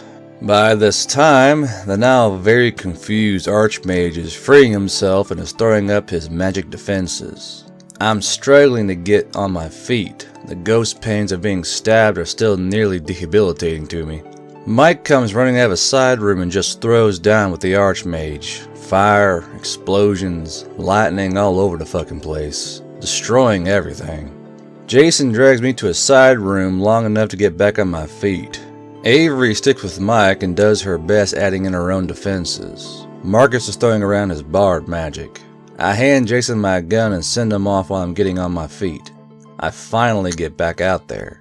I can't dominate him anymore, not with his defenses up, but I can throw distractions at him. We all managed to bring the fucker down and collapse in a pile. Then we realized half the room is on fire, so we ran around putting that out. The Archmage is still alive, but he's out of the fight. I take the opportunity to dive in and start erasing his spells from his mind. Something I should have done the first fucking place. Everyone's exhausted from the exertion. Jason hands me back my gun and we tie up the Archmage again. This time we cocoon him in the fucking rope. Then we went on to see about the others. So a few rooms over we have a lab. Sure enough, there they are, Ian, Max, and Austin. They're just floating there half naked in the blue light coming from some magic circle on the floor made of salt and blood. We pull them out of it and they start breathing again, but they're unconscious. We set them down and I take a very careful look at their mental states. Their recent memories pretty fragmented from coming in and out of stasis for whatever reasons. Beyond that, the last full memories were their trip here and being questioned endlessly by the Archmage before being magically dominated and used in a few minor rituals and then shoved in stasis. Their emotional states are overwhelming. They're shit terrified and have no idea what's going on.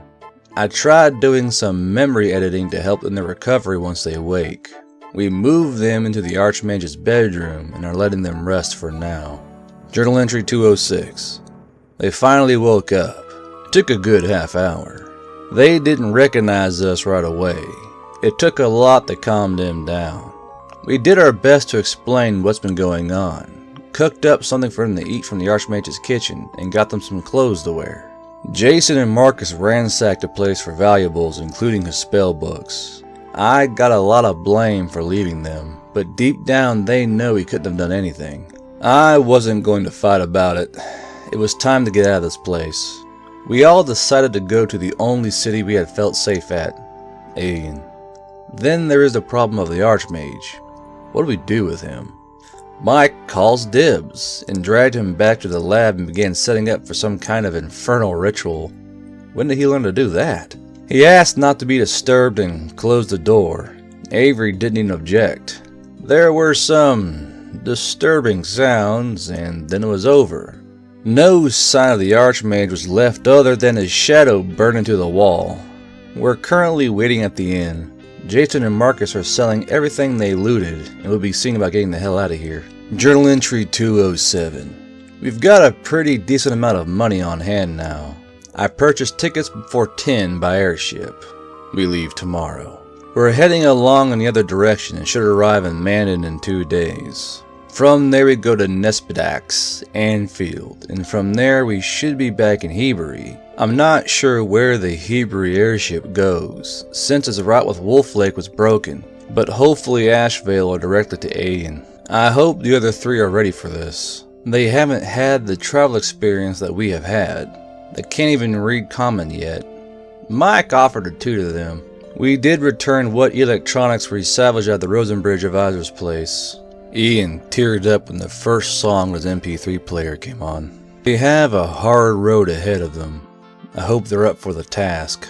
Either way, we'll be there for them. Journal entry 208. Airship travel. I'm starting to get used to it. Back home, I hadn't even been on a plane since the 80s. Here I am, using airships to get everywhere. Austin gave everyone an hour-long rant on how impossible a flying boat is from an aerodynamic perspective. Yeah, we know.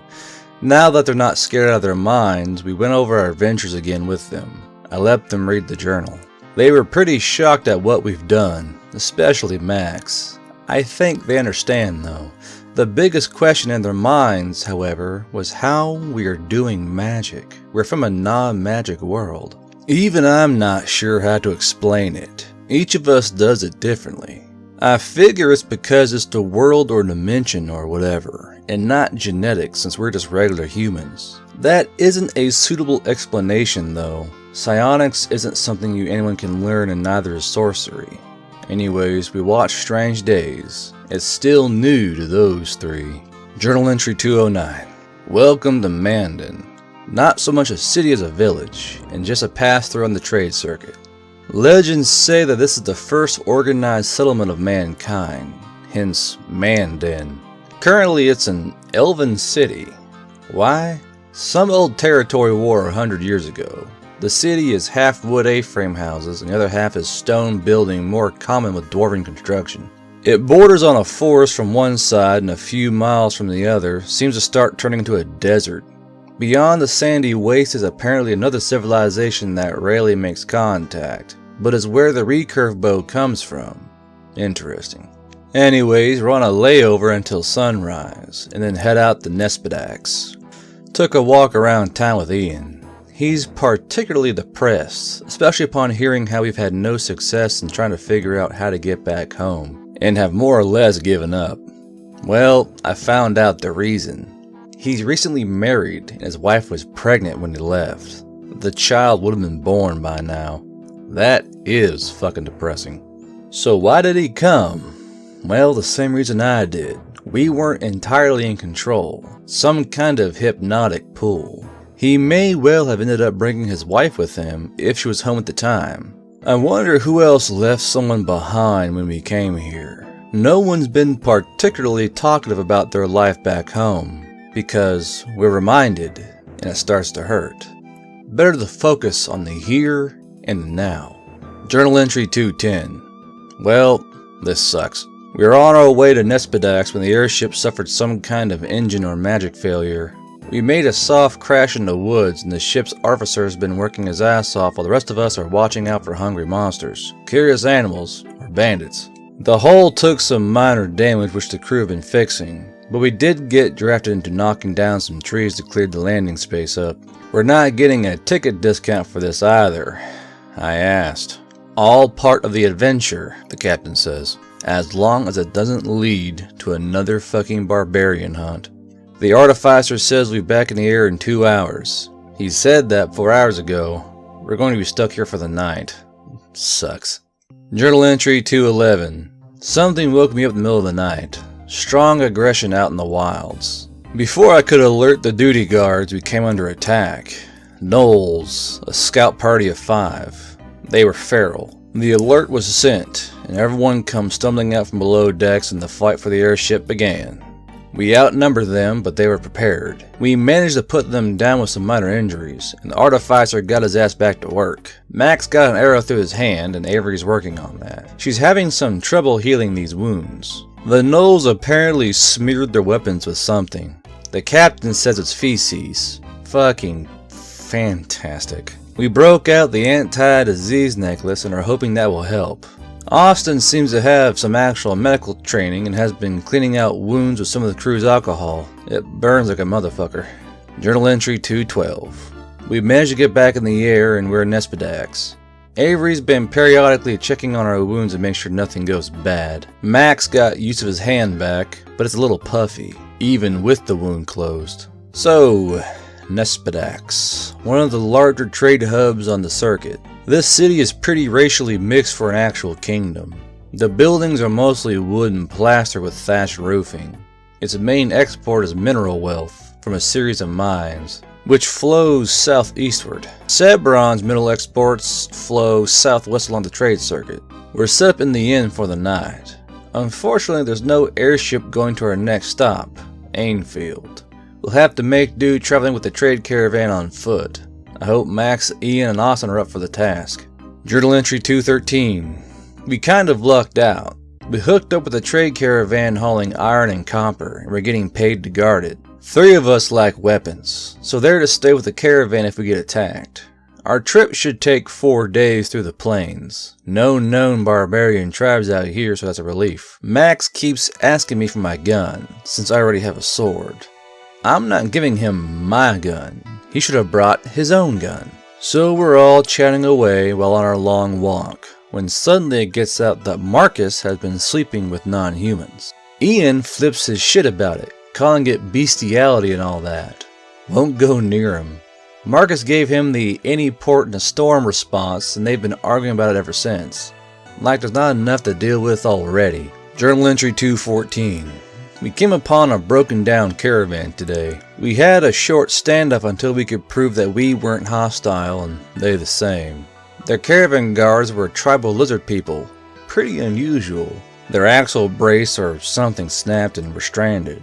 Our caravan leader decided we should help out.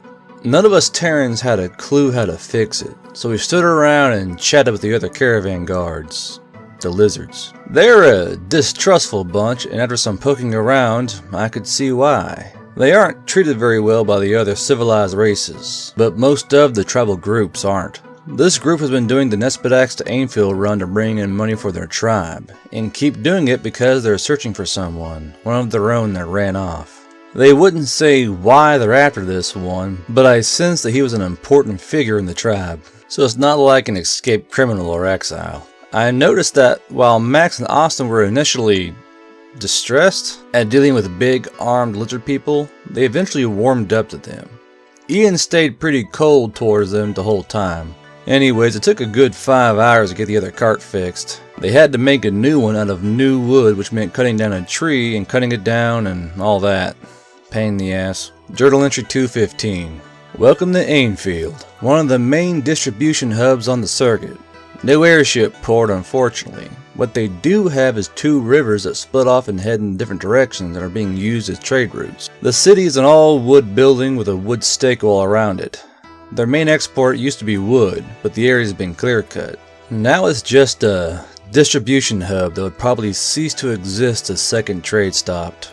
From here, we'll jump a riverboat to Hebrew and see where their airship can get us. Avery and I had a long talk with Ian about his racial issues. Yeah, he's a little racist, and he's having trouble adapting because of it. I can't exactly dive in and fix it, so that's something he's going to have to get used to on his own time, I guess. Anyways, the booze is cheap here, so we're all getting hammered at the tavern, and we're leaving in the morning.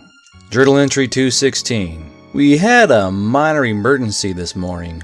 We couldn't find Austin for a few hours. He turned up in an alley with his clothes strewn all over. Luckily, he didn't take any of his stuff with him when he wandered off for this. Avery cleared up some of his hangover, and we went off to get ready. Apparently, he decided to try and drink himself home, and may have had sloppy drunken sex with a local, or tried to, or something. We're pretty sure he wasn't prostituting himself anyways. At least we hope. That's Marcus's job. So we're on a boat trip. It's pretty relaxing so far. It's a river junk loaded with cargo from other cities heading for Hebrew. It should take a day and a half depending on the weather. I've taken up fishing off the side with a rod that the crew lent me. I'm totally cheating and tricking the fish into biting. It's just not as satisfying, though it is pretty funny. Journal entry 217. Hebrew.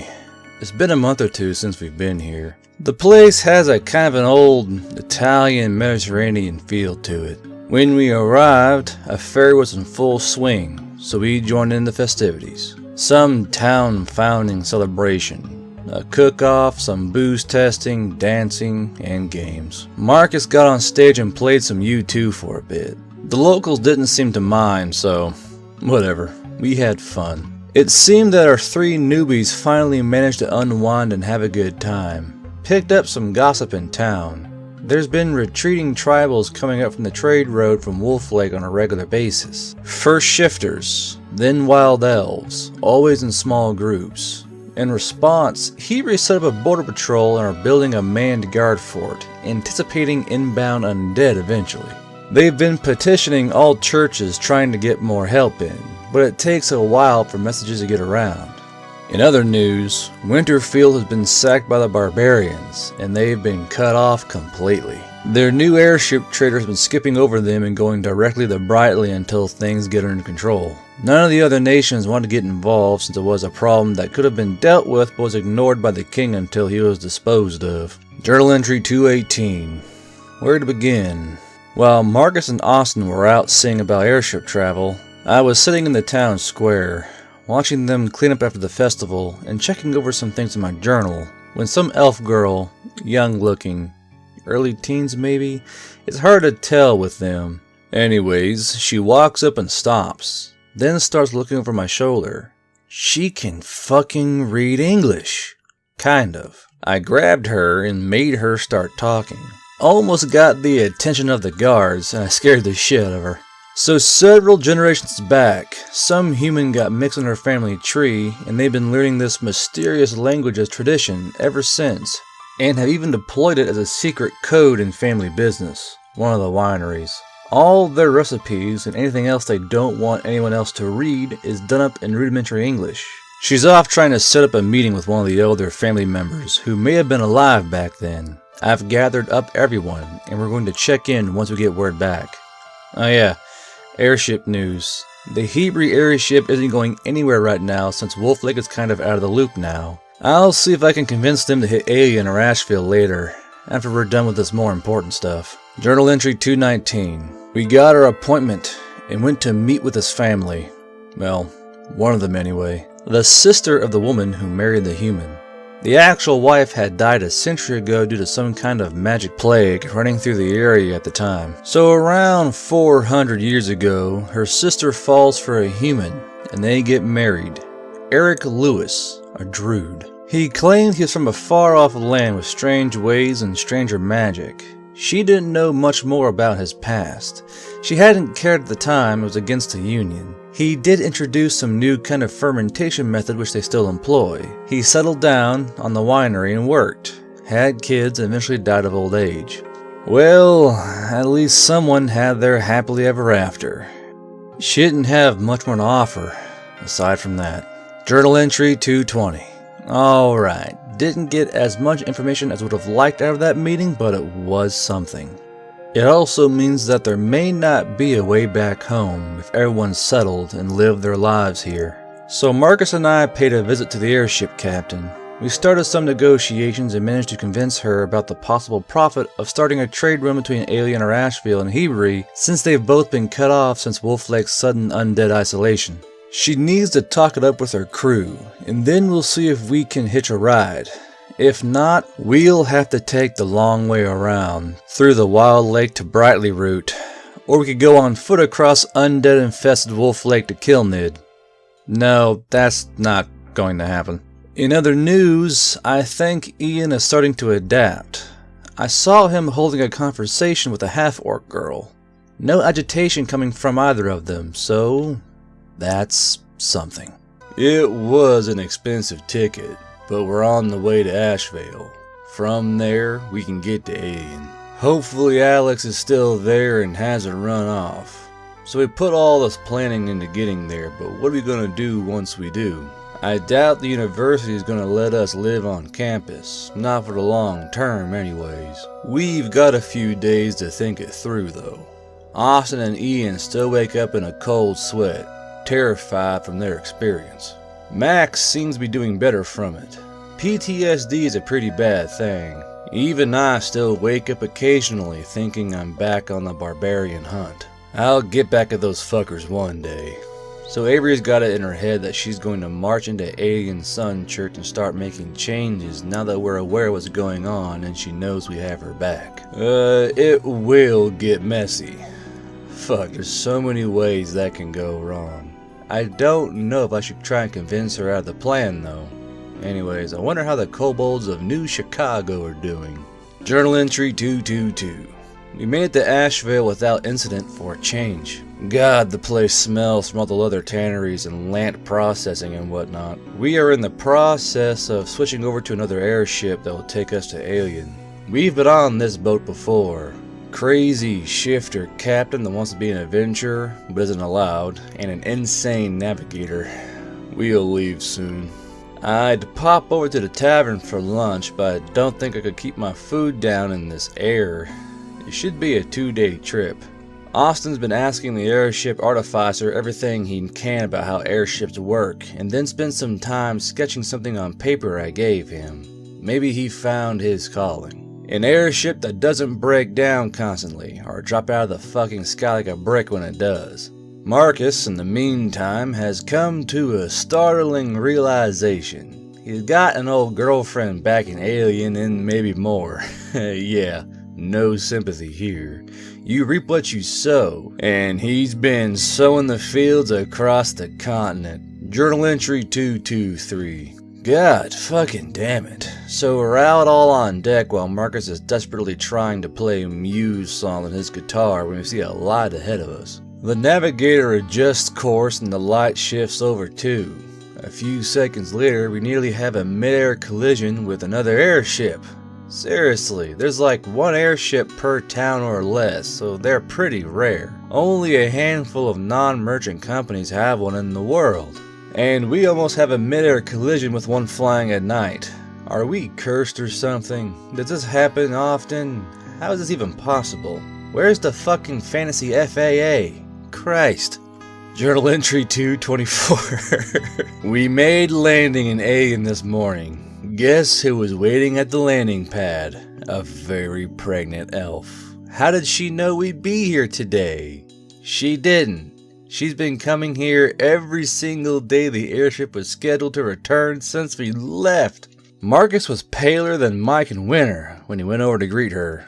You know, he didn't have a choice in the matter either. Avery was giving him her smite look when it looked like he was going to run. He's got a lot of explaining to do. We had to explain what was happening to the others, but they caught on pretty fast. So we did manage to get into the university's dorm. They're on break with most of the students out and doing personal research right now, and a big group of off-worlders with foreign ideas was just the thing to spread some excitement around. Our three newbies were apprehensive at first, having had their share of experimentation, but we reassured them. Alex was not around. He's out of the city with a group of adventurers who are going to go check out rumors of an old dungeon in the East Woods. They left a few days ago and should be back by tomorrow or the day after. He's apparently become a very skilled sorcerer apprentice. It's occurred to me that it's been a long time since we saw him. Will he recognize us right away? We've all changed quite a bit, and I bet he has as well. Journal entry 225. So I ran into the Master Artificer. He's mastered his bicycle design, and they're all over the city for those who can't afford them. He fixed the traction issue, but it's still awkward, with the forward pedals and a harsh friction brake. Then there's the issue of people having to learn to ride one. Lots of crashes. Bicycle safety gear was invented shortly after by an enterprising merchant. It's more or less leather padding. Anyways, we had to talk about some things. I've been promised payment for my part in this. Once that happens, I'll introduce him to Austin and see what those two can do together. Avery headed off to the Sun Church but came back flustered. She went in with all of her righteousness and apparently got laughed out of the building. Better than getting stabbed, I guess. Marcus returned. Apparently his girlfriend is crazier or craftier than he thought. They went back to her place and had a nice long comforting talk, and then she gave him a ring as proof of her love and devotion. It was a magic ring and he can't take it off. She knows where he is at all times now. The best part is that she bribed the university mages to not interfere and remove it. I wonder what weddings here are like. Journal entry 226. I went back to the archives with Avery and Mike. We can read better than last time I was here, so I don't need an assistant. But I got one anyways to speed things along. I believe that we may have been going about the search all wrong last time, and we have a time frame now. So what happened 400 years ago? Well, the university is only 200 years old, but their archives date back further when there was a wizarding guild. 400 years. This was an elven city still. It was a time of change. Religion was starting to get organized with the building of the churches, where it forced groups of vaguely allied cults. The age of sail was taking off, and wizarding went from superstition and pointless ceremony to being more mathematical and scientific in its application. Were all of these brought about by Terran intervention, or only some of them? We didn't find anything specific though, with names or who had their hands in what. We were informed that the old city records are currently in the care of the Peace and Love Church. We'll have to pay them a visit. Journal entry 227. Well, I got paid for the Master Artificer. Not as much as I was hoping, but good enough, I suppose. I introduced Austin and they had a discussion about some things. He was impressed with Austin's aptitude and signed him up for the next artificing class when the break is over. And then the Rheingraf spy master suddenly appeared and shoved a knife in my throat. I'm done. That's it. I don't know what happened after that other than I was on the ground and dying. Then I wake up with Avery pouring everything she had and healing me. The spy master somehow missed everything important or didn't cut the arteries right or something. So I'm stuck in bed, healed but recovering. I lost a lot of blood. This shit's gotta end. So what happened with the spy master? The master artificer disarmed him and Austin started strangling him for everything he's worth, and then he vanished. Fuck's sakes. Journal entry 228. I got my rest and went out with Avery and Marcus and Marcus's girlfriend. We paid a visit to the Peace and Love Church. Well, it's a peace and love for money church. We managed to get into their city archives and start peeling through them circa 400 years ago. We run into a problem. Since the city was Elven at the time, so were all the documents. Well, Marcus's girl can read Elven, so suddenly she's important to the cause. Well, 400 years ago, a huge group of 100 or so people showed up, led by a group of 8. Purchased land in the city and started paid construction on the church buildings. There were complaints from the Elven builders because the design was extremely unusual to what they were used to building, having buttresses, vaulted ceilings, and domes. So it was being overseen by one of the travelers who got things under control and brought in several innovations, such as a new kind of crane system that could handle heavier loads, scaffolding, and a new kind of mortar. For the longest time, the churches were the tallest buildings in the city. The techniques were adopted and used in further city development to make Alien what it is today. Most of the churches use the same style, so this spread around all the major cities at the time. There's more to it than that. As we were taking a break, Marcus's girlfriend pointed out something similar to what we were looking for. 1,000 years ago, the elves suddenly moved from the woods and founded Alien. Started using the quarrying techniques that they're still using and began making paper. They didn't have regular contact with the rest of the world at the time. If I remember right, that's around the time Wolf Lake was being founded and when most people believed that the massive bridge at Rosenbridge was sitting on is made. If this means what I think it does, I have a headache now. Journal entry 229. Alex returned today. He was dirty, bruised, but in good spirits. He was with the adventurers he left with and they were successful with their expedition apparently. We all gathered up to meet him.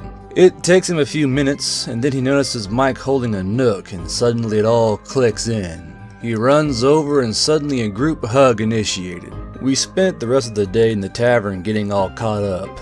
The good, the bad, and the losses. Alex had his own adventure. He left for Alien a little before Avery left for Wolf Lake. Fought bandits with magic he couldn't quite control, and managed to make enough money for their ship trip. And trailed along with a group of adventurers who were leaving Winterfield during its Civil War and made it to Alien. And he's been here since learning to control his wild talent. He had heard of some of our exploits from the university staff, and managed to get his own recharge stone made by the master artificer. So, for the first time ever in a whole year, we're all together again, and we're stronger than before. We aren't the lost and scared children anymore. We're Terrans. When the world pushes, we can push back. Avery, put the damn journal down. I haven't been doing evil things lately. Journal entry 230. So I was tested at the university today. They were trying to figure out how to get rid of that tracking spell that Rheingraf Spymaster apparently put on me. After 4 hours of having everything imaginable thrown at me, they concluded that there was no tracking spell. Well, how the hell did you keep finding me then? Sure, there are several ways he can vanish like that, teleport, or visibility, or the various other variations of the theme. They need more information. Well, great. I mean, he's already manifested in the middle of the artificer's office once. God damn it. Anyways, Max is signed up for the wizarding course. He seems to think he has what it takes. Ian, on the other hand, is checking into fencing. Good for them. Unfortunately, for the rest of us, the university break is over tomorrow and everyone who is not a student or staff need to move out to make space. To make matters worse, all the inns are loaded up with people applying. Fuck it, We're moving in with Marcus's girlfriend until we can get a place of our own. It'll only be temporary. Journal entry 231. Marcus's girlfriend, Raina, has a weird house. It's got 2 small bedrooms, a kitchen/pantry, and then one fuck-all huge room with no furniture. Well, at least we have plenty of room. Avery got the 2nd bedroom. Marcus stayed with his beloved. Since we're staying with her, we're chipping in and paying for food and cooking. Jason and Avery went out house hunting while I did the shopping and helped with the cooking. I don't trust Mike with the cooking. He might accidentally add infernal energies instead of salt while preparing the meat or something. Marcus got the clean. Raina seemed bothered at first by the sudden appearance of 7 of her boyfriend's buddies asking to stay over, but she's gotten over it and has been quite cheerful actually. So how long do elven pregnancies last? 9 months? If it's a half-breed like this one is, who knows? So, how exactly do you deliver babies here? Apparently with midwives. We wrote down a quick emergency map of the nearest 5 in town should the event kick off while we're here. Journal entry 232. Okay, so we don't have enough money yet to get a more permanent residence. Rather than get jobs like regular people, we're going to go ransack a dungeon at request of the kingdom. The advisors were sending out calls for help.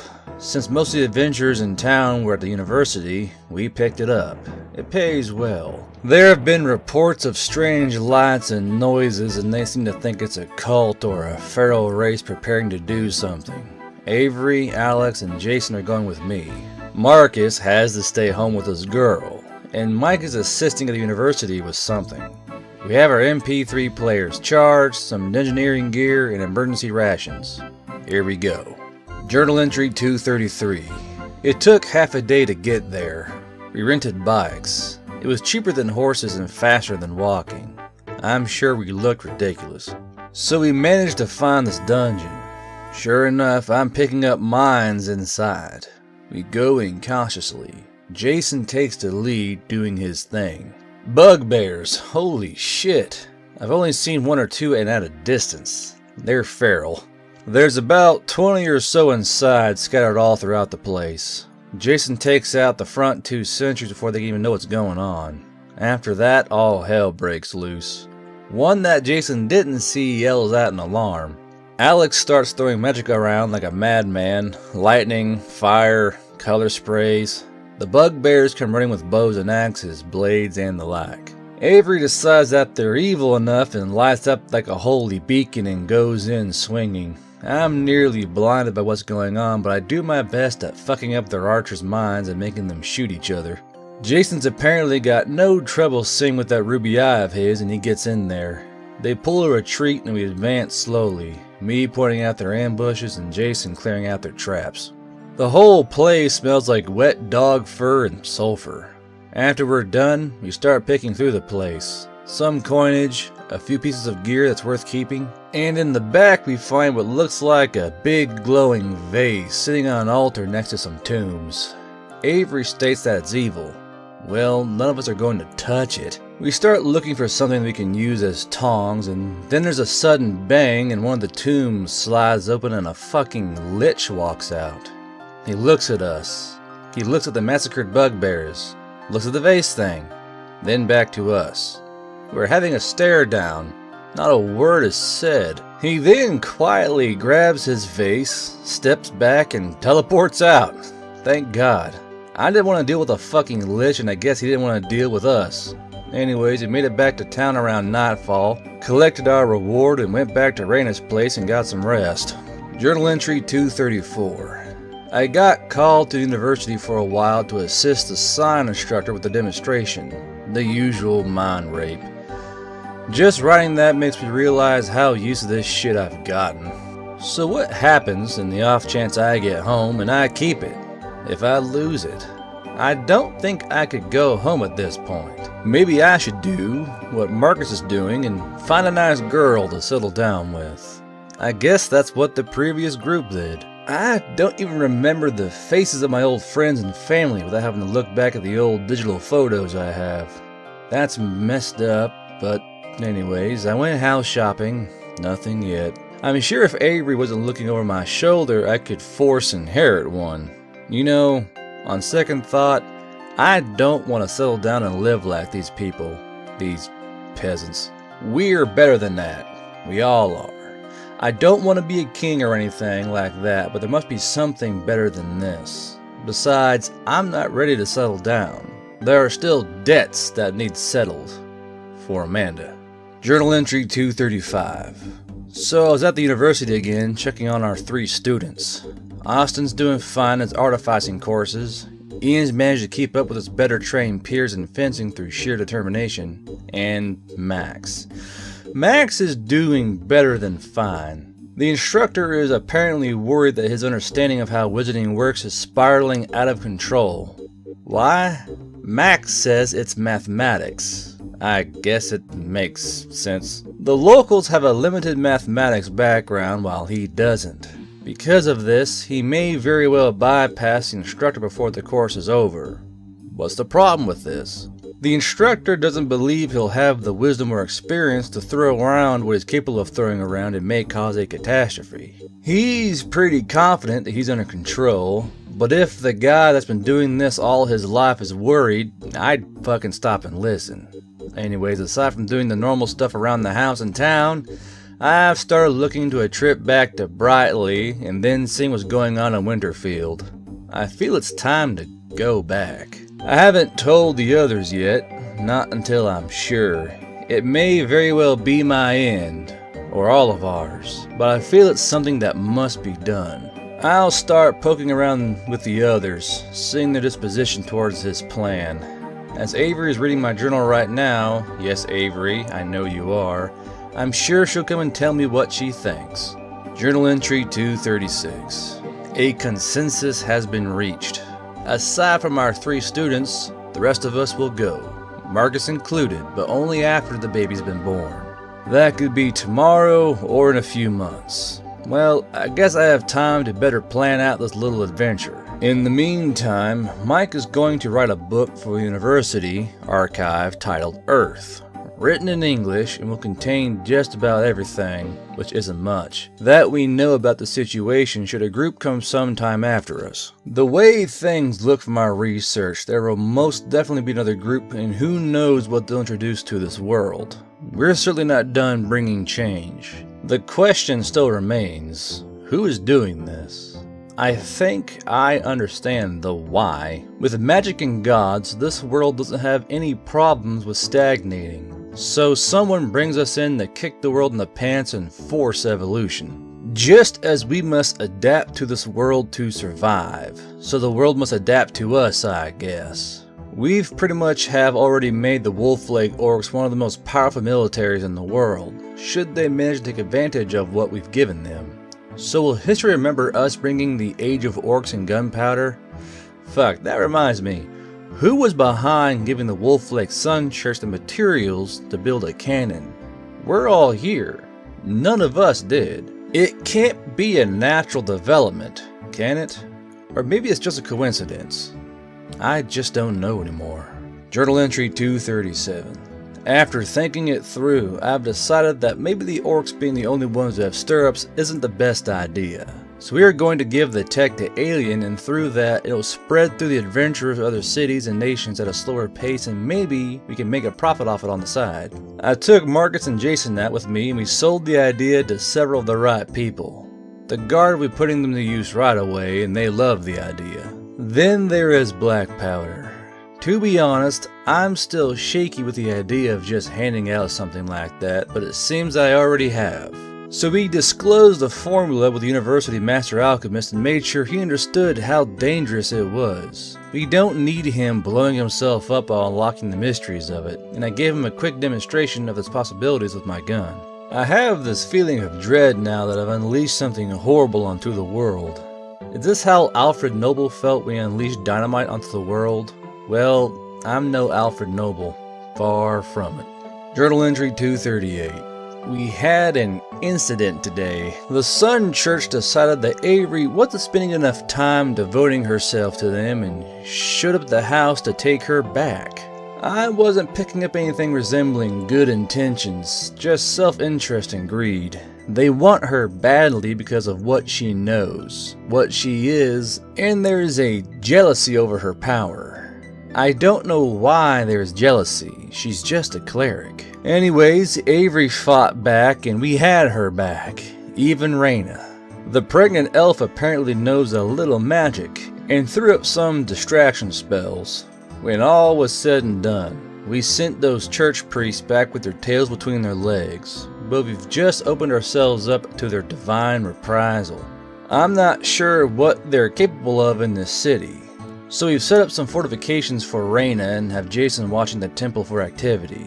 In the meantime, we gathered and watched Strange Days again. We had to explain everything to Marcus's girl, and I know she didn't understand even a quarter of it. She was bleeding confusion the entire time. Speaking of her, she's got the weirdest mental signature. Might be a side effect of the pregnancy. Journal entry 239.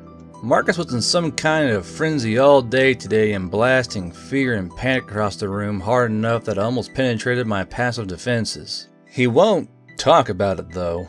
Well, whenever he's ready, I guess. Maybe the fact that he's going to be a father soon sunk in. Maybe he saw another old girlfriend in town. I don't know.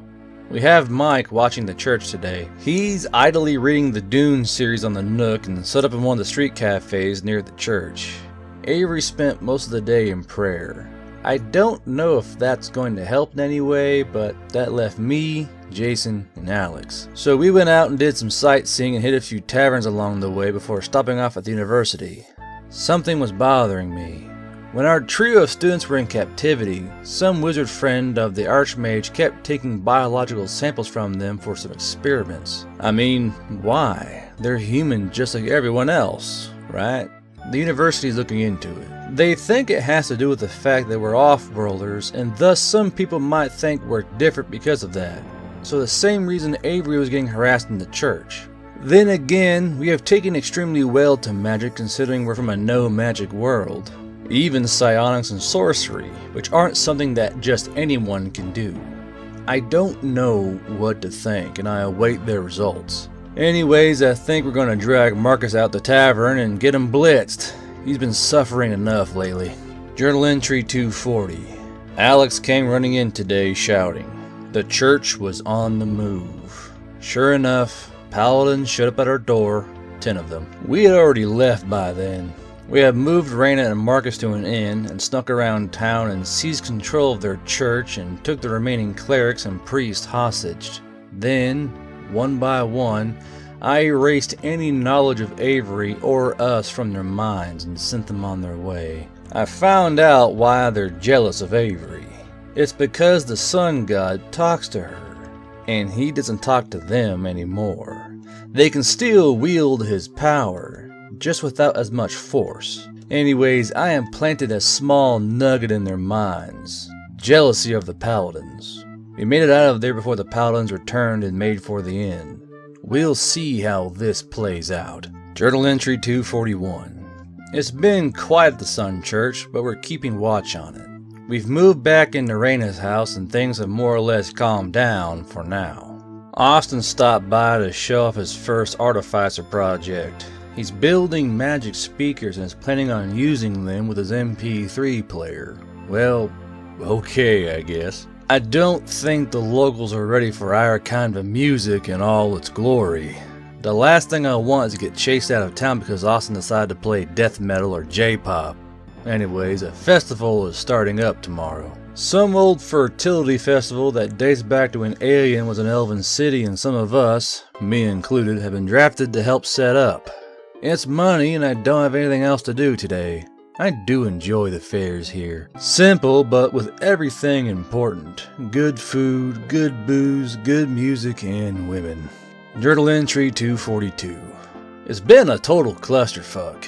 The fair started today and we all go out to attend. So I'm flirting with some pretty redhead when suddenly there's a scream of pain. Reyna's water burst and she's failing it. Marcus dishes the stage. Avery recognizes one of the midwives in the crowd and we haul ass to a nearby inn, clear the table, and set her on it and assist in any way we can. The only painkillers we had was booze, unfortunately. So she's pushing and screaming, and this goes on for hours, and then it happens. It's a boy, Marcus's son. It's amazing. And then a fucking dragon smashes the inn and flies away, shooting fire everywhere, wrecking the fair, panicking the streets, guards swarming the area, adventurers shooting magic into the sky. The dragon just flies off. We dig ourselves out of the wreckage of the inn. No one was injured, but we can't find Raina. Marcus suddenly starts sobbing. We get them back to the house, and the midwife is currently helping deal with the baby. After everyone has calmed down, my mind clears enough to put 2 and 2 together. This is one seriously fucked up situation, and I don't even know where to begin. Journal entry 243. Raina returned today. I couldn't even touch her mind. Either way, she had some explaining to do, but she had other plans. First thing she demands is that the baby is named Katsukan. I think that's how it's spelled. Probably an apostrophe in there somewhere. Anyways, Marcus suddenly grows a backbone and demands that he be named Nathan. An epic argument broke out between the two that none of us wanted to get involved in. Screaming, hissing, magic gestures. We all decide it's a good time to not be here and go out the back with the baby and the midwife. After several hours, it suddenly goes quiet. Jason sneaks over and peeks through the window to make sure someone didn't suddenly get killed. Nope, they're both making out. When it was all said and done, they both got their way. Nathan Katsukan. Marcus apparently lost his surname in the fight. She then gives us an ultimatum. Get our stuff and get the fuck out of her house. Except Marcus. So we're back at another inn. Well, time to plan that trip, I guess. No time like the present. Journal entry 244. Alright, we made our plans. Our trip back to Winterfield. We're going to head the same way we took getting here originally. Cutting across the wilderness. Pay a visit to New Chicago. Resupply at Brightly, and then make our way to our destination. We managed to negotiate with Raina for Marcus. She's calmed down a bit, but she's still a bit pissy at us since we're still treating her the same, even though we know her secret. She's expecting to be worshipped or taken in awe and fear. Maybe she deserves it, but I'm certainly not going to give her the satisfaction. To me, she's still the elf groupie that got knocked up in the tavern. Probably not the appropriate things to say about Marcus's wife, but that's how I feel. Anyways, we still got some supply shopping to do. We let our 3 students know that we're up to. They wanted to come. But it's too dangerous. They need to be here. Journal entry 245. About a day's walk and we're still not out of the kingdom. We were set up in one of the farming settlement's inns for the night with some adventurers passing through. They came in from Ashvale and had been on foot and living off the land for 2 months. They seemed in good spirits and somehow ended up in a drinking contest. I don't remember who won, but I woke up in their female shifter's bedroom, so I guess that's a victory of some sort. Maybe. Anyways, we're getting ready to leave. This will have been the last bed and warm meal that we're going to have for a few days. Journal entry 246. It's been several days. We were tromping through the woods when we break out into a clearing and there it is. New Chicago. The kobolds immediately panic and grab for anything they can use as a weapon until they realize who we are. So welcome to New Chicago, the kobold village. They have about 5 buildings built, each less ramshackle than the last, so they are improving. Their farmland is kind of a mess, so we're going to share some farming knowledge with them since they have the very basics down. We spent some time in one of their buildings regaling our adventures and hearing about their first year of struggle. They didn't manage to get their farm up in time for winter, but managed to survive on hunting and fishing, and once things froze over, they figured out ice fishing on their own from the nearby lake. There's a bunch of little ones running around, so I'd say this is a success so far. Good for them. Alex was a bit weirded out that we're so casual with the kobolds. The only ones he's ever met were the feral or bandits. Avery had no problems since she's used to us making friends with the odd tribal or two. So we're staying an extra night to make sure they get all this farming knowledge down and see if we can give suggestions on how to improve their construction. Journal entry 247. Well, we said goodbye to our kobold friends and headed back to the wilds. We were escorted to their border by a few of the rangers and off we went. Sure, they may smell, but they're alright little people. Maybe one day, when they become a city, they'll start their own trade route to Alien. God, I hope Marcus doesn't bed one of them. Anyways, tonight though, we're camped at the foot of the mountains. We have a short distance to cross over. Last time it took 2 to 3 days if I remember right. It was also cold at the time. It's a lot warmer this time, but the winds are pretty strong. We gathered up and watched Strange Days. We've taken up almost ritual behavior with watching it. Things we say and do during specific scenes. It's creepy looking back on it. On the other hand, it gave me an idea. So what if we start publishing plays based off Earth movies or Earth plays? That'd be amusing. If I were feeling particularly evil, I could unleash Rocky Horror unto this world. Journal entry 248. We are in the mountains and camped out in the shipwreck. It was fun watching Alex try and figure out how this got up here. He figures some kind of misfired greater teleportation effect. We marked our passing inside again, and just as we were about to start cooking, the Rhine-Graf spymaster appeared and was immediately stabbed in the face by Jason, who was apparently ready for him. He vanished again. It was so fast Alex didn't even recognize or realize something's happened. So how did Jason know he was coming? I asked. He just shrugs and smiles. What the fuck? After I managed to calm down and after dinner, we sat around the fire and saw who could make the most outlandish tale as to how this regular ship managed to crash in the mountains, hundreds of miles from any body of water large enough to hold it. Mike won with the tale of demons and devils gambling, sea elven tsunami cannons, and alien intervention. The guy's got an imagination. Damn.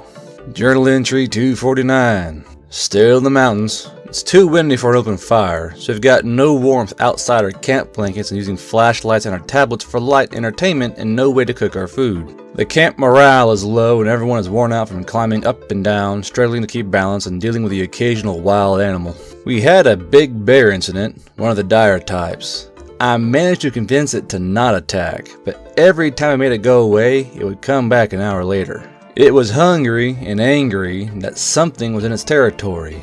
Very primal instincts, very raw, pure feeling, but dangerous. We finally had to put it down with spells and bullets, or we'd be at risk at getting attacked all through the night. Went over the map. We should be out of the mountains tomorrow and be at Brightly a few days after that, possibly a week depending. It'll sure be nice having beds again. Journal entry 250. So we make it out of the mountains and are tromping through the woods when I start feeling this odd presence again. It's hard to describe, but I can't focus on it. Then blam, we walk right into a beehive. Fucking bees. Mike panics, screams that he's allergic, and starts blindly throwing black fire everywhere. The man who threw down and went toe to toe with an archmage and consorts with demons, and he's terrified of bees. I try and bring up the concentration to help him gain control while I'm being stung. We make it out covered in bee stings and Avery's still working at trying to heal them all. God damn it. Anyways, we should have stumbled onto the goat path we followed last time by now. We may be a bit off course. Journal entry 251.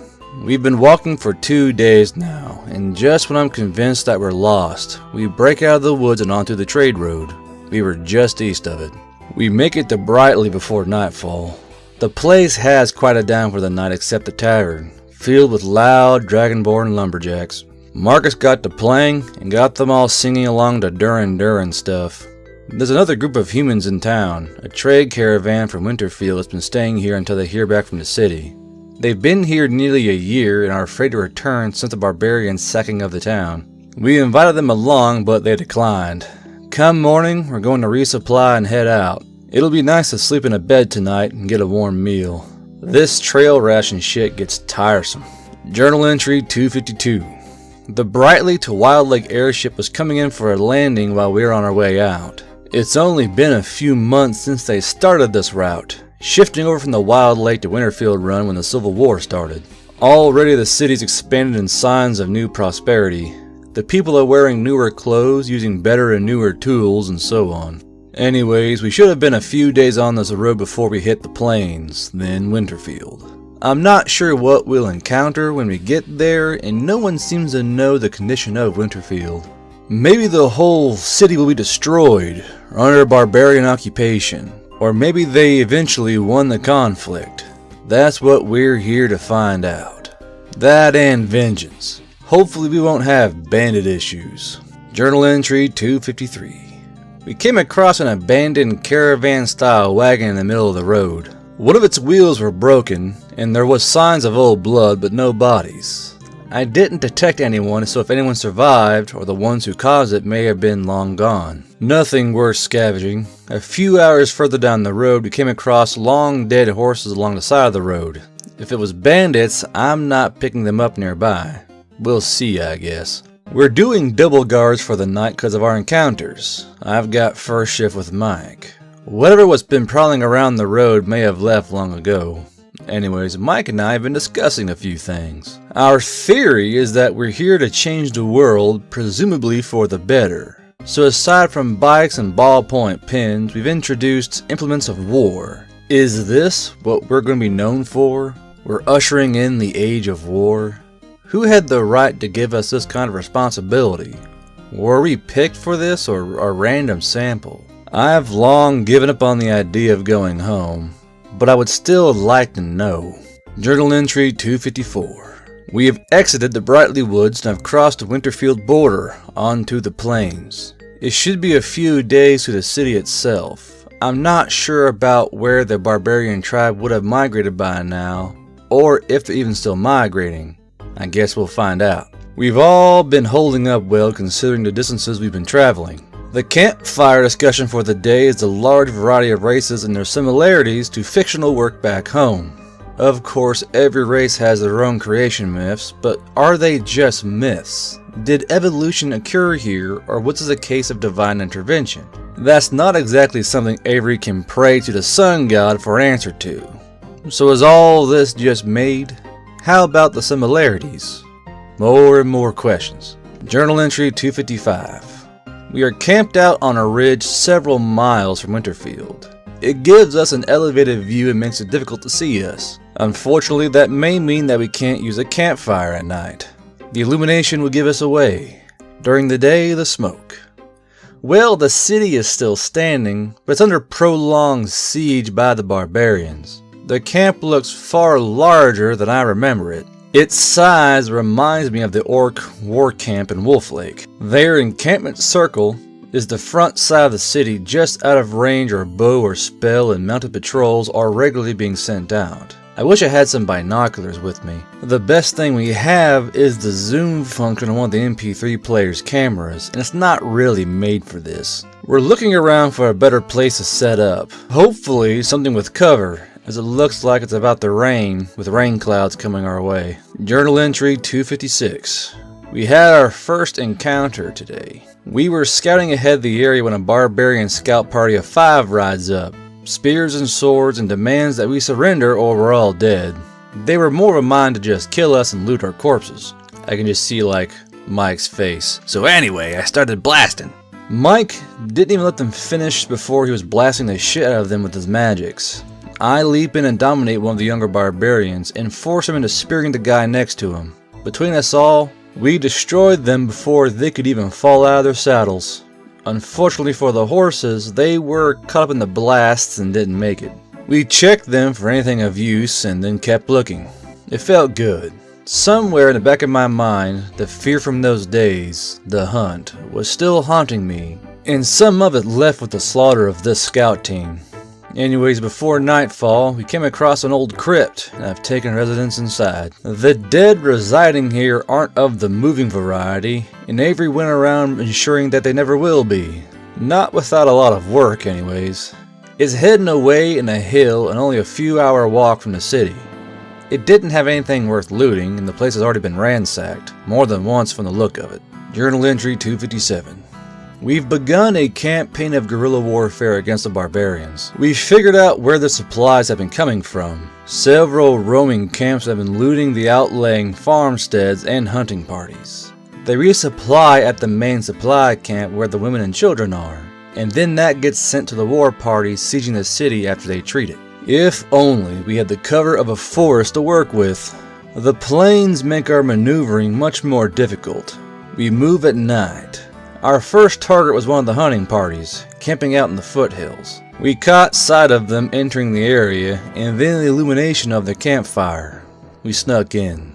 They were a band of 3, armed with bows, javelins, and a series of knives, and 1 man on watch. We got in close enough without them detecting anything. That alone took a while. Once I got in range, I dominated the one on guard duty, and made him bring us the weapons of the others while Jason and Marcus went in to kill the 2 in their sleep with their blades. I could have had the captive kill his compatriots, but killing one might wake the other and cause unnecessary complications.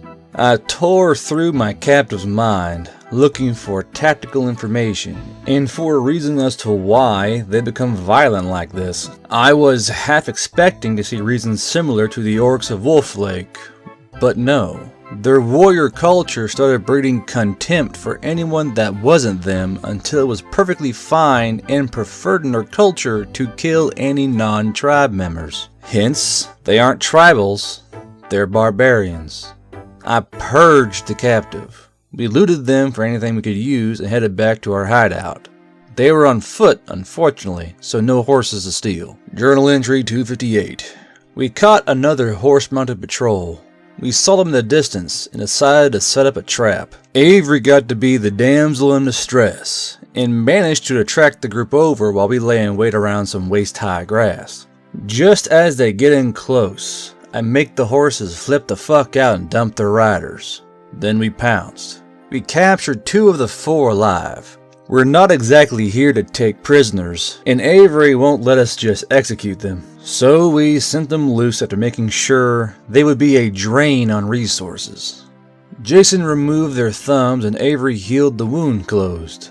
I purged their memories of us, of what happened, though I made sure one of them believed that they devoured their 2 compatriots and their missing digits over the course of the night. Not sure how that will bake in, but it's sure to cause some chaos. In the meantime, we're back in our dungeon base trying to figure out a more permanent solution to enemy captives, since we don't have the resources for our POW camp. Our loot for the day, some more gear,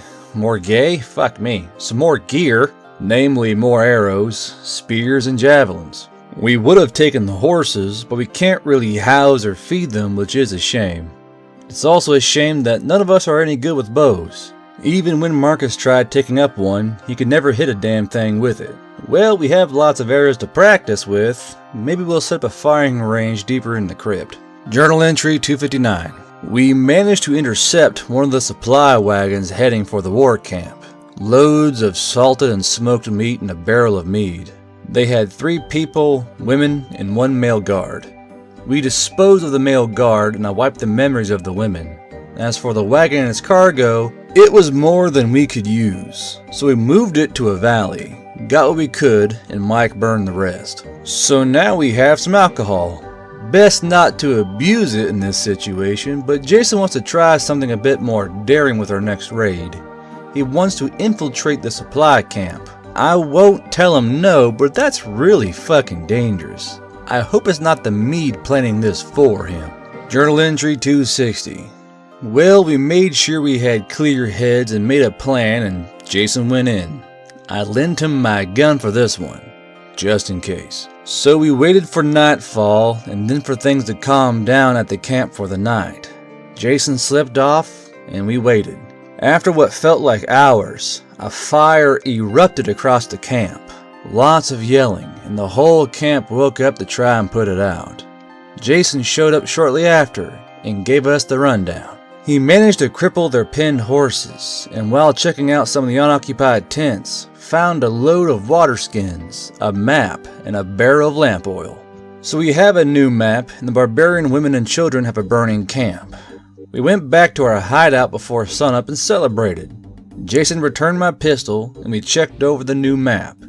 It only covered the general area of Winterfield, but it was in greater detail than my continental map. Journal entry 261. I guess we were followed. Either that or one of the scouts heard our celebration.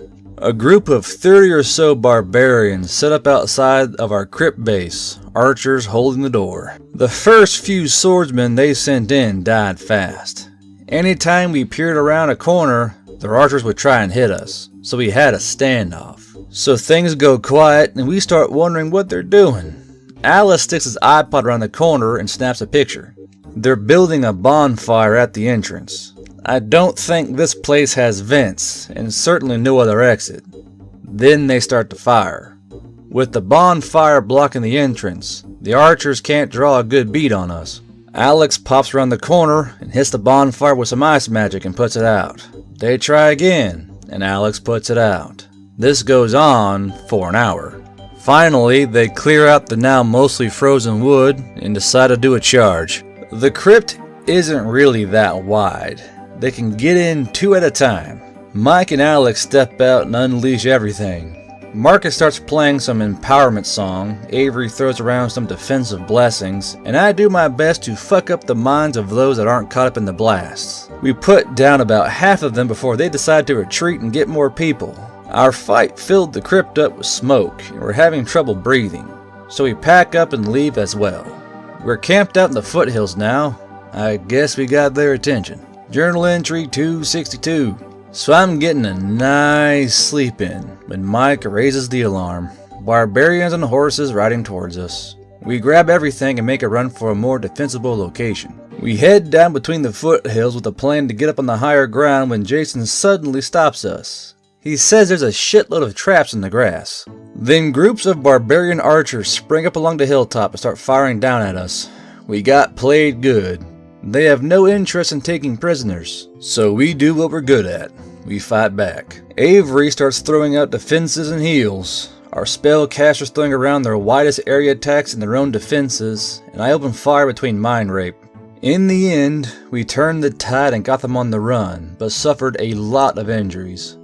Jason's Kindle caught a few arrows and won't start anymore. Mike's MP3 player was smashed. Avery's so burned out that we're still not fully recovered. I'm a bit lightheaded from blood loss. I don't know how we'll manage if they come at us like that again. Journal entry 263. It feels good to not have any open wounds anymore. Thank God for Avery. Thank the sun god, I guess? We ran into another patrol over the night while we were relocating and took them down. We captured 4 horses and we've taken to riding them. Some we have to double up on, so we're slow going, but at least we're going. No stirrups. Well, we have gotten their attention. The patrol was looking for us specifically. I wonder how much we're managing to pull away from the main siege force.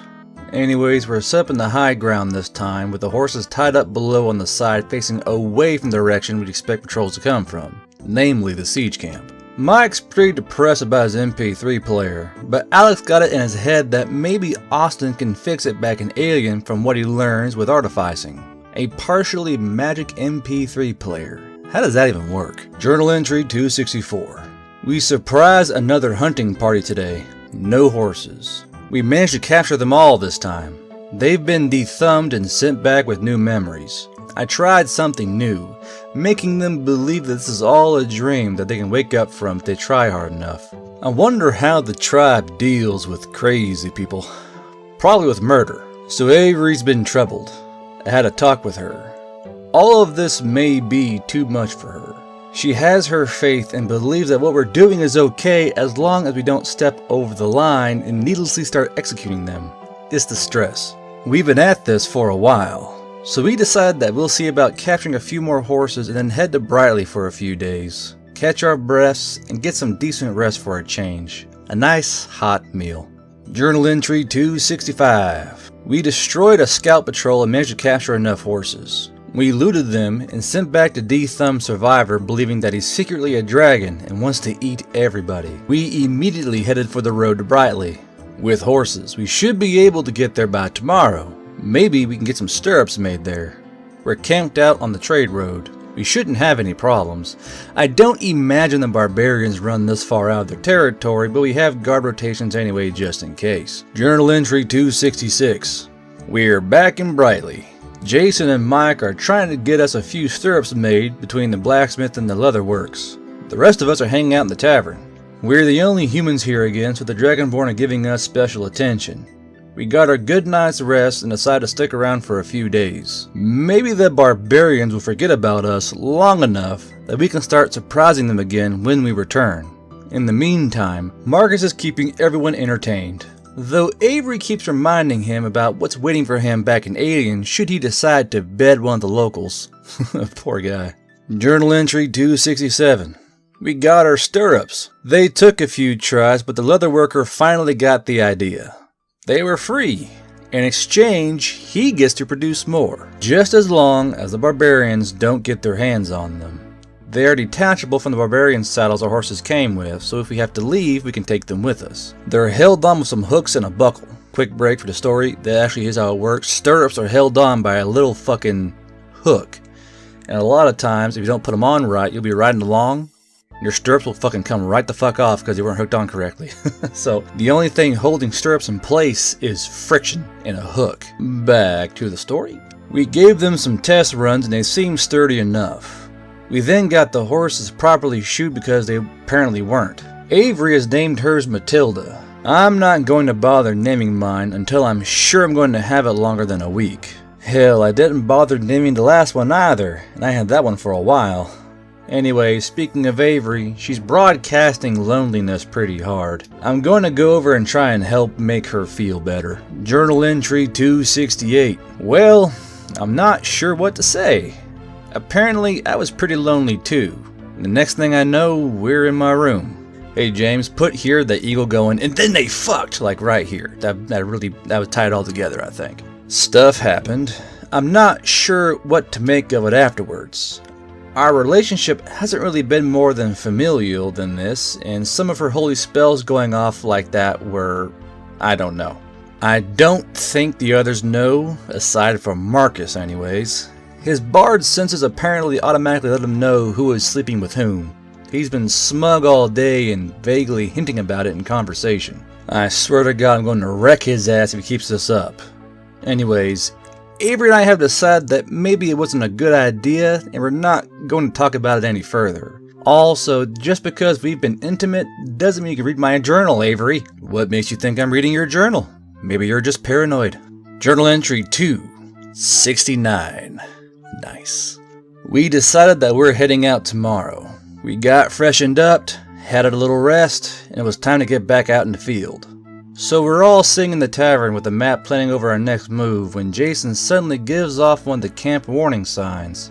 Suddenly, the Rhinegraf spymaster appears. Jason immediately disarms him and we tackle him to the ground. Mike starts tying him up. We caught the motherfucker. He won't talk and I can't get anything out of him. It's like his mind isn't even there. So we drag him out back. We decide we're going to torture him. We only know one method that doesn't involve cutting things off or pointless threats and hot pokers. We waterboard him. Nothing seemed to happen at first. Then we realize that he doesn't breathe. Avery tries hitting him with one of her anti-undead spells and nothing happens. He starts laughing at us and says he'll see us next time. Then his throat exploded, spraying us with blood, and then his body vanished, leaving the ropes behind. Fucking hell. Journal entry 270. We're back on the road, and should be back in Winterfield by tomorrow. The damnedest thing happened while on the road. We're riding along, and suddenly all our wireless devices pick up an ad hoc Wi-Fi signal. We pull to a stop, and it vanishes. I don't feel anyone around. Jason doesn't see anyone or anything. We tie up our horses and scour the bouldering woods for several hours before giving up. Maybe it was some kind of atmospheric or EM disturbance. I don't know how to explain it. We rode on at a good clip to make up for our time before nightfall. Mike is digging through Avery's laptop to see if anything was moved by the connection, but it doesn't look like it so far. It got me thinking though, is it possible that anyone from the last group is still around, using magic of some sort to stay young? If so, Wouldn't they have tried to make contact yet? So what if I was in their shoes, ageless somehow, and starting to hearing about more Terrans showing up?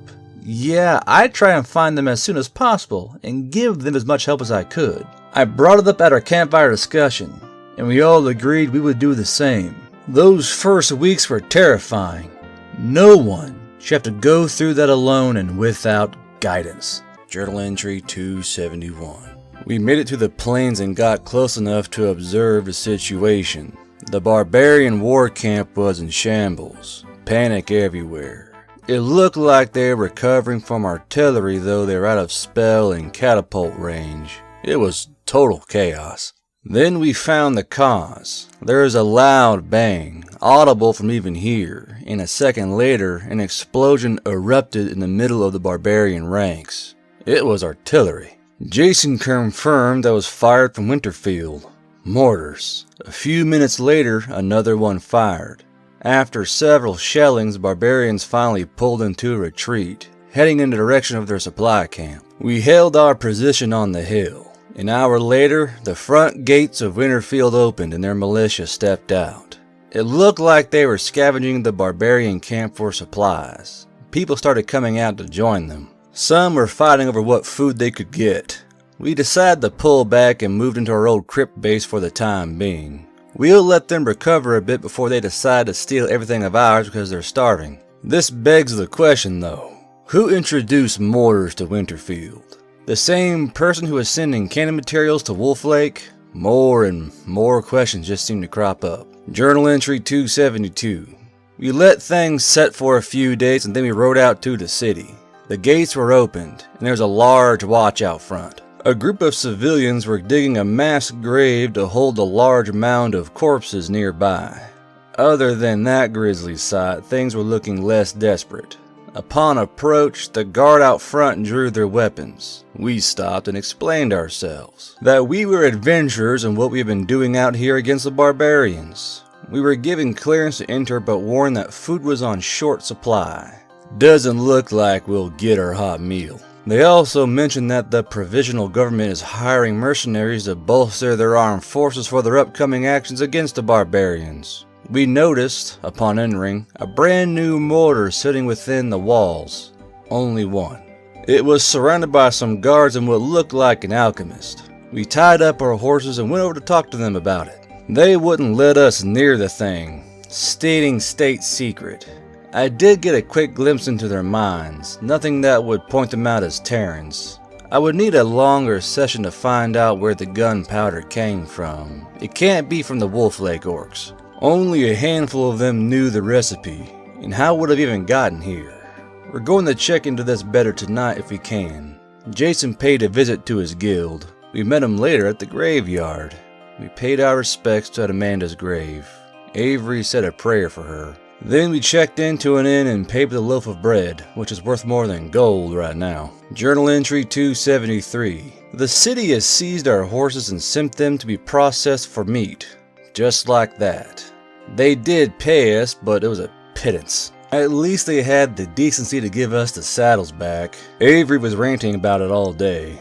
So before we had anything else seized from us, we decided that we weren't done with the barbarian issue, so we signed up as mercenaries. The pay looks to be pretty good and we get free rooming. Food is another problem because of shortages in the city. They're already running up to Brightly to see if they can get anything shipped over. So we're quartered with two other adventuring groups who were both trapped in the city when the siege began, who had been on their way to Alien at the time. Several warriors, some spellcasters, a money paladin, and a cleric of the Peace Church. We all got to know each other, related stories, and so on.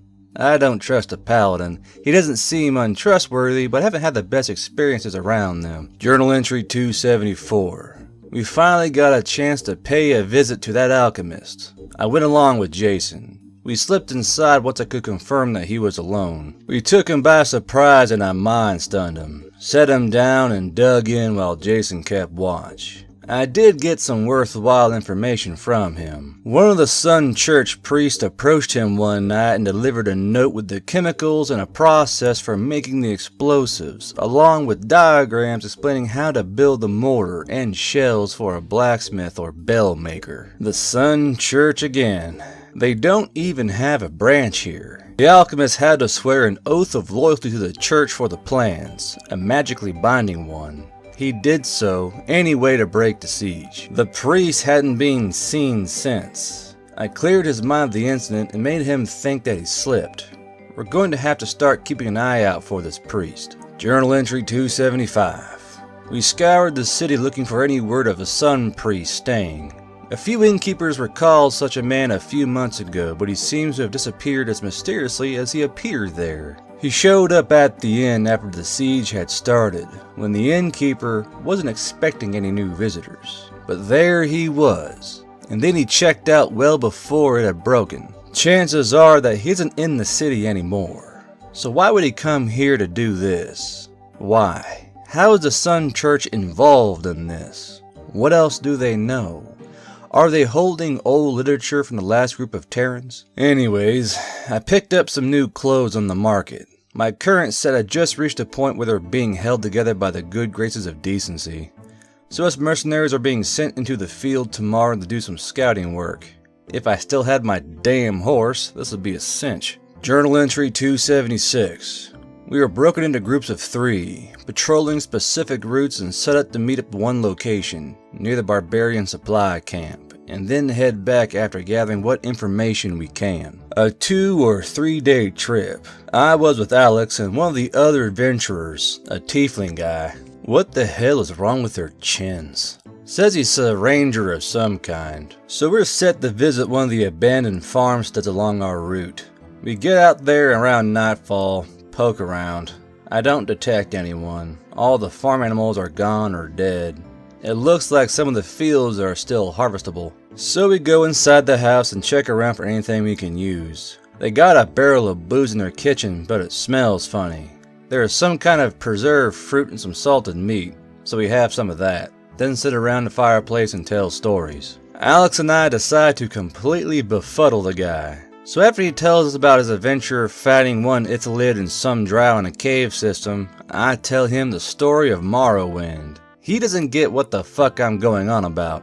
Alex decides to one-up me and tells him about the Emperor of Mankind, except he's using all the local races. He thinks we're both insane now.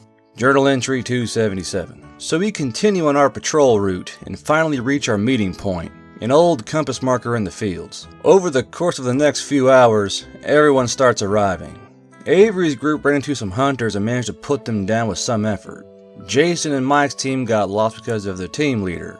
Marcus amusingly got stuck with both a cleric and a paladin. He wasn't happy. I think this is the longest he's gone without getting any. We exchange notes and head over to see what the barbarians are doing in their camp. They're all in some kind of huge ritual with dancing around a totem of corpses, smoke, and chanting. Mike's under the impression that's some kind of weird devil summoning. We quickly leave and continued to travel through the night.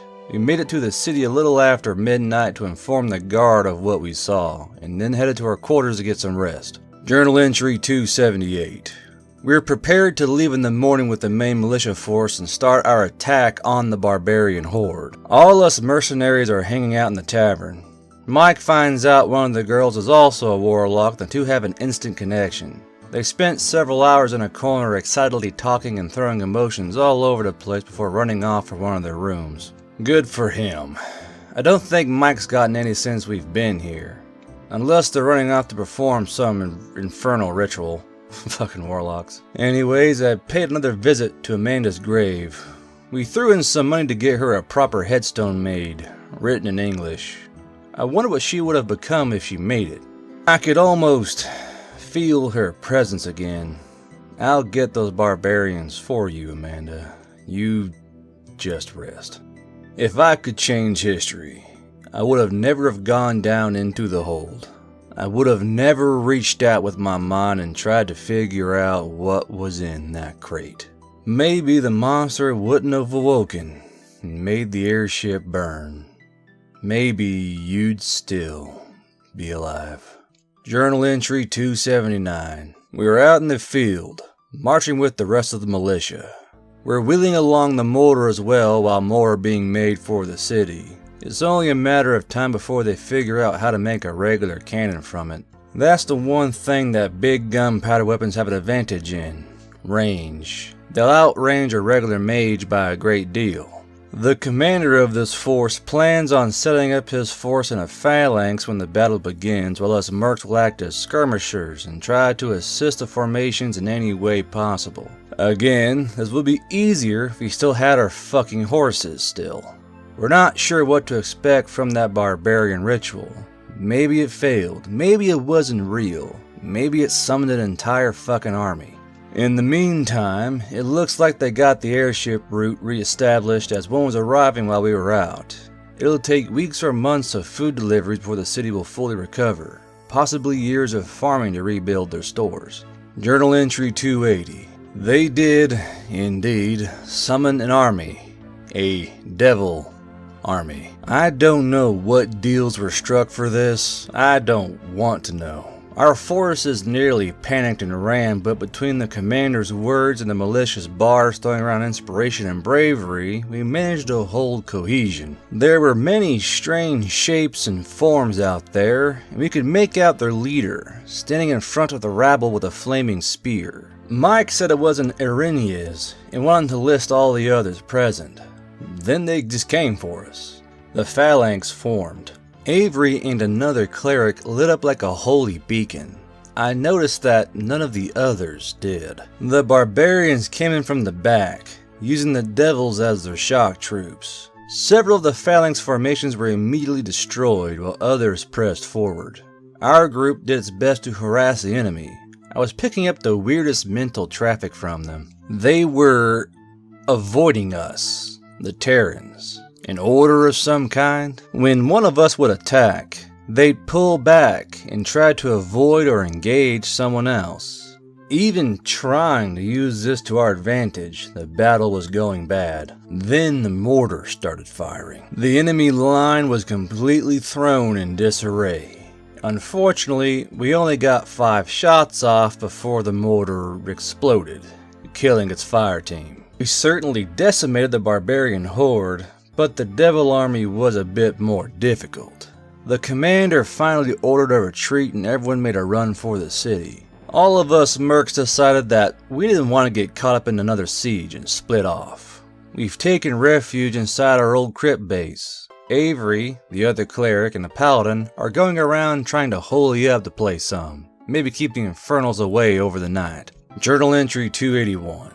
Luckily, we had no infernal visitations over the night. We do have a plan of action though. Mike and his warlock girlfriend believe that the barbarians are the anchor keeping the devils here through their ritual. If we kill them, or at least the right ones, the army should dissolve, or they'll return to wherever they go. With that in mind, we packed up and headed for the barbarian camp. A horde of adventurers off to save the day. On the way, we noticed that the devil army was sieging Winterfield pretty hard, as we had expected. The rain of arrows from the walls was barely keeping the devil forces from attacking. The devils had no siege machines with them, though I suppose some of the larger ones could count as living siege engines. I'm not sure how long it would take for the city to produce more mortars, but they probably didn't have enough time, and I doubt they'd be in any condition to deal with a devil invasion of the town when the gate inevitably fails. It probably doesn't help that we have most of the holy types with any kind of ability with us. Journal entry 282. We made it to the barbarian camp at nightfall. It looked like they're preparing another ritual with all the corpses from the battle of the day before. We made our move. Jason and the rest of the sneaks went ahead to silence the guard. The rest of us moved in when we got the signal. All hell broke loose. Our hell, this time. All our spellcasters unleashed upon the ritual performers. The rest of us picking off anyone who wandered out of the blast zones. After the spellcasters blew their load, it turned into a real battle. We were outnumbered, but we had every other advantage. We let the non-combatants flee, the non-warrior women and children, and pets. When the sun came up, we held the camp. We had casualties and many wounded. No Terrans died this night, though Alex ended up with several broken bones when he ended up wrestling a barbarian, and Mike was debilitated by the tribe shaman's magics. Our clerics and paladins were healing everyone as best as they can. In other news, I found out why the local scions shaved their heads. By late battle, I was starting to burn out. I gave my last good concentrated mind rape blast, my last bit of everything, and then my hair caught on fire. I got it out in time, but I'm going to have to be more careful about this. I am not shaving my head. Journal entry 283. We have horses again. After we got everyone that we could get back on their feet, we took the barbarian horses and rode out to the city to see if our plan worked. Well, it did, kind of. Only a quarter of the devils remained, and they looked disorganized. We made our plan and rode in. Our spell slingers started hitting them from range, our clerics putting up their divine barriers and whatnot. The city militia took our cue, opened the gates, and went out in force while the rest of us engaged the devils. Again, they were avoiding us Terrans, but that didn't stop us. By the end of the battle, the devils had dissipated. We all had injuries of some sort, mostly burns, but damn, it felt good. The barbarians were no longer an immediate threat to the region, and we actually saved a city. Of course, they still took our horses for food, but we got paid a little better this time. We got our merc pay as well. Considering all the effort we put in, and our losses, I feel like we've been shafted. I can understand that the city doesn't have much to offer right now, I guess. Journal entry 284. Things are doing better around town with the immediate threats put down. The militia went over and raided the barbarian camp for anything left behind and brought back some supplies that should help. The farmers are returning to their farmsteads. The other adventure teams are sticking around a few more days before heading to Alien. We told them of New Chicago and warned them they'd better not fuck around with its inhabitants. We should probably be going with them, but I don't think any of us are ready for another weeks-long voyage across the wilderness. I think we're all just exhausted. We did complete what we set out to do, and it was a lot of work. We do have some peace of mind, at least. I paid a visit to Amanda's grave, had a talk. I know it's silly, but I swear I felt her presence, her standing there listening. Anyways, I'm going to run off and meet up with Jason, Marcus, and Alex. Jason wanted to explore the castle, as it's currently not being used. Avery doesn't like the idea, and Mike is doing the warlock thing with his girlfriend. The provisional government closed the castle down when they formed, and have been running everything from a repurposed courthouse in the middle of town. Maybe there's something of value inside. Journal entry 285. We spent hours going through that damn castle. It's been ransacked pretty hard already, probably during the city's Civil War. After a few hours, we finally just gave up and hung around the throne room for a while. The throne had been destroyed for whatever reason. I don't remember being covered in anything valuable, so maybe it was just in spite. Anyways, after a few minutes, Jason says he sees something, and goes over and starts playing with one of the back walls. Sure enough, there's a click and a hidden door pops open. Okay. We figure it's an emergency escape exit for the king. We grab our lights and head in. Well, the stairs go up, so it's not an emergency exit. We end up on the 4th floor in a room with no other doors but a few small window vents too small to crawl through. The floor of the room has a massive ritual circle painted on it, and what's more important, a portal sitting in the middle of it. Unfortunately, it wasn't a portal home. It looked like it exited out into a forest. Alex said it looked stable enough. He tied some rope to a chair in the room and tossed it through, to make sure it wasn't going to dissipate immediately and that we could return through it. We drew straws and I lost, so I got to go through first. Sure enough, there's a portal on the other side, so we could return easy enough. The portal exited out into a forest clearing. The whole clearing was in another ritual circle. Jason said it's an invisibility field. Alex thought it was some kind of repulsion field. What's more important though was that in the middle of the clearing, a small airship just sitting there with the Winterfield Royal Seal painted on the side. This was in fact an escape route. a way to leave the kingdom, one that must cost a damn fortune to build. We had a emergency team meeting. We still need the consensus of the others, but as far as the rest of us are concerned, we're going to graciously accept this gift for the loss of both sets of our horses and saving the city. Journal entry 286. We got the others over here and showed them our new prize. It took some convincing to get Avery to agree. She doesn't like the idea of running off with something this expensive, even if the previous owner is dead. So, first thing was first, making sure that it actually works. Well, we ran into our first problem. The magic key fob was missing.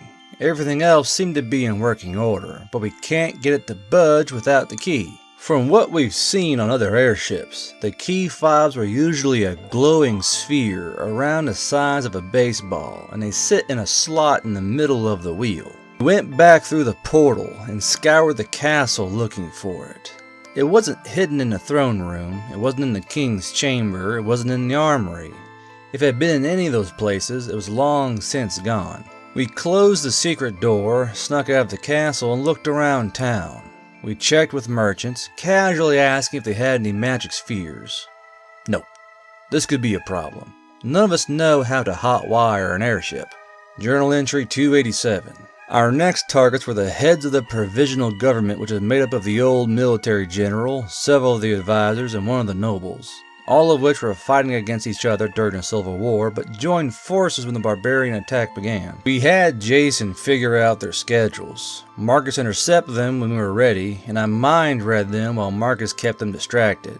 Only one of the advisors knew anything about the airship, and I think he may have forgotten about it. No idea what had happened to the key. Last he knew of it, it was in the throne room. I made sure he wouldn't remember the airship, and we continued our search. We hunted down personal servants, elite guard, Jason asked the Thieves Guild. Nothing, and no sign of the royal artificer who may have built the thing either. He's presumed dead in the Civil War, and his house burned down. Figures. Journal entry 288. So come morning, Marcus says he has an idea. The king had an ugly concubine, a curvy half-orc girl with a bad case of man-face. She would have access to it and may have been close enough to know of its existence. We managed to track her down to a small residence, relatively close to the castle. So Marcus goes up and knocks on the door, and she comes out. Sure enough, she's got the damned fob. She drilled a hole in it and was wearing it like a big glowing medallion on a necklace. Anyways, we grabbed it and I erased the whole thing from her head. Yeah, we pretty much keep shitting up this poor girl's life. We killed her sugar daddy, and now we're running off with her memento of him. I tried throwing in some happiness and dropped in the seed of determination to start anew. Maybe one day, with a mask or a cloth sack, she can attract a new man into her life. Anyway, while we're preparing, I stopped by Amanda's grave to say goodbye. I could have sworn she answered me back. Wait, what? We need to look into this. Journal entry 289. So someone read my journal last night. We were supposed to be flying out of here, but Avery seems to think that I'm making mental contact with Amanda's ghost, which means she didn't pass properly. Avery ran off to borrow some books from one of the local churches while I sat around at the gravesite trying to make contact. I definitely felt something out there. So Avery returns with her books and we pore over them trying to figure out what can be done. We found a ritual that will let her manifest. Avery's jittery about the whole thing, dealing with the undead like this, but it's something she has to do. Mike says it looks similar enough to one of his infernal rituals, that he can help, and he does. So we performed the ritual. At first there was something like a white smoke drifting around, and then it became more defined. It took on her form. It was Amanda, white and translucent. She's been here the whole time. Luckily, she hasn't gone insane. She couldn't talk, but I could feel from her. So we told her of our adventures. Alex going to Alien, Avery joining us in the New York campaign, our rescue of Austin, Max and Ian, Marcus and his wife and son, and our campaign against the barbarians. She was glad that we were all safe and making a life for ourselves. Then it felt like a burden was lifted from her and she faded away. She waved goodbye. Avery seems to think that she was worried about us and that was keeping her bound here. I hope she's getting the rest she deserves now in whatever afterlife she ended up in. Journal entry 290. We have gathered supplies and subtly moved all of our stuff to the castle and then to the hidden airfield. It took a good 2 hours to scrape off the damn Winterfield Royal Seal. We loaded up and then stalled before we realized none of us are qualified to fly this thing. We've seen airships piloted, but actually piloting them is a different matter. The controls look simple. A ship's wheel, an inset orb next to it that we think controls altitude by rolling it, and a lever that we think controls speed. We sat down on the deck and had a discussion of who was the most qualified of us to pilot it. After an hour of getting nowhere with that, Mike had an idea. Whatever happened to that captain we arrived with on our first trip here? Is she even in town anymore, and can she pilot airships? So Jason and I returned to the city and scoured for her. Sure enough, we found her, working as a tavern wench, saving for enough to start up her own land-bound trade route with Briley. She did in fact know how to pilot airships, and was more than willing to be hired onto our crew as long as we paid her more than what she was making at the inn. So we got a new member on the team. Airship pilot Marika Hajna. We got all loaded up again, detached from the air dock and lifted off. It was amazing. Then we realized we had no idea where the fuck we were. I figured we were in the woods between Winterfield and Brightly, but Alex pointed out that the trees were wrong. We could be north or west of the kingdom borders. We flew in wide circles for hours until we spotted the coast, so we had to have been west of Winterfield. We started by heading east, and by nightfall we were passing over the city, so we wasted a day. We came in and landed at the airship port and hoped that no one would recognize the ship. We registered at the dock for the night. There was no fee. Come morning we'll begin our trip to Alien. Maybe we'll take some passengers and make some extra money. Journal entry 291. Come morning, we took on a handful of passengers and their cargo and took off. It was cramped, even on deck, but we were fine. I calculated the direction to go and we took off. Jason is being tutored by our pilot on how to fly. He's definitely taken with her and I can see why. So a few hours into our flight, we all gathered and tried to decide what to name the ship. No one could agree on anything and I got quite heated. We limited names to 2 words or less. Avery wanted to name it the Enterprise. Jason wanted to name it the Golden Hind. Mike wanted the Beagle. Marcus chose Zero Gravitas. Alex wanted the Argo, and I chose Serenity. While we work out that problem, I figure we should arrive in Alien sometime tomorrow, unless we suddenly suffer a mid-air explosion or crash into the inconceivable. Our passengers think we're all insane from the friendly bickering, but they're holding up well. I'm thinking that maybe we can rent out our ship under our pilot when we're not using it, and rake in the money. We'll have to be careful not to piss off the Merchant Guild too much, but I figure maybe we can open up a temporary Alien to Brightly route. I'll talk to our pilot later about this, she's more experienced in these matters. Journal entry 292. We made it to Alien today, kind of. Everything was going fine. We were around 10 feet above the air dock when whatever keeps us in the air suddenly cut out.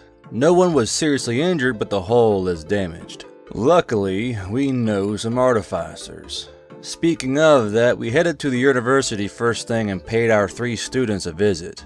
Austin is doing well and was apparently working on a magic steam engine with a master artificer when we arrived. Ian started training in some spell casting combined with his swordsmanship, something like an arcane fighter or duskblade maybe.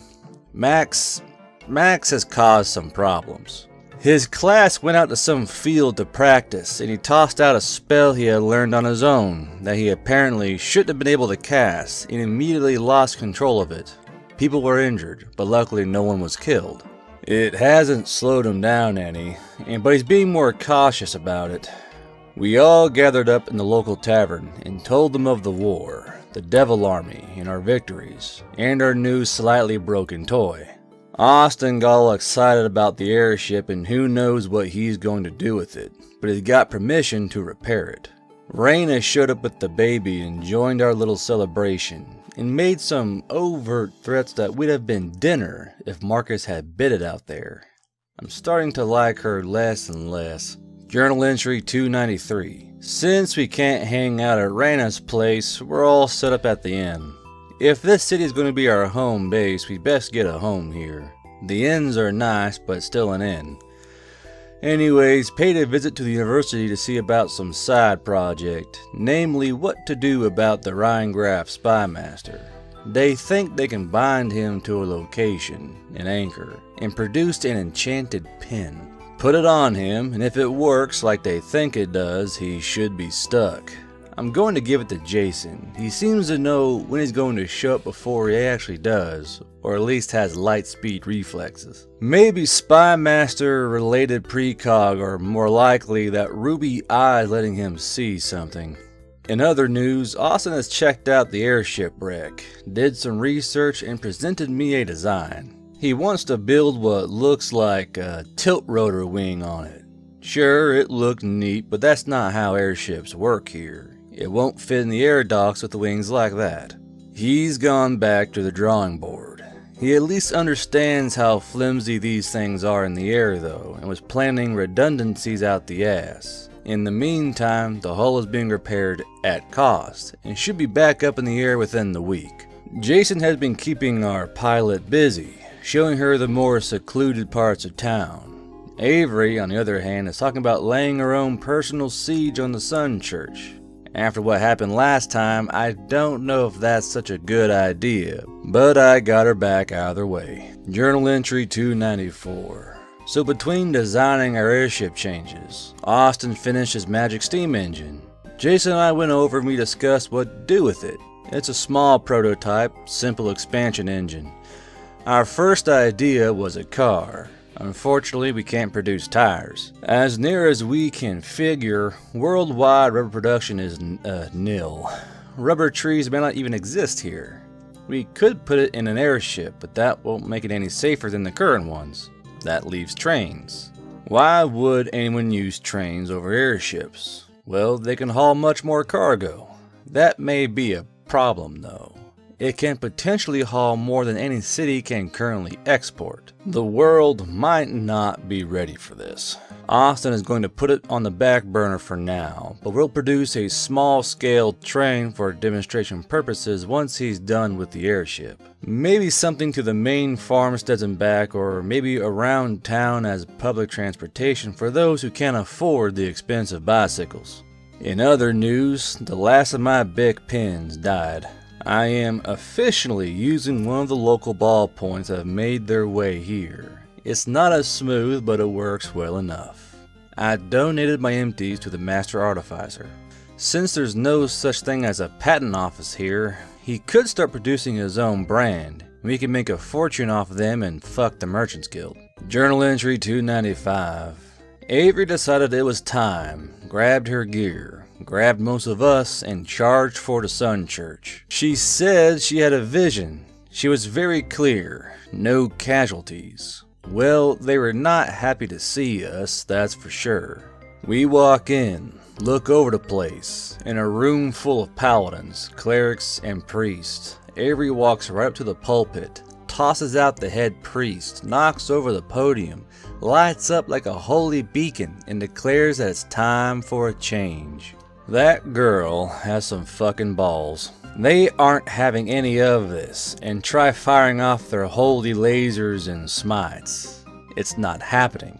They're all shocked. Avery starts laying down the laws as written, and how it's time to start following them again, to do as they preach. Anyone that tried getting close gets burned, even us. They were forced to listen or leave. About a quarter of them left with their iconography burned off, and from what I picked up, they were going to the Peace and Love Church to enlist. The rest were inspired, entranced by what she was doing. She went on for 4 hours. Hell, she's still going on. I don't know how to handle this.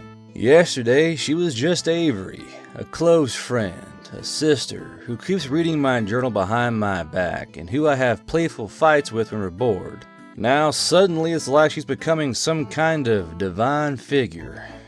How does anyone deal with this? Journal entry 296. Avery is still at the church doing her thing. It's really not my thing, so I slummed around town for a bit and then oversaw the airship repairs. It looks about done. Austin's been adding auxiliary/emergency engines to keep it in the air should the mains fail. So why do the mains fail?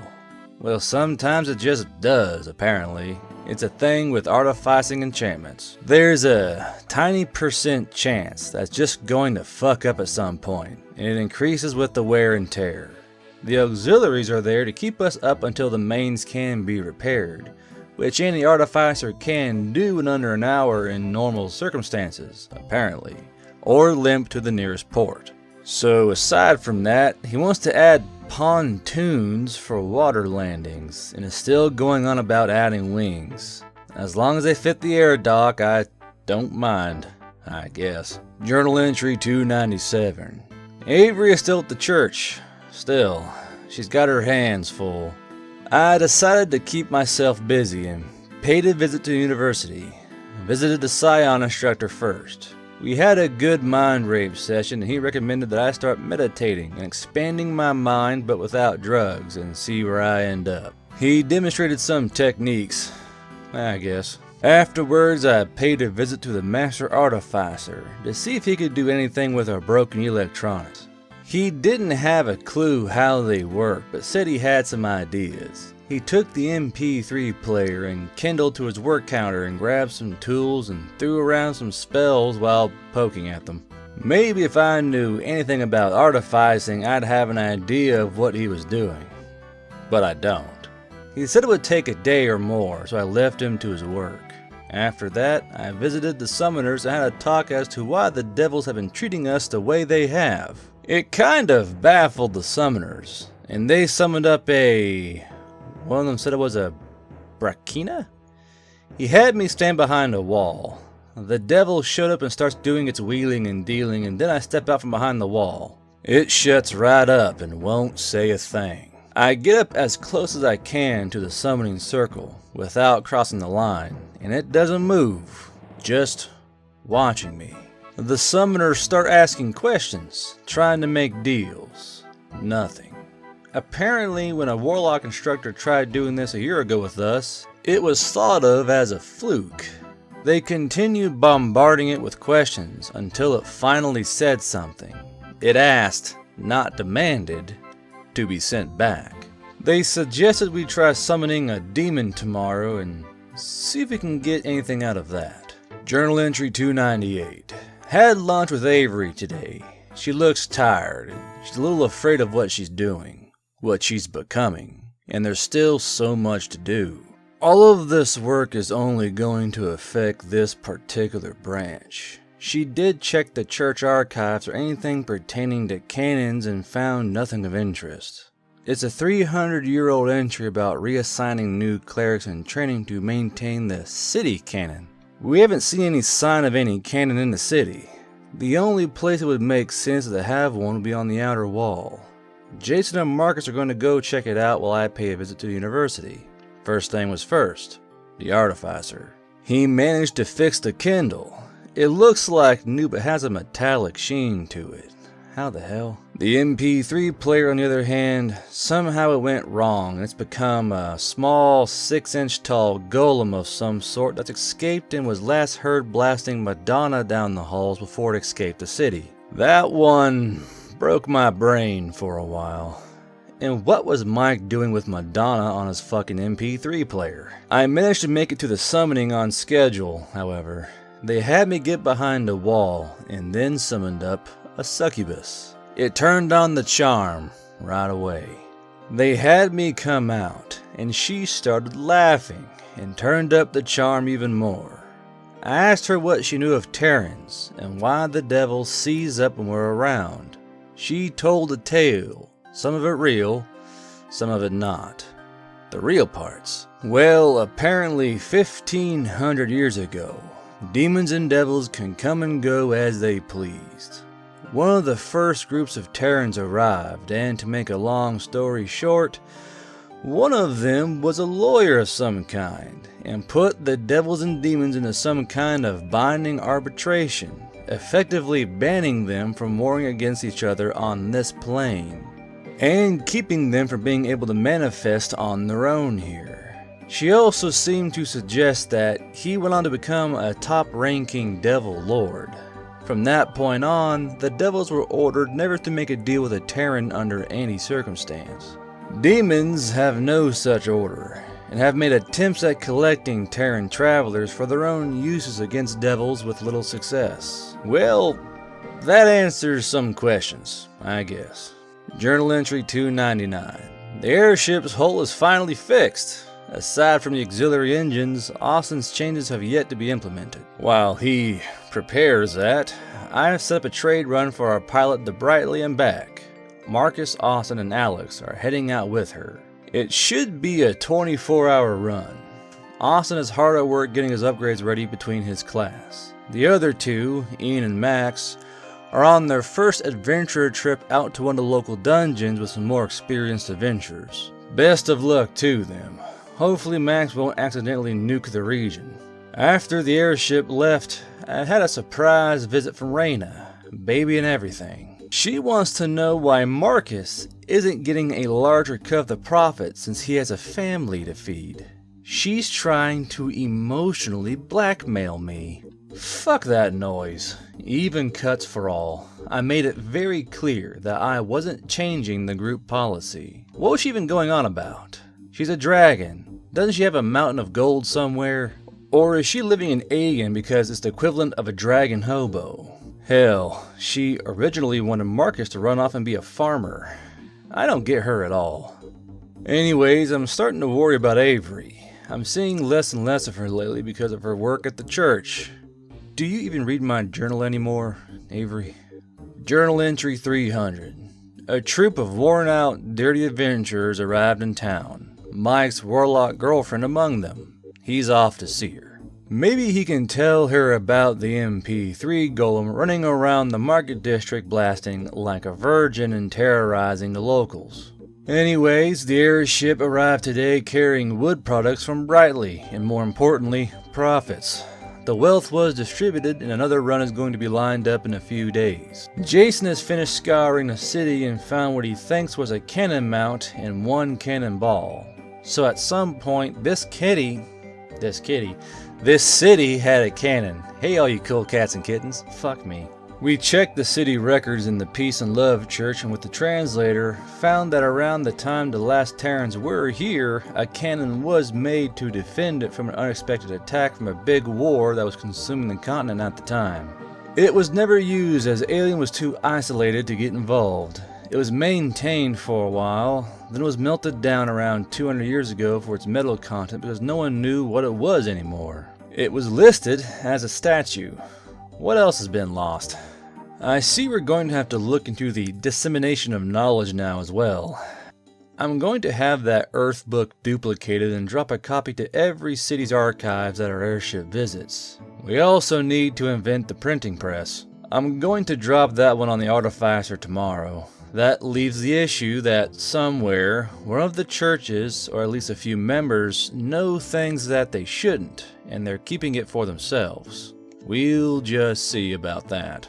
Journal entry 301. I paid a visit to the Master Artificer with Jason, and we told him all about the printing press. His eyes lit up, and not with magic. The possibility of not having to use messy copy pens or having to wait all day with the dupe box, he loved that idea. Of course, he's having the all-time consuming problem of too much to do and not enough time. He's thinking about turning his artificing class into a workshop to start churning out all these wonders we keep giving him, or at least start a second after-class group to do this. In other news, Austin finished the wings and attached them to the airship. Delta-style wings. We grabbed our pilot, Jason, Alice, and Ian, and went up to try it out. We can bank this airship now. The good thing is that we now have superb maneuverability. The downside is that it's easy to lose our footing and go falling over the side. Austin's going to work on that along with reinforcing them since they started vibrating when we got up to speed. So far, so good though. Afterwards we had lunch with Avery. She's looking better, more rested. We all had a long talk about what's going on. She's setting up some of her strong believers up to take over the church so she can move on to other things, like dealing with the other church branches. She wants to travel with us, so that's good. We discussed what we're going to do next, but nothing came to mind other than visiting other cities. It was a good lunch, even if that goddamn MP3 golem was somewhere nearby playing Don't Cry For Me Argentina the whole time. Journal entry 302. So I've been trying this meditation thing the Scion instructor suggested I do over the last few days, and I may have hit pay dirt. I'm sitting there and suddenly I'm floating through town, almost dreamlike. People are reacting to me in shock and surprise, and then I realize that I'm not in my body and instantly snap back. What the fuck was that?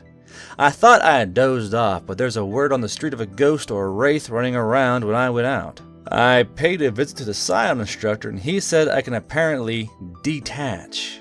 What the fuck? So what happens if I can't snap back? I'm actually kind of worried about this. Speaking of new tricks, Austin is adding a tail to the rear and canards to the front of the airship. I hope he realizes he's going to confuse the hell out of the pilot with all the new controls. Speaking of which, we finally managed to break the name tie for the airship. Jason wins. We're calling it the Golden Hind. We're having it painted in English on the side, and then in common and smaller lettering. As for the color to paint it, we're going primarily with red, because red makes everything fashta. Journal entry 303. So I'm sitting down to start my meditation session when Jason walks in and starts talking about trade routes between Alien, Brightly, and Winterfield. I'm wondering why the hell he chose now to decide to talk about this when suddenly the Rheingraf spy master appears, knives and all. Without thinking, I unleash a mind bolt at him, which of course does nothing. Jason's already got him disarmed and the anchor pin on him. How the hell does he move so fast? The spy master seems displeased. We tie him up, get the others, and drag him to the university to find out what the hell is going on with this guy. The researchers manage to render him unconscious with some magic and start poking and prodding. Well, he's not an infernal, but he shares similar properties. It baffled them for a while until the master artificer started his analysis. He's got subdermal enchantments everywhere. Like someone tore him apart and re-enchanted every piece as they put him back together while adding in metal reinforcements. How the hell is that even possible? It's a goddamn magical transhuman trans elf. Did the Rheingrafs pay for this procedure, or did they hire him like this? Did they buy him? Anyways, as far as we can tell, every time we killed him, he has some kind of fail-safe magic recall and then he regenerates. So, how do we stop him? We have to break down every enchantment. The university wants to keep him for study. As long as they keep him caged and away from me, I'm fine with that. Journal entry 304. So Austin finished his current round of upgrades, and we gave them a test run to make sure they wouldn't just snap off. Sure enough, the pilot's having some trouble adapting, but she's doing an admirable job. Austin provided her with boots that keep her locked firmly in place, even if the ship flips over. I'm calling them magic gravity boots for now. So while we're in air dock, the other trade airship is also in dock, the Celestial Rose, captained by a certain adventurous shifter. He swaggers over and declares that his ship is faster. Well, that just won't stand. Austin starts bragging, so he challenges us to an air race, to the mountains and back, a 2-hour ride, 2 laps. I'm pretty sure we just kicked off the first air race in the world. Word spreads around town pretty quick and we got spectators. Even the MP3 golem gets into it and is running around town playing speed metal. The Rose dumps its cargo to lighten up. Only the basic crew, namely the artificer and the pilot. Austin's all excited. Some university professors are tagged official judges. Bets are made and the countdown begins. One of the judges fires off a lightning spell into the air as the signal start. Both airships lift off, and they're off and going. We lose sight of them pretty quickly. 2 hours later, the first passed. The Hind is in the lead. 2 hours after that, the Hind crosses the finish line with no sight of the Rose. We have a big celebration. The Rose's captain is pissed. Well, an hour later, the Rose still hasn't showed up. We load up on the Hind and head out in search and rescue mission. Sure enough, we find the wreck of the Rose in the foothills. It had an engine failure. We land and check for survivors. The pilot is dead, but the artificer's okay if injured. Apparently the mains failed due to stress and they swan dived into the side of a hill. The hull is wrecked, but there's enough of it left that the captain thinks it is salvageable. It looks like a mess of mangled wood to me. Austin and the Rhodes' artificer managed to get the mains back up to make it lighter so we can tow it back to Alien's dry dock. Its captain seems to think he has enough money to pay for its repairs. Apparently his family is rich from their trade run. Maybe Austin can talk him into getting his auxiliary engines installed. For a price, of course. While the Rose's hull is being repaired, our pilot Marika, Austin, Ian, and Jason are doing a trade run to Brightly and back, and then they're going to do another run to Asheville to cover the Rose while it's down. Some of the Rose's crew is signed on to assist as well. I did more meditation practice and detached again. Tried to stay out of the public eye and messed around to see what I could do. Not much. Can't move anything solid. Not yet, anyways. After a while of wandering around the less traveled areas of the city, I kinda forgot that I wasn't in my body and paid a visit to Avery at the church. Half the attendees saw it as a sign. The others panicked. Whoops. Avery stormed over afterwards and gave me a good talking to about doing that. I told her it was an accident. She thinks I'm running around impersonating a ghost to get my kicks in while we're hanging in town. Now I have to go over there and apologize. Why do you do this to me, Avery? Journal entry 306. It's been a few days. The Hind is back from its trade runs. We made some nice profit. They also had a message. There's a general call for adventurers and mercenaries to Hebrew to join in defense against the undead. It sounds like people are starting to get worried about Wolf Lake. We all gathered up and had a long discussion. We are going to go. It's time we wrapped up this chapter of our lives. The university courses end in a few days. We're going to let our students finish and then we're heading off. We're going to sell tickets to any others who want to go along for the ride. I figure we can make it there in 3 or 4 days if we go a direct route instead of the week if we follow the trade path. Of course that means we'll be flying right over Wolf Lake. We can make some good recon while we're there. Avery is definitely coming with us. She says she'll have the church branch all sorted out by then. In the meantime, we're dumping as much information on the Master Artificer as we can in case we don't make it back. I can't believe how far we've come. It's almost 2 years now, and we're no longer scared. We've become powerful. We have pushed back. What has this world done to us? Journal entry 307. I got a surprise visit from Raina while I was traipsing about unattached. Apparently I can communicate just fine, especially when I'm angry. She doesn't so much mind that we're dragging Marcus off to join the war. No, she wants the airship.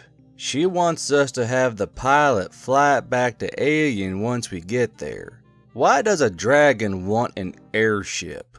Well, she wants to use it for business. More greed. Seriously. She's decided that because she's Marcus's wife, she and the baby own a percentage of it. And because all 3 of them combined make up a majority, she should get to decide what to do with it. Well, first of all, they never got married. Getting knocked up and churning out a baby is not marriage in my book.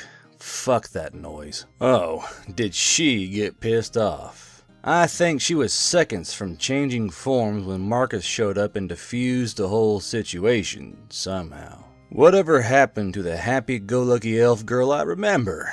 Was it all an act? Is she still under control of pregnancy hormones? Is it that time of the month for dragon women? Would dragon attacks even affect a psychic ghost? Journal entry 308. I'm starting to grab up supplies for the trip. We're bringing enough ingredients to make 1 ton of black powder, but we're not mixing them until we get there. No need to be flying around with the world's largest bomb in our cargo bay. I also picked up some new armor and a new sword for emergencies and of course a new set of clothes. Austin is making some final adjustments to the ship, adding more lights and reinforcing the underside and landing struts. We've already sold out on tickets just from graduating adventurers who want to get in on the action or just want a shortcut to the main trade circuit. I made sure to mention that if anyone had any complaints, that they need to see Raina. She'll handle all of that whether she knows it or not. In other news, Jason has apparently learned to just up and vanish. I can't tell he's around, he's just gone invisible. How the hell? Is that something he picked up off the spy master or just something the high-ranking members of his guild get? Journal entry 309. And we're off. The university students graduated last night and we all took our 3 graduates and got smashed at the tavern. We gave them some new adventuring equipment for the war ahead, and then we got smashed again. A grand time was had by all, and I'm pretty sure the Central District got trashed from all the partying students. Come morning, Avery cleared us of our hangovers. We said goodbye to friends we made, and we hopped on the ship. It took a few hours for all our passengers to show up. Mac's girlfriend is among the passengers. Lucky. We didn't overbook, luckily, and are still below our predicted maximum carry weight. It's more of an educated guess at this point. We lucked out though. The sky is clear blue and no clouds. We'll be flying over a few mountain ranges. We should make Wolf Lake in 2 days and Hebury in 3 if all goes to plan. 4 at most. In other news, the MP3 Golem is aboard somewhere. I've been hearing techno all day and it won't stop. Journal entry 310. Just as we were about to crest a mountain range and cross the Wolf Lake border, our mains went out. Luckily, the auxiliaries kept us up long enough for Austin to fix. Excellent work. Wolf Lake has changed since we were here last. The green plains are brown. All the settlements we passed were ruined or smoldering. We saw several groups of wandering undead milling about as we passed above. Stupid orcs. We could have won that campaign. We were so close. We were within sight of the city gates. We gave them what they needed. But no. So here we are again, and soon we'll be under the flag of Hebury. Just as we put an end to the barbarian threat, we'll deal with this mess too. Even if I have to mind rape whoever is in command. Journal entry 311. We made it to Hebury today. The city was surrounded by refugee camps from Wolf Lake and had a large militia force hanging around the city. From the looks of it, the walls are being reinforced, and we had spotted several new guard posts along the trade road, so they are preparing. Well, people were surprised when a new airship landed at the city air dock and wasn't carrying trade cargo. We unloaded our passengers and went around to check out the city. It looks like the tribal orcs finally retreated here. There are a lot of them around, some of which I recognize, including one of Marcus's girlfriends. Whoops. Anyways, we all visited the tavern and had a nice cooked meal before looking around for whoever was in charge. Turns out they were looking for us to find out why a non-merchant airship had shown up and landed in their only dock. We introduced ourselves and got signed on for the campaign. The pay is good, and the city is in much better condition than Winterfield was. No siege and open trade lanes with Ainfield and Rosenbridge by road, and river, and Ashvale by airship. I still get the feeling, in the back of my mind, that we're going to get stiffed like in Winterfield. but we made out pretty well afterwards considering. Journal entry 312. We've been moved in with the Mercenary Corps, a big series of tents on the south side of the city.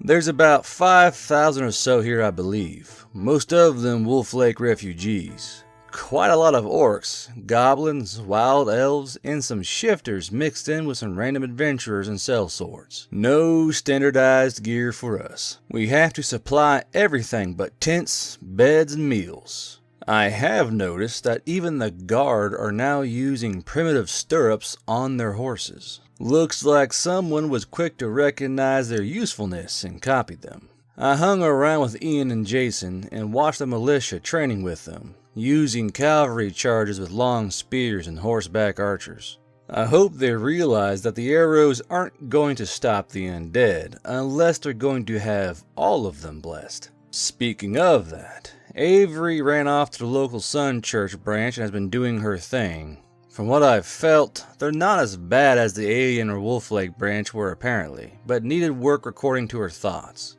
I don't know why she feels the need to do this though. Last I heard, the gods of this place don't really care what you do in their name.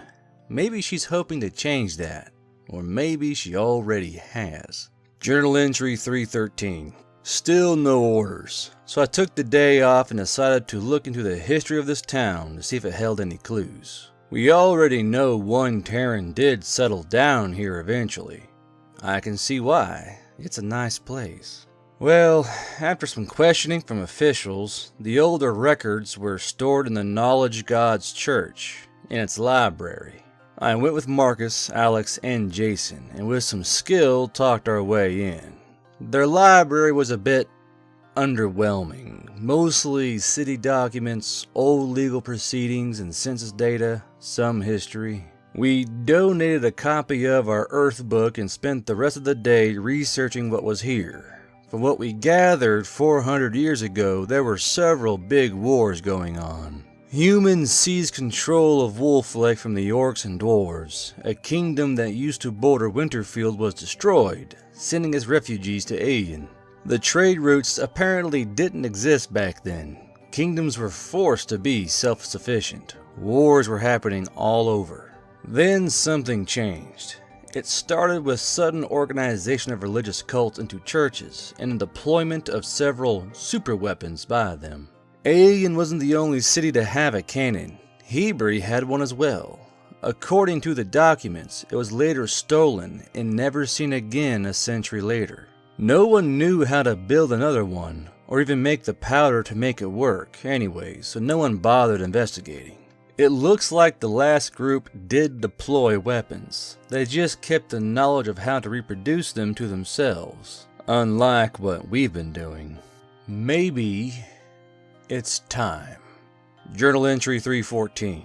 We finally got our marching orders. The Mercenary Corps leading the way for the militia in a long, hard march down the trade road and into Wolf Lake. It took 2 days before we exited the valley. Since we had to move with the Corps, we had our pilot fly the Hind to meet us at the forts we stayed the night at. We're using the ship as a scout right now, performing wide concentric circles and keeping an eye out for the undead. Only a few small groups have been encountered, often wandering aimlessly until they spotted us. We've been cremating the bodies after we managed to make them stop moving. The militia has a large portable crematory just for the occasion. I think it's a little elaborate, but as long as I'm not the one pulling it. In other news, the MP3 golem is following us. It's been playing Highway to Hell the entire time. The troops were spooked for a while, but then took it as a divine sign of assured victory. Journal entry 315. I got a good look at our forces today. According to the general, we have around 20,000 troops, including the Mercenary Corps and twice that in support. We have troops borrowed from Rosenbridge, Wild Lake, Ainfield, and Zabron, as well as all the refugee tribes of Wolf Lake. I've never seen anything like it, not this big. Anyways, ran into the old Orc High Commander and we talked.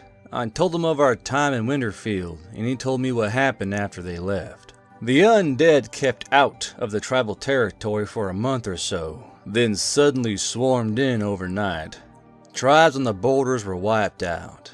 By the time they got their army back together, it wasn't big enough to deal with the problem. Their explosives alchemist died trying to build a massive bomb to slow down the coming tide.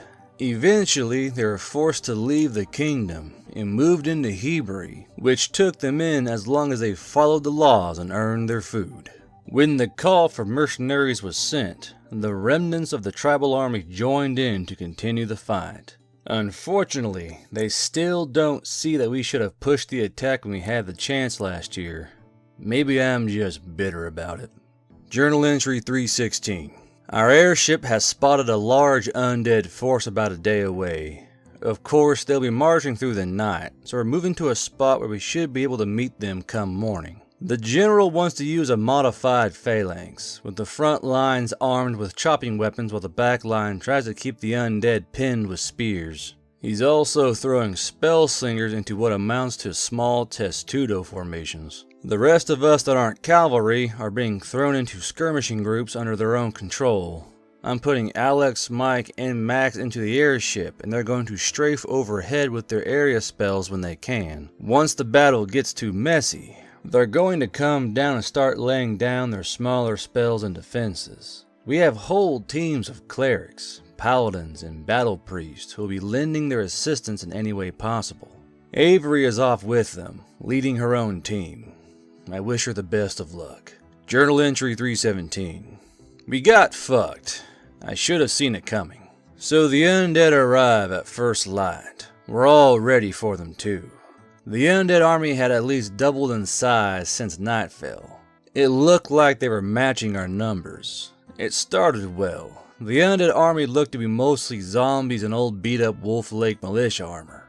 Jason said he saw a few living in the very back, probably the necromancers controlling the force. Our spell slingers opened with their volley. The Hind did an overhead strafe, raining down fireballs and burning clouds. The undead charged in, a massive horde wave, and crashed against the phalanxes. Skirmishers moved in and out. We were starting to take heavy losses. My abilities were of little use against the undead, so I tried hitting the necromancers in the rear while trying to push back the undead with my sword. The pistol wasn't of much use against the undead either. They kept coming, even without their heads.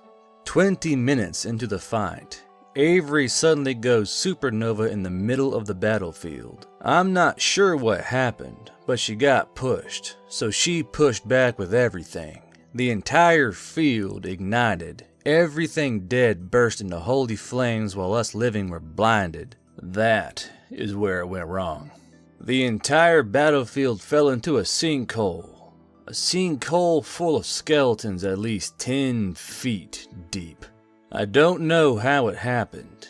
Avery's light vanished amidst the chaos. All I know after that, I was told from the guys in the Hind, I was knocked out.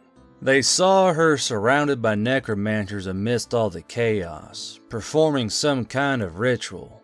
Alex and Max went ballistic and managed to blast the shit out of them from above. I came 2 hours later inside of a cave with the survivors. Apparently, the old dwarf mines run all over the place under the Wolf Lake Plains. The skeletons must have dug out the battlefield from under us. Jason managed to keep his footing and went around dragging us out. And with the rest of the surviving militia and mercenaries, they escaped through some mine shafts, while the undead finished off anyone who stayed behind.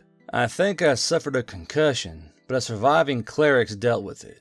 All of us Terrans seem to be okay except Avery is still out of it. We're not sure what they did with her or if we stopped them in time. The surviving army is withdrawing to the south of Wolf Lake, and we're hoping we can avoid the undead while we recover. Journal entry 318. Avery is back on her feet. She's feeling okay, and nothing seems off except she can't manifest her divine spells anymore. We've all been trying to comfort her, but I can see it from her perspective, kind of. She had something more going on that I just don't have the context to describe, and now it's gone. I suggested that she return to Hebrew for a few days, but she won't leave. She wants to be there by our sides, even if she, in her words, has been crippled. Of the great Hebrew army, only half of us remain. I think it's safe to assume that the rest have been absorbed into Wolf Lake's forces. The general is gone, and we're under control of one of his subordinates. We're working out a plan of attack. I've informed our new commander of the explosives we can make. We still have 1 ton of ingredients on the hind. We just need to know how they want it used. I brought in the old Orc High Commander, and he told his experience with our blast powder. I told him we could make big bombs or grenades. He wants grenades. We just need containers. He's written up the request, and the hind has flown back to Hebrew with Mike and Jason to get the chemicals mixed and start production, while the city starts gathering as much of the ingredients as they can to produce more. In the meantime, we're going to start moving westward, and we're going to watch our steps. Journal entry 319. Hebrew is under siege.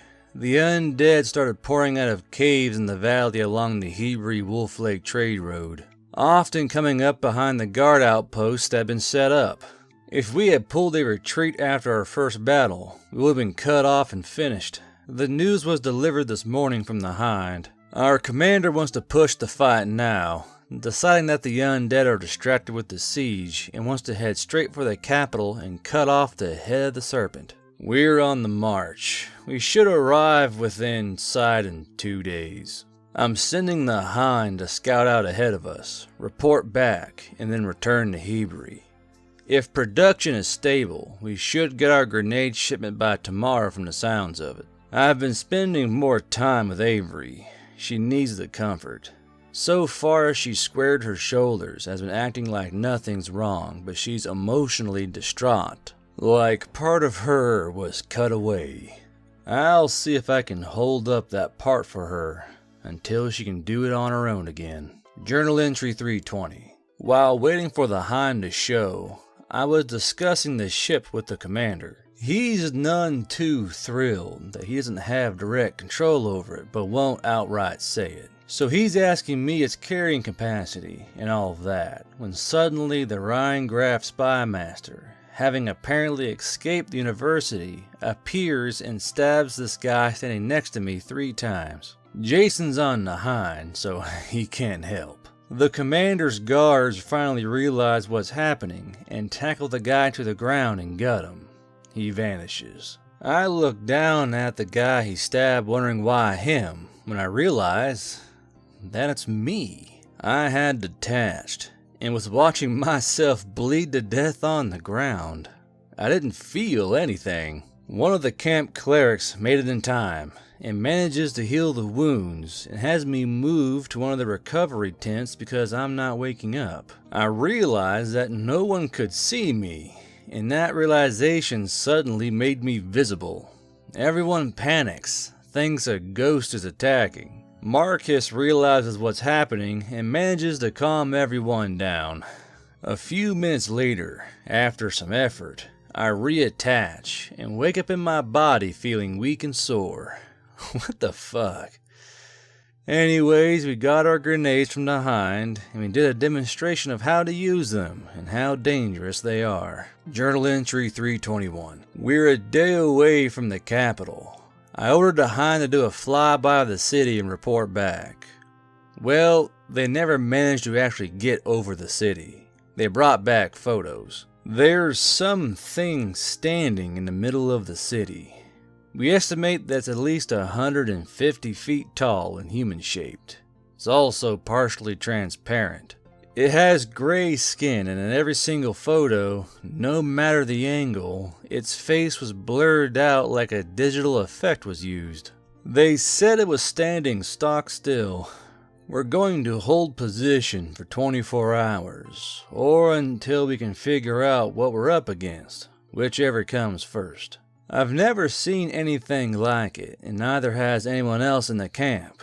Anyways, I've taken to meditating again during our nights. Avery's joined with me, trying to make contact with her divine magic. She keeps saying that she can almost feel it, that it's just out of reach. In other news, even with all that going on, Mike and his talented girlfriend have gotten ever closer together, and Mike's starting to think of popping the question. It's on his mind constantly. Mike, if you read my journal anytime soon, she's going to say yes. Journal entry 322. It's all about to start. Whatever that thing is, we're going to take it down. We can see it towering over the city walls in the distance. Its face is blurred out. When I stare at it for too long, it's like I can hear an all-consuming emptiness in my head that's threatening to pull me in. The clerics and paladins have gotten together, held a discussion, had some prayers, and think that it's a divine shell. Something that the god of undeath can be summoned into so he can manifest upon the world. Something that deities apparently can't do here on their own. Direct intervention. No avatars, no mortals to work through, totally hands-on. The commander realizes how dangerous this is, and we're the only force out here. We're going forward with the attack, and we are going to go to the bitter end. We begin the siege within the hour. Soon as we begin, I'm going to have the Hind, loaded with spell slingers, go over the wall and burn down the nobles' district with everything they got. And then start attacking the shell while the ground forces try and penetrate the main gate. Then we put an end to this nonsense. While I write this, the MP3 golem is running around the camp playing For Whom the Bell Tolls. It's not helping my mood. Journal entry 323. The attack began. We moved in for the city gate, guarded by at least a few thousand undead. Our archers, now grenadiers, started the attack with a bombardment of the new grenades which tore them apart. The paladins led the charge, and we moved in to destroy them. While this was happening, the Hind began its attack on the nobles' district. We loaded its deck with as many casters as it could hold. I just wish that I could have seen it in action. I can only use my imagination, unfortunately. I was, instead, on the ground battling the undead. We managed to put the defensive force down and started tearing at the main gates until we broke through.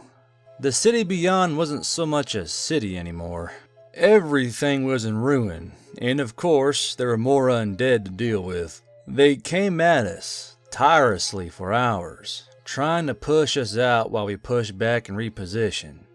Avery was holding up well. Even with no divine power, she was tearing the enemy apart with her mace, shattering bones and skulls as they came at her. Then it started. 2 hours in, Avery suddenly recoiled back. By the time I got to her, she had recovered. She told me that she had done it, and just like that, her holy aura lit up again, except it was blue instead of the old sunny yellow. 4 exhausting hours later, the undead stopped their push and started pulling back for the castle. We all took some time to regain our breath. The Hind had completed its mission. The nobles' district was in a burning ruin. Not a single building was left standing aside from the castle, which seemed impervious to the spells being thrown at it. The Hind then tried attacking the giant figure, but spells were just passing through it. With our way clear, our clerics and paladins tried tossing their holy spells at it, but nothing was happening. It's like it's not here yet. We're taking a short break, and then we're going to go sack the castle. Maybe putting down the necromancers will make that thing go away. Avery is in good spirits again, with her divine power renewed. No one suffered an injury that couldn't be healed by the clerics. Broken bones, cuts and bruises, but no dismemberment, thank God. Journal entry 324. We entered the nobles' district. Any surviving nobles or staff seen trying to escape the district were captured, interrogated, and executed. I found out why this happened. The king was a lich. Over time, he converted the other noble families into various other undead loyal to him. He had subverted higher-up members of the local church and guilds as well. When the York forces started winning the battles, the king started losing it, and started all of this just to keep his seat of power. To keep his crown, he turned the kingdom into the land of the undead, had all his subjects killed, and made into a form more loyal to him. By the time we got to the castle, the undead had formed a defensive wall. We began our attack on the castle. The Hind did an opening strafing run on the wall of undead, blocking the entrance with what spells the casters could put out, followed by a grenade bombardment. Then we went in. Avery unexpectedly led the charge, inspiring the paladins and clerics right behind her. She did her supernova trick, though rather than burn, the undead were physically pushed back, while the living, well, we felt like nothing could stop us. An emotional and reinforcement of some kind. It helped. We tore apart the undead and pressed into the castle and began clearing it floor by floor. The first floor only had a few wandering undead. The force started splitting up to cover as much of the castle as possible. Us Terrans stuck together, of course. After the first floor, we started running into necromancers. Something I can affect. Any that we came across was dead before they could toss their first spell. I learned of their magic traps from their mind, and Jason disabled them somehow. We eventually made it to the throne room and met up with the other soldiers. The doors all had some magic force field over them. With most of our casters on the Hind, dispelling them wasn't an option. So we improvised. We called up the grenadiers and rigged up a bomb. It wasn't enough to outright destroy the wall, but it shattered the stone enough that we could break through with brute force of some of the stronger soldiers with us. Then we flooded the throne room. It was probably a bad idea. The king/lich was in some ceremony circle, surrounded by unmoving necromancers. Or maybe they were undeath clerics. Whatever. He didn't say a thing. No monologue, no death threats. He just unleashed his greatest spells and tore us apart as fast as we could come in. All of us except the clerics and paladins. They were fighting back with their divine spells, burning him, but they were falling one at a time. I couldn't touch the mind of the lich, but I could tear through the necromancers around him. They weren't even all there anymore. Puppets, but they did have memories. I found where his phylactery was, his crown. The idiot was wearing it. I told Avery, but she couldn't move to act on it, and the rest of us were dead and dying. Then, just like that, the MP3 golem wandered in and started blasting Love Shack. It distracted the lich enough for Avery to lash out and shatter his crown with her mace. The rest of the surviving clerics and paladins pounced for the kill, but were blown back when he lit up like an evil beacon, killing his circle of necromancers. I think he had a hold of the undeath god's attention. The only thing keeping us from burning alive was Avery's own holy aura. They were tossing their spells at each other. Then Avery looked back at me and said goodbye. That it was time. The lich shrieked and vanished, except for a shadow burned in the wall. Then Avery simply vanished, along with the entire roof of the castle. Our wounds were gone. The dying were alive and well again. She's gone. Journal entry 325. It's been a few days since the Battle of Wolf Lake. We're still occupying the city and have been collecting the corpses and cremating them, looting any houses for surviving food or gear that the army can use. In a day or so we're going to march back and deal with the siege on Hebrew, which is still going on. As for the God Shell, it's still here, but has since turned to stone, possibly marble. We're going to attempt to pull it over using the Hind and some chains. It should be spectacular, and hopefully not in the airship exploding spectacular. As for Avery, I've been avoiding the issue. I don't know what happened, but I touched her mind as she vanished. I can't explain what I saw there, but she was happy. I don't know if I'll ever see her again, but I miss her. There appears to be a sentence in my journal. Don't worry, we'll meet again one day, when it's time. I'll even save you a seat. Journal entry 326. We're on the march back for Hebrew, along the trade road. We should be there in 3 days. If the undead are still attacking, there must be some necromancers involved still. With the Hind, we have regular contact with the city at least, and a steady stream of supplies. I don't know what's going to happen with Wolf Lake. There are still mindless undead wandering around here and there, and the whole area has this creepy vibe to it. I overheard some of the clerics talking, and they're pretty sure that if the area is left as it is, it's going to just turn into a giant undead swamp. Maybe when the tribals return, they can clean it up.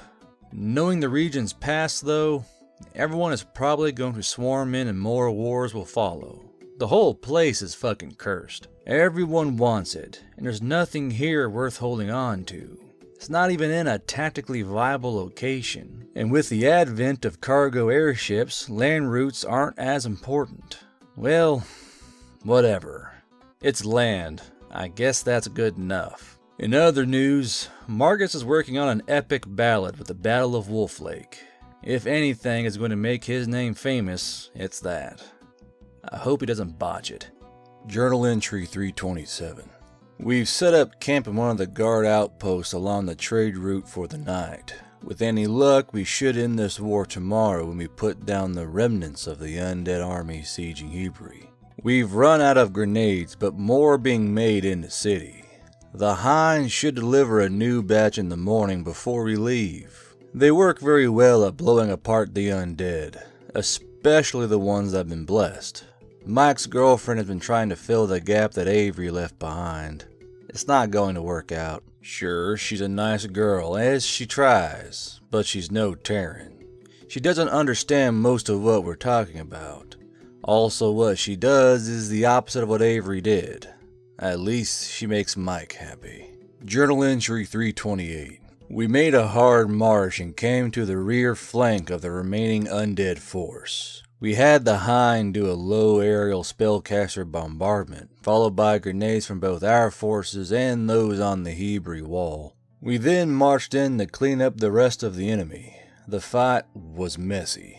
Most of the undead and their unliving siege engines were shattered or in pieces, and we had to deal with loose limbs and torsos flopping around the battlefield. We managed to put them down after a few hours' work. We couldn't find the controlling necromancers right away, but managed to track them down to a cave after nightfall. Their campfire illumination gave them away. They surrendered, rather than put up a fight. They are currently being hanged by order of command. After all of this, I can't blame them. I picked at their minds for anything of interest. They were people who found no comfort among the living, either by choice or environment. The problem is, they went too far and never realized it. Now they're paying the price. Us Terrans could very well overstep the line in the same way in our arrogance. I'll have to be careful. Journal entry 329. The celebration has turned into a full-blown festival. Wine, music, food, plays, and dancing. Marcus is doing his stage performance. He finished his war ballad, and it's been pretty popular so far. Mike and his girl ran off on their own, possibly to summon demons. Austin, Max, and Jason got lucky. We were all having a relatively good time. Well, they were. I was having a hard time getting into it. What with another of our numbers gone, even if Avery wasn't killed, she's no longer with us. Rather than sit and mope, I dropped the barriers and let the celebration consume me. Most of it is a blur and I still have this hangover, but I woke up with most of my clothes missing and another tattoo on my other arm. It's the radiation symbol. What the fuck? To make matters worse, people keep giving me odd looks of recognition. The others won't talk about it but get a bemused expression. There's going to be some mind rape soon if I don't get answers. Journal entry 330. Apparently, after challenging some dwarves to a drinking contest, I went on stage and told the tale known back home as Big Trouble in Little China. The kids loved it. New rule: no more opening the gates at celebrations. Anyways, the refugees have started returning to Wolf Lake. We're going to hang around town a few more days, and if nothing else is going on, return to Alien. We have gotten our mercenary pay and have been discharged from the war. For the moment, the continent is at peace, until at least tomorrow when the city is expecting a congress of local kingdoms who will decide the fate of Wolf Lake. All that remain of that kingdom are peasants and tribals.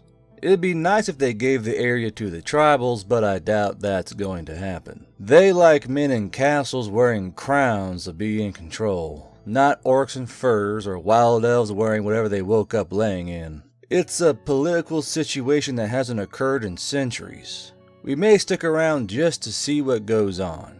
In the meantime, the Hind is shuttling passengers back and forth between here, Rosenbridge and Aimfield, and making a nice tidy profit. Journal entry 331. Jason comes and grabs me out of bed all excited about something. It's barely sunup, and he's pushing me to a window and pointing up into the air above the city. I don't see a damn thing except blinding sunlight. After he manages to calm down and I manage to wake up some, he explains. He sees an airship hovering above town. No one else does. I'm willing to take his word for it. I tried reading out, and sure enough, I can detect thought floating above the city. At least 15 people. Some kind of invisibility spell, I'm guessing. I didn't detect hostility, so I figured it belonged to one of the representatives and they were just checking things out before landing. I put the incident out of my mind and went and had breakfast. A few hours later, it's still there. I ended up grabbing Jason and headed over to the Hind to inform our pilot, Marika, of it so she doesn't have the world's first mid-air collision and when she takes off for a trading run. Then he showed up, an unassuming sun priest with a staff. He wandered over and started asking questions. Who owned this airship? Who made it? Who made the modifications? And so on. I may have figured the guy is just a curious priest with an interest for airships, except that his staff looks suspiciously like a long rifle with a sun church symbol sticking out of the barrel. Jason noticed too, from the sudden change of his stance. He had a very guarded mind, enough so that I couldn't have dived in without him noticing and resisting. So I made myself clear. I drew my pistol on him. Most people here wouldn't know what it was. I saw recognition in his eyes. Before I could make my demand of him to explain himself, he fired off some blinding light. By the time I recovered, he was gone, and Jason said the airship was starting to pull away, heading north. I would have had the Hind give chase if we were all here, but we're scattered around town. We're going to resupply and head off after them. Journal entry 332. We're loaded with supplies and hauling ass northward, the general direction Jason saw the airship go. This might be a wild goose chase since only Jason can see it, and we don't have any way to track it. According to the map, if it continued in this direction, it should pass near Airedale. Austin seems to think that airships might leave a magic emission trail behind them, and is working below decks into making some kind of magic tracking lens. If we don't see anything by the time we reach Airedale's borders, we're going to turn around and head back. Probably just return to Aeon. In other news, winter is coming. This brings about problems such as how to stay warm on the airship, how to heat the below decks without starting an uncontrollable fire, and dealing with ice buildup on deck. Speaking of that, I think we're at or near our 2nd year anniversary here. We've come a long way, baby. Journal entry 333. We made it to Airedale, best known for its guardocracy, hey, my kind of town, and ticketing a horse because of its shoes. We arrived around midnight and landed outside the city limits due to their stupid laws for the night. Austin finished his tracking lens. It's a small circular lens he connected to a frame so it can be worn over an eye. While looking through it, airships leave behind a colored trail based on the specific spells used for their propulsion. The hinds are green. We don't see any others in the area, which means we lost a trail. We're not even going to bother to visit this hellhole. We're just going to take off come morning and head for Alien. It should be a 3-day ride, and if we have any problems, we'll be passing near Wild Lake and New Chicago. Jason has become our new official backup pilot and flies the night shift because of his eye. We drew straws, and I am next in line to learn how to fly this thing, followed by Alex. So my days now begin with me hanging out near our lovely pilot. I hope Jason doesn't get jealous. Journal entry 334. Flying an airship isn't that difficult, until you want to turn or anything. I don't suppose it helps that our airship has all these extra controls for the flaps, ailerons, and canards that Austin installed. The most difficult part, though, standing in one spot all day. Yeah, that's real fun. I have our pilot looking over my shoulder the whole time, which to be honest, I really need. One wrong move and we crash and burn. Speaking of crashing and burning, our mains went out. Austin got them up while the auxiliaries did their job. That's 2 times those things have saved our asses so far. After our pilot took over, we broke out my Kindle and we all watched Strange Days. It's been a while. Marcus started joking that he had been thinking of how to convert the movie into a play for a while now. We egged him on for a while about doing it, but he doesn't want to be a theater writer, just a bard. A bard married to a dragon with her hands in his pockets, and only for the money that's in them. At least that's how I see it. I know they love each other and all that, it's just that she needs to learn her place amongst us. It certainly is an overlord, that's for damn sure. Journal entry 335. We passed over New Chicago today. I snapped some photos from the air as we passed overhead. It looks like the kobolds got 2 more buildings up, and their farms look to be in respectable shape. Good for them. Hopefully they'll pack enough food for the coming winter. Maybe in a decade or 2, Agan will have kobold adventures checking into the university. Anyways, we landed in Alien just before nightfall. Marcus ran off to see his wife while the rest of us checked into the inn. While unpacking the airship, I found Avery's laptop. I decided to go through it. We knew that technical info she already had, and we had been through her music. I found detailed documentation on her condition as a cleric, what it was like to touch the divine, to call forth a spell, the auras, and all of that. Almost as if she was trying to logically delineate the divine. I'm sure the university would love to see some of this. Then there were detailed documents on the Sun Church's organization, what history she managed to pick up, tenets and prayers. I still don't know what happened to her, or where she went, but I know she is watching over us from wherever that place is. Journal entry 336. I paid a visit to the Sun Church today. They deserve to know what happened. I told them all, everything. I even showed a few of them that wanted to see. When I left, they were all in prayer. Some of them believe she's ascended to her own divine throne. Others think she's now the right hand of the sun god, while a few think she simply died. Maybe they'll get their answers from their god. Anyways, I dropped off some things at the university when Raina showed up. She invented an interest rate based on how long Marcus is away from home, combined with how dangerous the adventure is.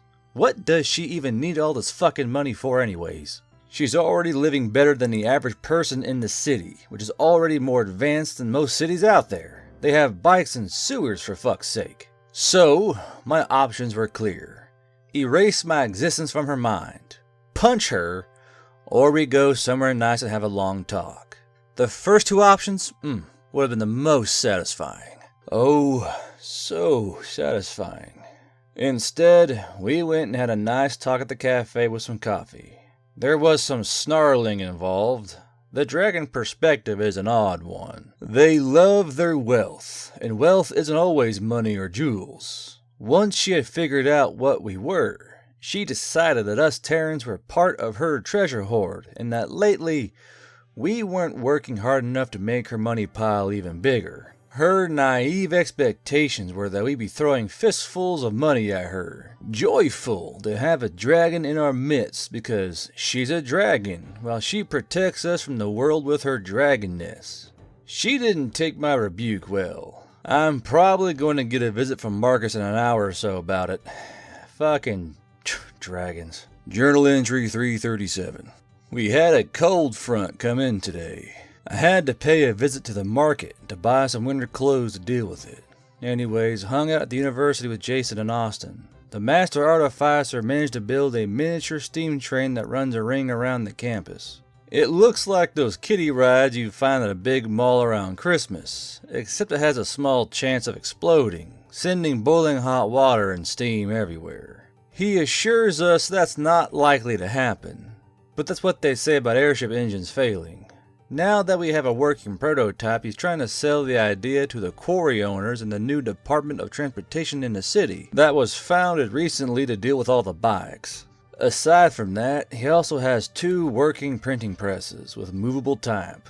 One is for actual use. The other, he's trying to make work by voice command, but is having trouble with grammar and dialects. Short of inventing a magical computer of some kind, he's probably not going to succeed at it. While we were there, Austin got a letter from our favorite shifter air captain. The Celestial Rose's repairs have been completed while we were off fighting a war, and Austin has been requested to trick it out for a tidy profit. Maybe after that, we can have a racing rematch and we can kick his ass again. Journal entry 338. We finally got our own place. It was an old 2-story inn that closed down recently, which would suit our space requirements. We did a thorough check of the structure, made sure it wasn't about to collapse, made sure it wasn't haunted, made sure it had the resources we need like its own sewer and well access before we bought it. We're in the process of moving in and cleaning it up. Austin is making some magic lighting for the rooms, and Jason, Mike, and Max are out picking up some furniture. I'm on cleaning duty with the rest. We have finally accepted Mike's warlock girlfriend, Cherry, into our little group, and she's helping out. Once we get the place cleaned up, we're going to see if we can't invent indoor plumbing, or at least a magic variant. In other news, the Hind is running cargo between Alien and Brightly again. Raina wanted to start micromanaging our side shipping business, but I don't trust her with our money. Sure, she wouldn't outright steal. She'd come up with some silly dragon taxes or flying reptile interest rates instead. Journal entry 339. So I got up this morning, and I'm feeling really good. Happened to be the first one up, so I decided to make breakfast for everyone. Oatmeal porridge with cinnamon and blueberry preserves. Jason comes down and just gives me the weirdest look and shakes his head and takes a bowl. I figure it's because it's the fact I'm making food. Typically, Alex, Ian, or Marcus do the cooking. The others start coming down and they're giving me weird looks too. Then I realize that I left my body upstairs. I've been detached the whole time. Apparently, I can pick up stuff now when I'm detached. I'm going to have to keep an eye on this. How could I not notice? Anyways, Marcus talked to me into babysitting little Nathan while they run off and have a romantic evening together. What do dragons consider romantic? Swimming in money like Uncle Scrooge style? Anyways, the baby's been good. Raina's kept him shape-shifted in his half-elf form this whole time. God knows what he really looks like. Like I said, he's been good. Not that he has a choice with me keeping his mind from wanting to make a fuss. Ah, yes. Scions make the best babysitters. Journal entry 340. Jason comes running into the house and drags me outside by force and points in the sky. The invisible airship is over Aeon. The Hind is out of town. We grab Alex, Cherry, and Ian and beeline for the Sun Church.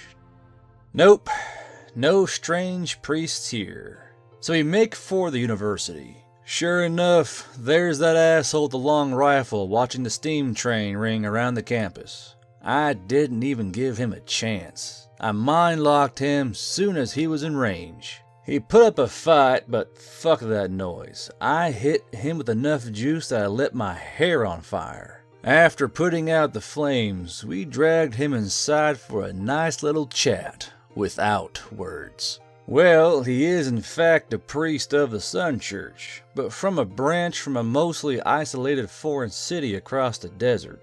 It's his job to go around in their invisible airship and keep tabs on technological growth. He's the one that sent the cannon ingredients to Wolf Lake. He gave Winterfield plans for the mortar, and was going to deliver cannon plans to Hebrew, but we ended the war before he could. He does it to keep established civilized cities civilized.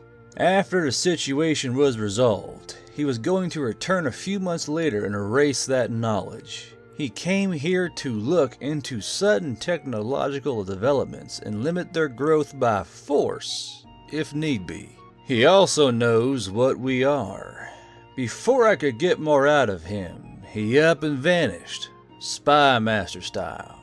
Jason ran outside and sure enough, the invisible airship was leaving. Well, soon as the Hind returns, we'll go pay him a visit.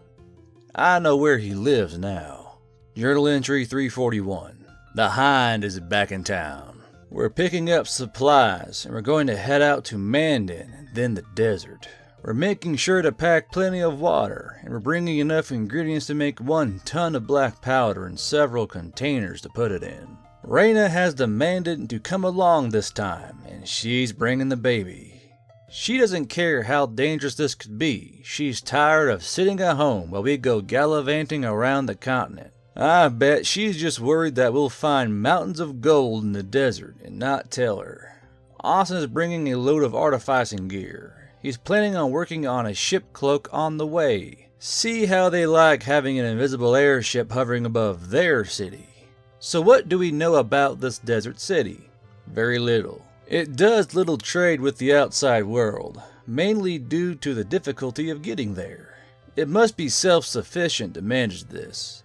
Getting there, even for us, is going to be some trouble. My map doesn't cover that part of the continent. All I know are from memories I ripped out of that priest, and that's mostly landmarks and a general direction. We should be alright though. If all else fails, we have Raina to comfort us. Journal entry 342. We're in the air. It started snowing soon as we lifted off. I was on first pilot duty. Piloting an airship in the snow sucks. By the time my shift was up, I went below decks, all my facial hair was iced. The deck is getting iced up pretty bad too. If I recall, the way they do it back home is the same way they do it here. Clubs and brooms. We should be in Mandan by tomorrow. We can take a break to defrost the ship if it doesn't warm up by then. In the meantime, Jason brought a deck of cards with him he picked up at the market. They're all different from the cards back home. Almost more like tarot cards, but we're trying to adapt them into a game of poker. Our first few games ended hilariously, and we're not sure who won. Cherry has decided to teach us how to play the game the cards are used for. It's similar to blackjack, except the face cards have a value based on the person sitting next to you, and you're trying to reach 200 instead of 21. It was a good time sink, I guess. Journal entry 343. We made Mandan and their airship was hogging up the only air dock, so we had to use our landing struts. Well, what a surprise. Our landing struts were stuck. A few of us had to rope down out of the airship and unfreeze them so they could lower properly. The good news is that the snow stopped finally, but it's still cold. We're spending the night at an inn and leaving in the morning. I checked around the market for any deals on Dwarven-made goods and picked up a new short sword for a pretty good deal. So a few things about those memories I tore out of the priest have been bothering me. Clearly they're keeping a hold on technology and keeping it to themselves. But why? They're isolationists. Or is that the reason why? To keep the rest of the world from bothering them. How long has that city been out there? Was it from the last group of Terrans or ones before that? While I was in the market, I checked around for anything on the city across the desert. Well, apparently every now and then, someone in the merchant guild gets it in his head that he'll make a fortune starting a trade route out there only to find that they don't want any of their produced goods and end up losing most of his fortune. It's become kind of a merchant guild morality story for your reach exceeding your grasp and knowing your customer base. Journal entry 344. Clear skies as far as the eye can see. A bit chilly, but great airship weather. So we're over the desert and hauling ass when Ian comes up from below, takes a good look and asks where the mountains are. Well, the nearest mountain is Zebron in the Dwarven Range to the southwest a few days. Otherwise, the landscape looks pretty flat aside from the occasional dunes. Ian starts throwing a hissy fit, saying that the landscape doesn't make sense, that there should be a lot of mountains around to keep rain clouds out of the area. Otherwise, the area should be plains or a forest. I'm not entirely sure what he's going on about, but it summed up that he thought the area wasn't quite right. I don't know deserts. I used to live near the ocean. In other news, the MP3 Golem is apparently on the ship. I haven't heard from it since the Battle of Wolf Lake, but I hear Celine Dion coming from somewhere. That little bitch. Wait, that used to be Mike's player. Why did he have Celine Dion? I'm going to have a talk with him. Again. Journal entry 345. We found an oasis today and made a short stop to replenish our water supplies. I'm not sure how much longer we have to go, but it can't hurt to be prepared. We did find the remains of an old wagon nearby. It looks like its wheels had shattered. Possibly remains of an old trade caravan. It didn't have anything of value. Mox and Ian tore it apart and made it into some kind of marker. We all signed her names, the Earth date and the local date on it. Even Raina. She didn't quite get why we had her do it, but chances are that she's still going to be alive when this thing's disintegrated. Maybe by then she'll have learned some manners. Speaking of the Earth date, if the last group of Terrans left around the time of the date stamp on the photos they left behind in their SD card, they would have been portaled off into the past 3 days ago. I'd wish them the best of luck except, well, we already have a general idea of how well they did. Journal entry 346. We found the last landmark that I've been looking for. A river. We were following it at a pretty good clip. Typically you'd expect rivers to be surrounded by plant life, but not this one. You'd expect the sand to have consumed it otherwise, but Jason says it looks artificial.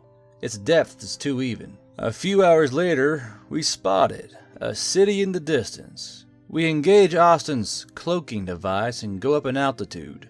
Marika takes the controls and we all go to see what we can see. It's all enclosed. Aside from Zebron, this must be the largest city on the continent. It's designed like a layer cake, each level smaller than the one below with a massive tower in the center. There was no farmland around it, no plant life around it in fact. The only green was coming from the city inside. Trees and open air parks, plants on balconies and so on. This may be an arcology. We counted 5 airships puttering around above it.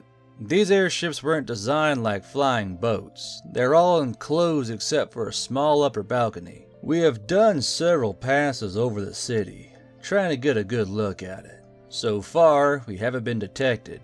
Or if we have, they haven't done anything about it. We did spot something interesting. On the ground level, near the river, there's a large cement pad near one of the entrances with a typical air dock of the style seen in other cities. Like they were expecting a standard airship to come out here one day. We're going to move back out of visual range and land for the night. Head in during the day acting like traders and see what happens. We can pull it off. We even have a ton of ingredients in the hold. Journal entry 347. We did our best to hide our tech and went in for a landing at the city air dock. Some people came out to greet us dressed in simple clothes. 3 of them were human, the rest were elves. Elves that looked like they were the same sub-race as the Ryan Graff spy master. They were casually armed with disguised long rifles and what looked like matchlock pistols tucked into their belts. We introduced ourselves as traders from Mandan, braving the desert waste to open a trade route and look at all the alchemy stuff we have. We found out what the name of the city is. New Paris, City of Light. Well, we know who founded it now. I didn't detect anything distrustful of them, though they were considering us peasant scum who weren't too pleased that we arrived in an airship. We told them that this was a merchant guild expedition and that they were waiting for our return, successful or not. They called out one of their merchants, a sun cleric. He looked over our ingredients, shrugged, and said we had nothing he wanted. He did take an interest in our airship though, started asking questions about it while we casually prodded him for information. Why was a Sun Church cleric acting as a merchant? Well, apparently the Sun Church runs things in the City of Light. It's considered the holy capital of the church, except apparently only a handful of people across the desert even know it exists. We were invited in to see if they had anything we had wanted to buy. He led us to what I'm pretty sure was a city garbage dump. Old pieces of equipment, rusted junked old clothes, and so on. We picked through it for a few minutes, pretending to be interested, but ultimately turned him down. We asked if he could stay in the city for a few days. We had traveled a long way and needed some rest. He considered for a few minutes before agreeing. We made our way into the city. It wasn't as advanced as I had figured. It looked like alien in maybe 20 years if they embraced everything we threw at them. It's all an eclectic mix of magic, technology, and medieval design ideals with some early steampunk mixed in maybe. We were held up for the night in an apartment near the city exit with a bunch of cots our guide had brought in. We have running water, bathroom facilities with sewage access, and what he called a food tube. It distributes a mint-flavored paste with a consistency of mashed potatoes that the locals apparently eat. It was horrible. It better not be processed dead people. Our guide made it clear that he doesn't want us wandering the city. His reasoning was that we didn't know the laws and didn't want us getting in trouble or hurting ourselves. How nice. Jason's going to sneak out soon and take a good look around. Journal entry 348. Well, while Jason was out, a certain sun priest burst into our room with guards, points at us dramatically and yells, "Terrans!" If we had Avery with us, we'd have fought back. But none of us want to deal with the long-term effects of musket wounds. Plus, we have a baby with us. So, we have been taken prisoner. We were taken through the city to another area that was more or less had the same facilities as the last room, just bars on the door. They sorted through our gear and ran off with our tech, and the questioning began. They brought in a scion interrogator, an elf. I volunteered first. He didn't expect it.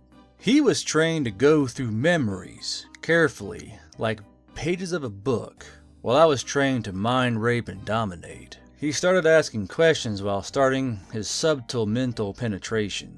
He wanted to know how long we've been here, what we had been doing, what technologies we had given out, and so on. Instead, I grabbed him like a rag doll and made him tell me everything without saying a word. This city was founded 800 years ago by Terrans, and a local tribe of desert elves that worship the sun, but not the sun god. They believe that the Terrans came from the sun and worship them as well. They used their loyal population to start building this city. From what I gather, they were trying to make this the center of learning and keep it isolated enough to stay out of the wars. We may be looking at the future of Alien here. The locals are descendants of Terrans, the tribals and adventurers that made the journey here. When the last of the Terrans died, the influx of new ideas stopped dead, and things stagnated until 400 years ago when some of that batch of Terrans made their way here to found a new Sun Church and try and bring the city out of its isolation. The locals still worshiped the sun and had no problem converting, but realized that these people were like their founders. Their knowledge was taken from them by force, and they were used as breeding stock. 200 years ago, another group showed up and were immediately picked up by Parisian spies before they could make an impression on the world, and followed the same fate as the others. They're planning on doing the same with us. Around the time the guards were starting to get suspicious, their necks exploded in a shower of blood. Jason had managed to find us and intercepted our stolen goods. I erased the interrogator's mind and we did a jailbreak. We are currently holed up in some guy's apartment. I convinced him that we're relatives. He's incapable of acting against us right now. We're currently working out what we're going to do next. Journal entry 349. Jason, Marcus, and I went out on recon. We put on some clothes that the apartment owner had, stripped his mind of local customs, and we went out. Jason had something he had spotted on his earlier tour of the city in the central hub. We found what appeared to be a museum of Earth tech behind glass. Most of it was broken or damaged in some way, had been sitting for centuries. MP3 players, tablets, cell phones, guns with no ammo, and other weapons. Simpler things like toothbrushes, bottles, and wallets. Everything labeled and dated. Everything stolen from previous groups. Technology they couldn't understand but were hoping to one day. I called the guard over and made him unlock some of the cases. We took what we deemed useful or repairable and left the rest. I erased the missing items from the guard's mind so he wouldn't suspect. Memories of seeing us, and we left. We ended up with 2 smartphones of a type that wasn't made yet when we left. 1 pair of sunglasses, 2 pistols, a Walther P99, which may be able to use the same bullets as mine, but needs desperate attention, and an HK Mark 23 with no ammo, and a good old Mossberg shotgun with no ammo. We'll see if we can't fix that once we get out of this mess. Currently, Austin is trying to fix up the other 9mm pistol while we're having another meal of mint paste from a food tube. We're going to do another recon once the city enters its night cycle. Journal entry 350. Jason has the new pistol and it's got a full magazine. We don't know if Austin's maintenance worked. Not that we can test it without drawing a lot of attention. The city guards have taken notice of our shenanigans and have been doing regular patrols, warnings for strange people acting strangely and so on. We're being extra cautious. We took a tour of the lower sections of the city to find any faults. Anything we can take advantage of, but found nothing obvious. We're figuring that the best way to bring this city down is to sabotage various systems around like the food tube or the sewer system and water supply. But the place is just too big to destroy. We don't even know what their contingency plan is, or if they even have any. Unleashing Reyna would be an option, but I don't think she'd get far before they manage to put her down. If all else fails, we'll just start assassinating leadership from the top down and hope they don't have regenerative capabilities like a certain spy master. Journal entry 351. A few of us managed to get into the food processing center of the city, where the paste scrap is made. Well, it's not dead people, but it's not a whole lot better. They're magically converting the sewage waste into ingredients that they then mechanically process and distribute through the food tube system. Sure, it's efficient and green, but I don't think I could ever get used to something like this. Whose idea was this anyways? We had brought Austin along with us on this expedition, leaving Marcus behind. There were some guards around the facility, but I got them to fight each other using jealousy over a girlfriend that doesn't exist, and we finished them off. Austin started tearing apart some equipment he figured would be difficult to replace. We then set everything on fire and quickly left. We had made it to the central hub with about a minute to spare before the guards came rushing in. There must be a silent alarm system somewhere if they responded that quickly. Journal entry 352. We had a guard come to the door today. I sent him away believing that nothing was wrong. They're doing door-to-door searches, level by level. We packed up and moved immediately. If anyone trained in memory examination takes a good look, they might see the changes. I have convinced the resident of this house that he is a freedom fighter and will deal with the enemy appropriately. We moved across town, moving as separate groups of no more than 3 until we scattered out of the house and moved in. Another single individual who now thinks he's always lived with all of us, and it's perfectly normal, and most importantly, he's already been questioned and searched. From our earlier attack, the food tube system has shut down completely. The arcology criers have been announcing that it will be fixed soon and not to panic. They continue to look for us. Once we get settled, we'll continue our expeditions and sabotage. Journal entry 353. We made it to the water plant. It's set up on top of the arcology and uses gravity for water distribution. Simple system. Water is created magically from thin air, more or less. The guards up here were all sporting anti-telepathy headbands. I guess they caught on. That didn't stop us from killing them. Jason went in first, snuck up and murdered the shit out of one of the guards. The rest of us launched our attack. They couldn't get their guns up in time before we stabbed them. We kept one alive, which I interrogated, while Austin tore apart the water system. The city is relatively peaceful, and the guards aren't used to dealing with terrorist attacks or adventurers. They're adapting, but slowly. They were under the impression that we would all be naive and helpless. Maybe we would have been if we were brought here in the early days. Jason was collecting their weapons when he had a realization. All the guns are muzzle loaders. Sure enough, each guard had its own powder in a small belt pouch. I convinced the guard that he was on our side and that he had to kill anyone else trying to come into this room, even at the cost of his own life. For the cause. We left him with all the muskets. Journal entry 354. I grabbed a book from the apartment we've been staying in and went alone to the floor above. Went into that level's park and found a nice seat with a view. I ordered every passing person to hunt down and attack the nearest guard or government official one floor above this one, or sabotage something important. I read the book in between all of this. Every now and then I would hear a gunshot or screaming in panic. I figured this was the easiest way to seed panic. They can't give out anti-Scion headbands to everyone after all. I'm sure this has me sliding down that alignment scale again. I could almost feel Avery's disapproving look on my back. After 4 hours, I wrapped up and headed back to the apartment. While I was causing that distraction, Jason, Austin, and Ian headed back into the food processing center and sabotaged their repair attempts, and filled a few containers with food for use back at base since our supply was starting to run low. Journal entry 355. Our electronics detected a Wi-Fi signal. A few minutes later, there was knocking on the door. They found us. Those assholes developed some kind of find Wi-Fi enabled devices spell. There were about 30 of them outside. They demanded our surrender, promised that we wouldn't be hurt, that they wanted us in protective custody for the time being, that they wanted to talk. We didn't have much of a choice, not without undue risk.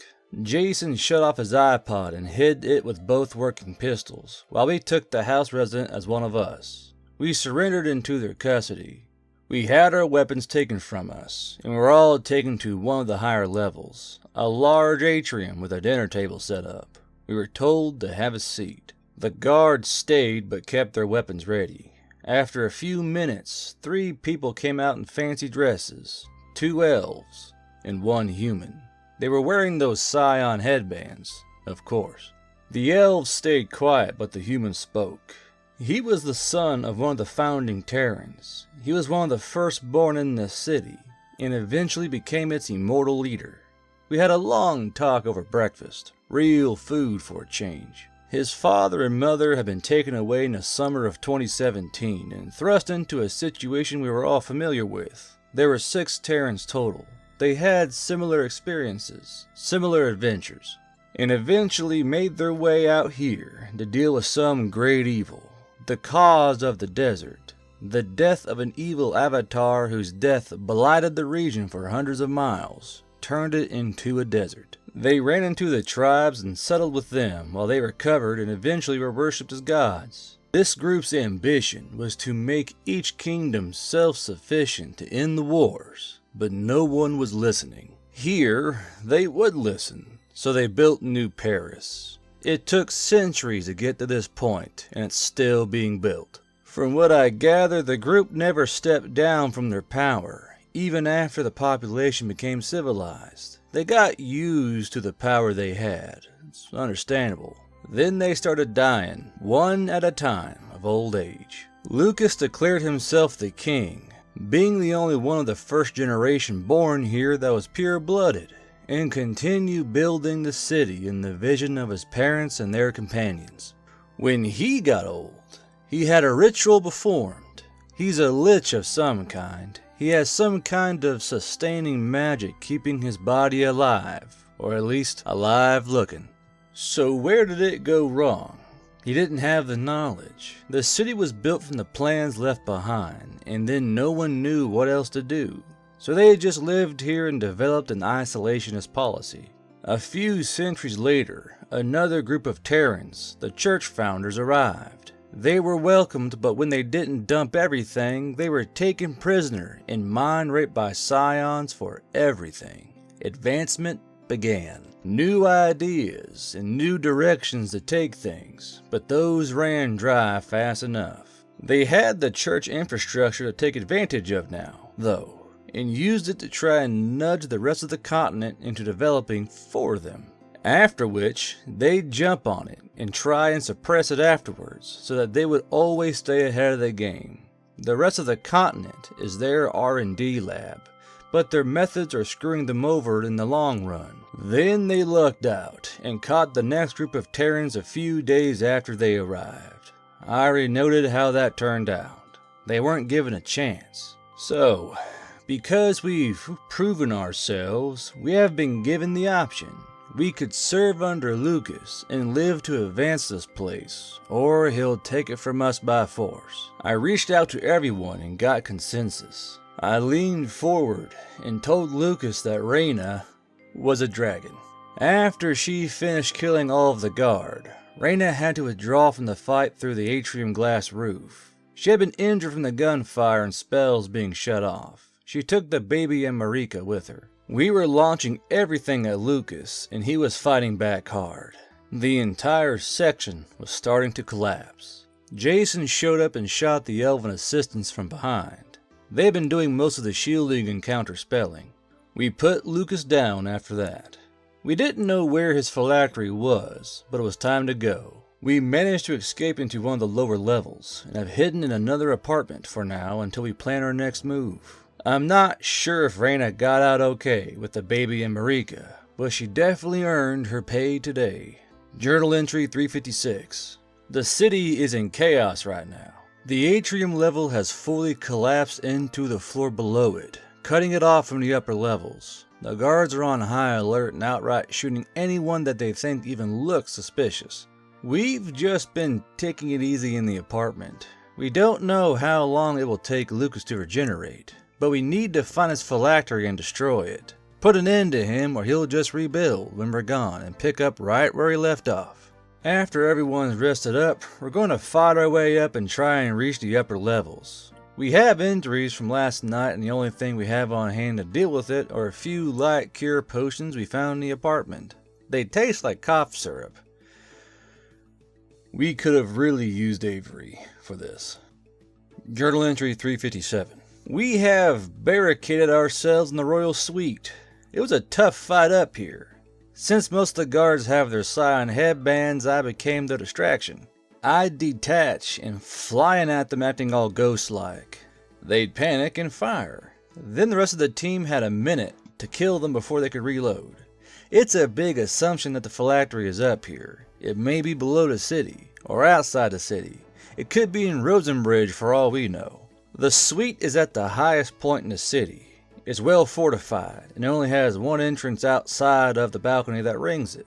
The guards have tried breaching the door for an hour before giving up. I'm not sure what they're doing out there, but if they were smart, they'd be putting together a bomb and blast their way in. Max has been casually slinging spells over the balcony at the city below, causing more section collapses and outbreaks of fire. The only problem is that he's burning himself out fast from doing it. From the looks of it, Reyna shot down the city airships, as we can see their wreckage littering the city's superstructure. No sign of our airship or the dragon as of yet. Mike and Cherry have been setting up a summoning circle. They're going to try and get us some demonic assistance. Journal entry 358. Lucas is back. I can hear him screaming curses at us from outside. We've ransacked his quarters pretty hard for anything we could use. We found a barely working, magically enhanced Android tablet that desperately needed a format, an airsoft effing file, and a block of what we all agree is ancient sim text that we're pretty sure is no longer any good after all these centuries. It's not even malleable anymore. In case it is, Austin's rigging up a magical detonator and we're dumping it in the sewer system, which seems to still be flowing, just in case. The airsoft gun appears to be modified.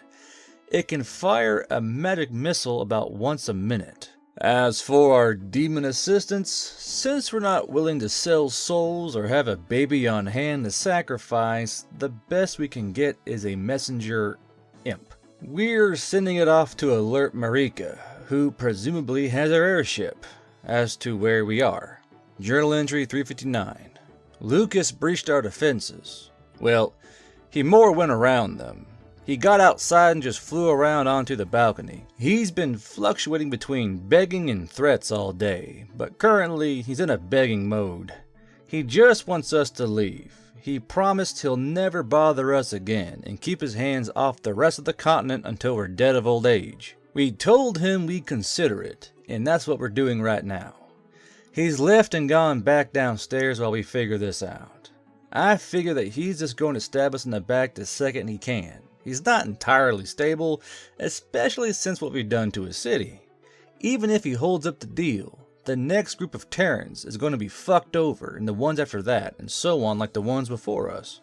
I feel we need to do something, even if it's just for their revenge. Lucas needs to pay for what he's done, what he's doing, and what he's going to do, and I'll bring this whole civilization down with him if I have to. At least, that's my stance on it. We're still discussing it. The Hinds returned to us and has landed on the balcony. They took to hiding a few miles away behind some dunes while the heat died down and Reyna recovered. She's got some scars, even on her elven form, but nothing too dramatic. Marcus is proud of her. The babies come out of all of this unscathed, as has Marika. We're including their input on the decision. They're not Terrans, but they've thrown themselves in with us. They should have a voice too. Journal entry 360. We made our decision. We moved our bomb ingredients off the Hind and mixed them. It took a few hours, but when we're done, we had our 1-ton bomb and a 5-minute fuse. We would run, for now. But we were going to leave a parting gift. We had a 5-minute fuse set up. We drew straws as to who would light it. I got the short straw, so I had to light it. I was given a torch from below deck. We made sure everything we wanted was on the ship, and everyone was ready to pull out. Then I walked over and lit the fuse. I made it 2 steps away when suddenly the Rhine-Graf spy master appeared and stabbed me through the gut. From the shock, I dropped the torch on the bomb crate. I think they knew what was going to happen. I saw the airship suddenly lift off and shoot into the sky. I grabbed the spy master with all my remaining strength. I figured the explosion would be enough to destroy his enchantments once and for all. Then the bomb went off, and I died. Well, my body did, anyways. The explosion caused a chain reaction of collapses. The upper half of the arcology collapsed in on itself. The city was evacuated. I was in a daze for a few hours before I realized what had happened. I'm detached now, permanently. I spotted the Hinds circling the ruins and managed to flag them down, and here I am. Everyone is kind of in shock, and so am I. I don't feel anything. Journal entry 361. It's been a few days. We've been camped out around New Paris watching the survivors. There hasn't been any sign of Lucas. We think that maybe the city was his phylactery, and we have effectively destroyed it. The locals, with our help, have managed to restore some functionality to their food paste producers, have been getting water from the local river, so they aren't starving to death for now. With Lucas gone, they've been deferring to us, the next Terrans in line. They want us to take over and lead them like Lucas or his parents did. I told them that it's time to leave this cursed desert and rejoin the rest of civilization. The problem is that most cities aren't big enough to hold their population. Hell, if they crossed the desert and settled in Mandan, they'd triple its population. If they could survive the trip to Wolf Lake, maybe they could settle there. We're literally trying to figure out where to put the surviving population of one of the biggest cities on the continent. It's baffling. As for my condition, well, I don't need food, water or sleep, or much of anything else. At least I don't have to worry about my hair catching on fire, though. Journal entry 362. Austin has managed to make their food processing system more mobile and adjusted it to work with the sand. I'm not sure how nutritious it will be, but the consistency has at least improved. The surviving Sun Church leadership know the continent better than most, so they've been tasked to take care of the population and try and get it, eventually, to Wolf Lake. They may be able to use the river for transportation. I'm not sure where it ends, or if it connects to any other rivers, but it's flowing in the right direction. As for us, we're trying to figure out what we want to do with our lives. We're tired. Maybe it's time to retire. Mike and Cherry are probably going to settle down and summon up a family. Marcus and Raina pretty much already have. I'm pretty sure we can find something to keep ourselves occupied in Alien aside from being research subjects. Maybe I can take up a teaching position and spread the advancement. Maybe get myself a new body. Maybe not. Hopefully we won't make the same mistakes that the founders of New Paris did. If we do, I can only hope that the next group manages to fix our mess. So, here we are. We were taken against our wills, forced to fight to survive. We did. We adapted and we fought back. We crushed civilizations and helped found new ones. We changed the world. We survived. We are Terrans. We will always find a way. Journal entry -- or as I'm calling it, journal entry 369. Oh, the last one's always so nice. 200 years, just like we predicted. The next batch of Terrans has arrived in Rosenbridge. 12 of them. They've already been here a week, struggling for food and water, living in an alleyway. Dirty and terrified of their new surroundings, but not willing to lay down and die. Ah, memories. Avery and I have already made contact and gotten their trust. We had our first discussion. They arrived from late 2011, our past. Of course, this meant we had to convince them that this was unrelated to the Mayan calendar 2012 nonsense. We'll be taking them to New Chicago. We're going by train, so we have time to talk and they will have time to eat and rest. Once they've adapted to the ways of this world, maybe a few will travel to Alien and sign up at the university. I can already feel magic and psionic talents in them, struggling to express themselves. I can only wonder how they are going to change the world, what ideas and skills they've brought with them. Things may get exciting again. And that is the end, the true end of Stranded in Fantasy. Thank you guys for being along for this journey, all you thousands of listeners on Neckbeardia who stick around and watch the videos here and give us the passion that we have here on Neckbeardia to do what we do. We've been doing this for months. You've been here for months. And for that, we are grateful. We're grateful that you're here with us, listening to these silly stories. It's been an absolute pleasure narrating this story for you. So if you got the time and the drink, pause here and grab a shot. This is to you, all the listeners of Neckbeardia. If I could, I'd be there right now and cheers you in person. Until next time, in the next story, this has been Guardbro, and I'll see y'all there. Oh yeah, I forgot to mention, it feels good to finish first.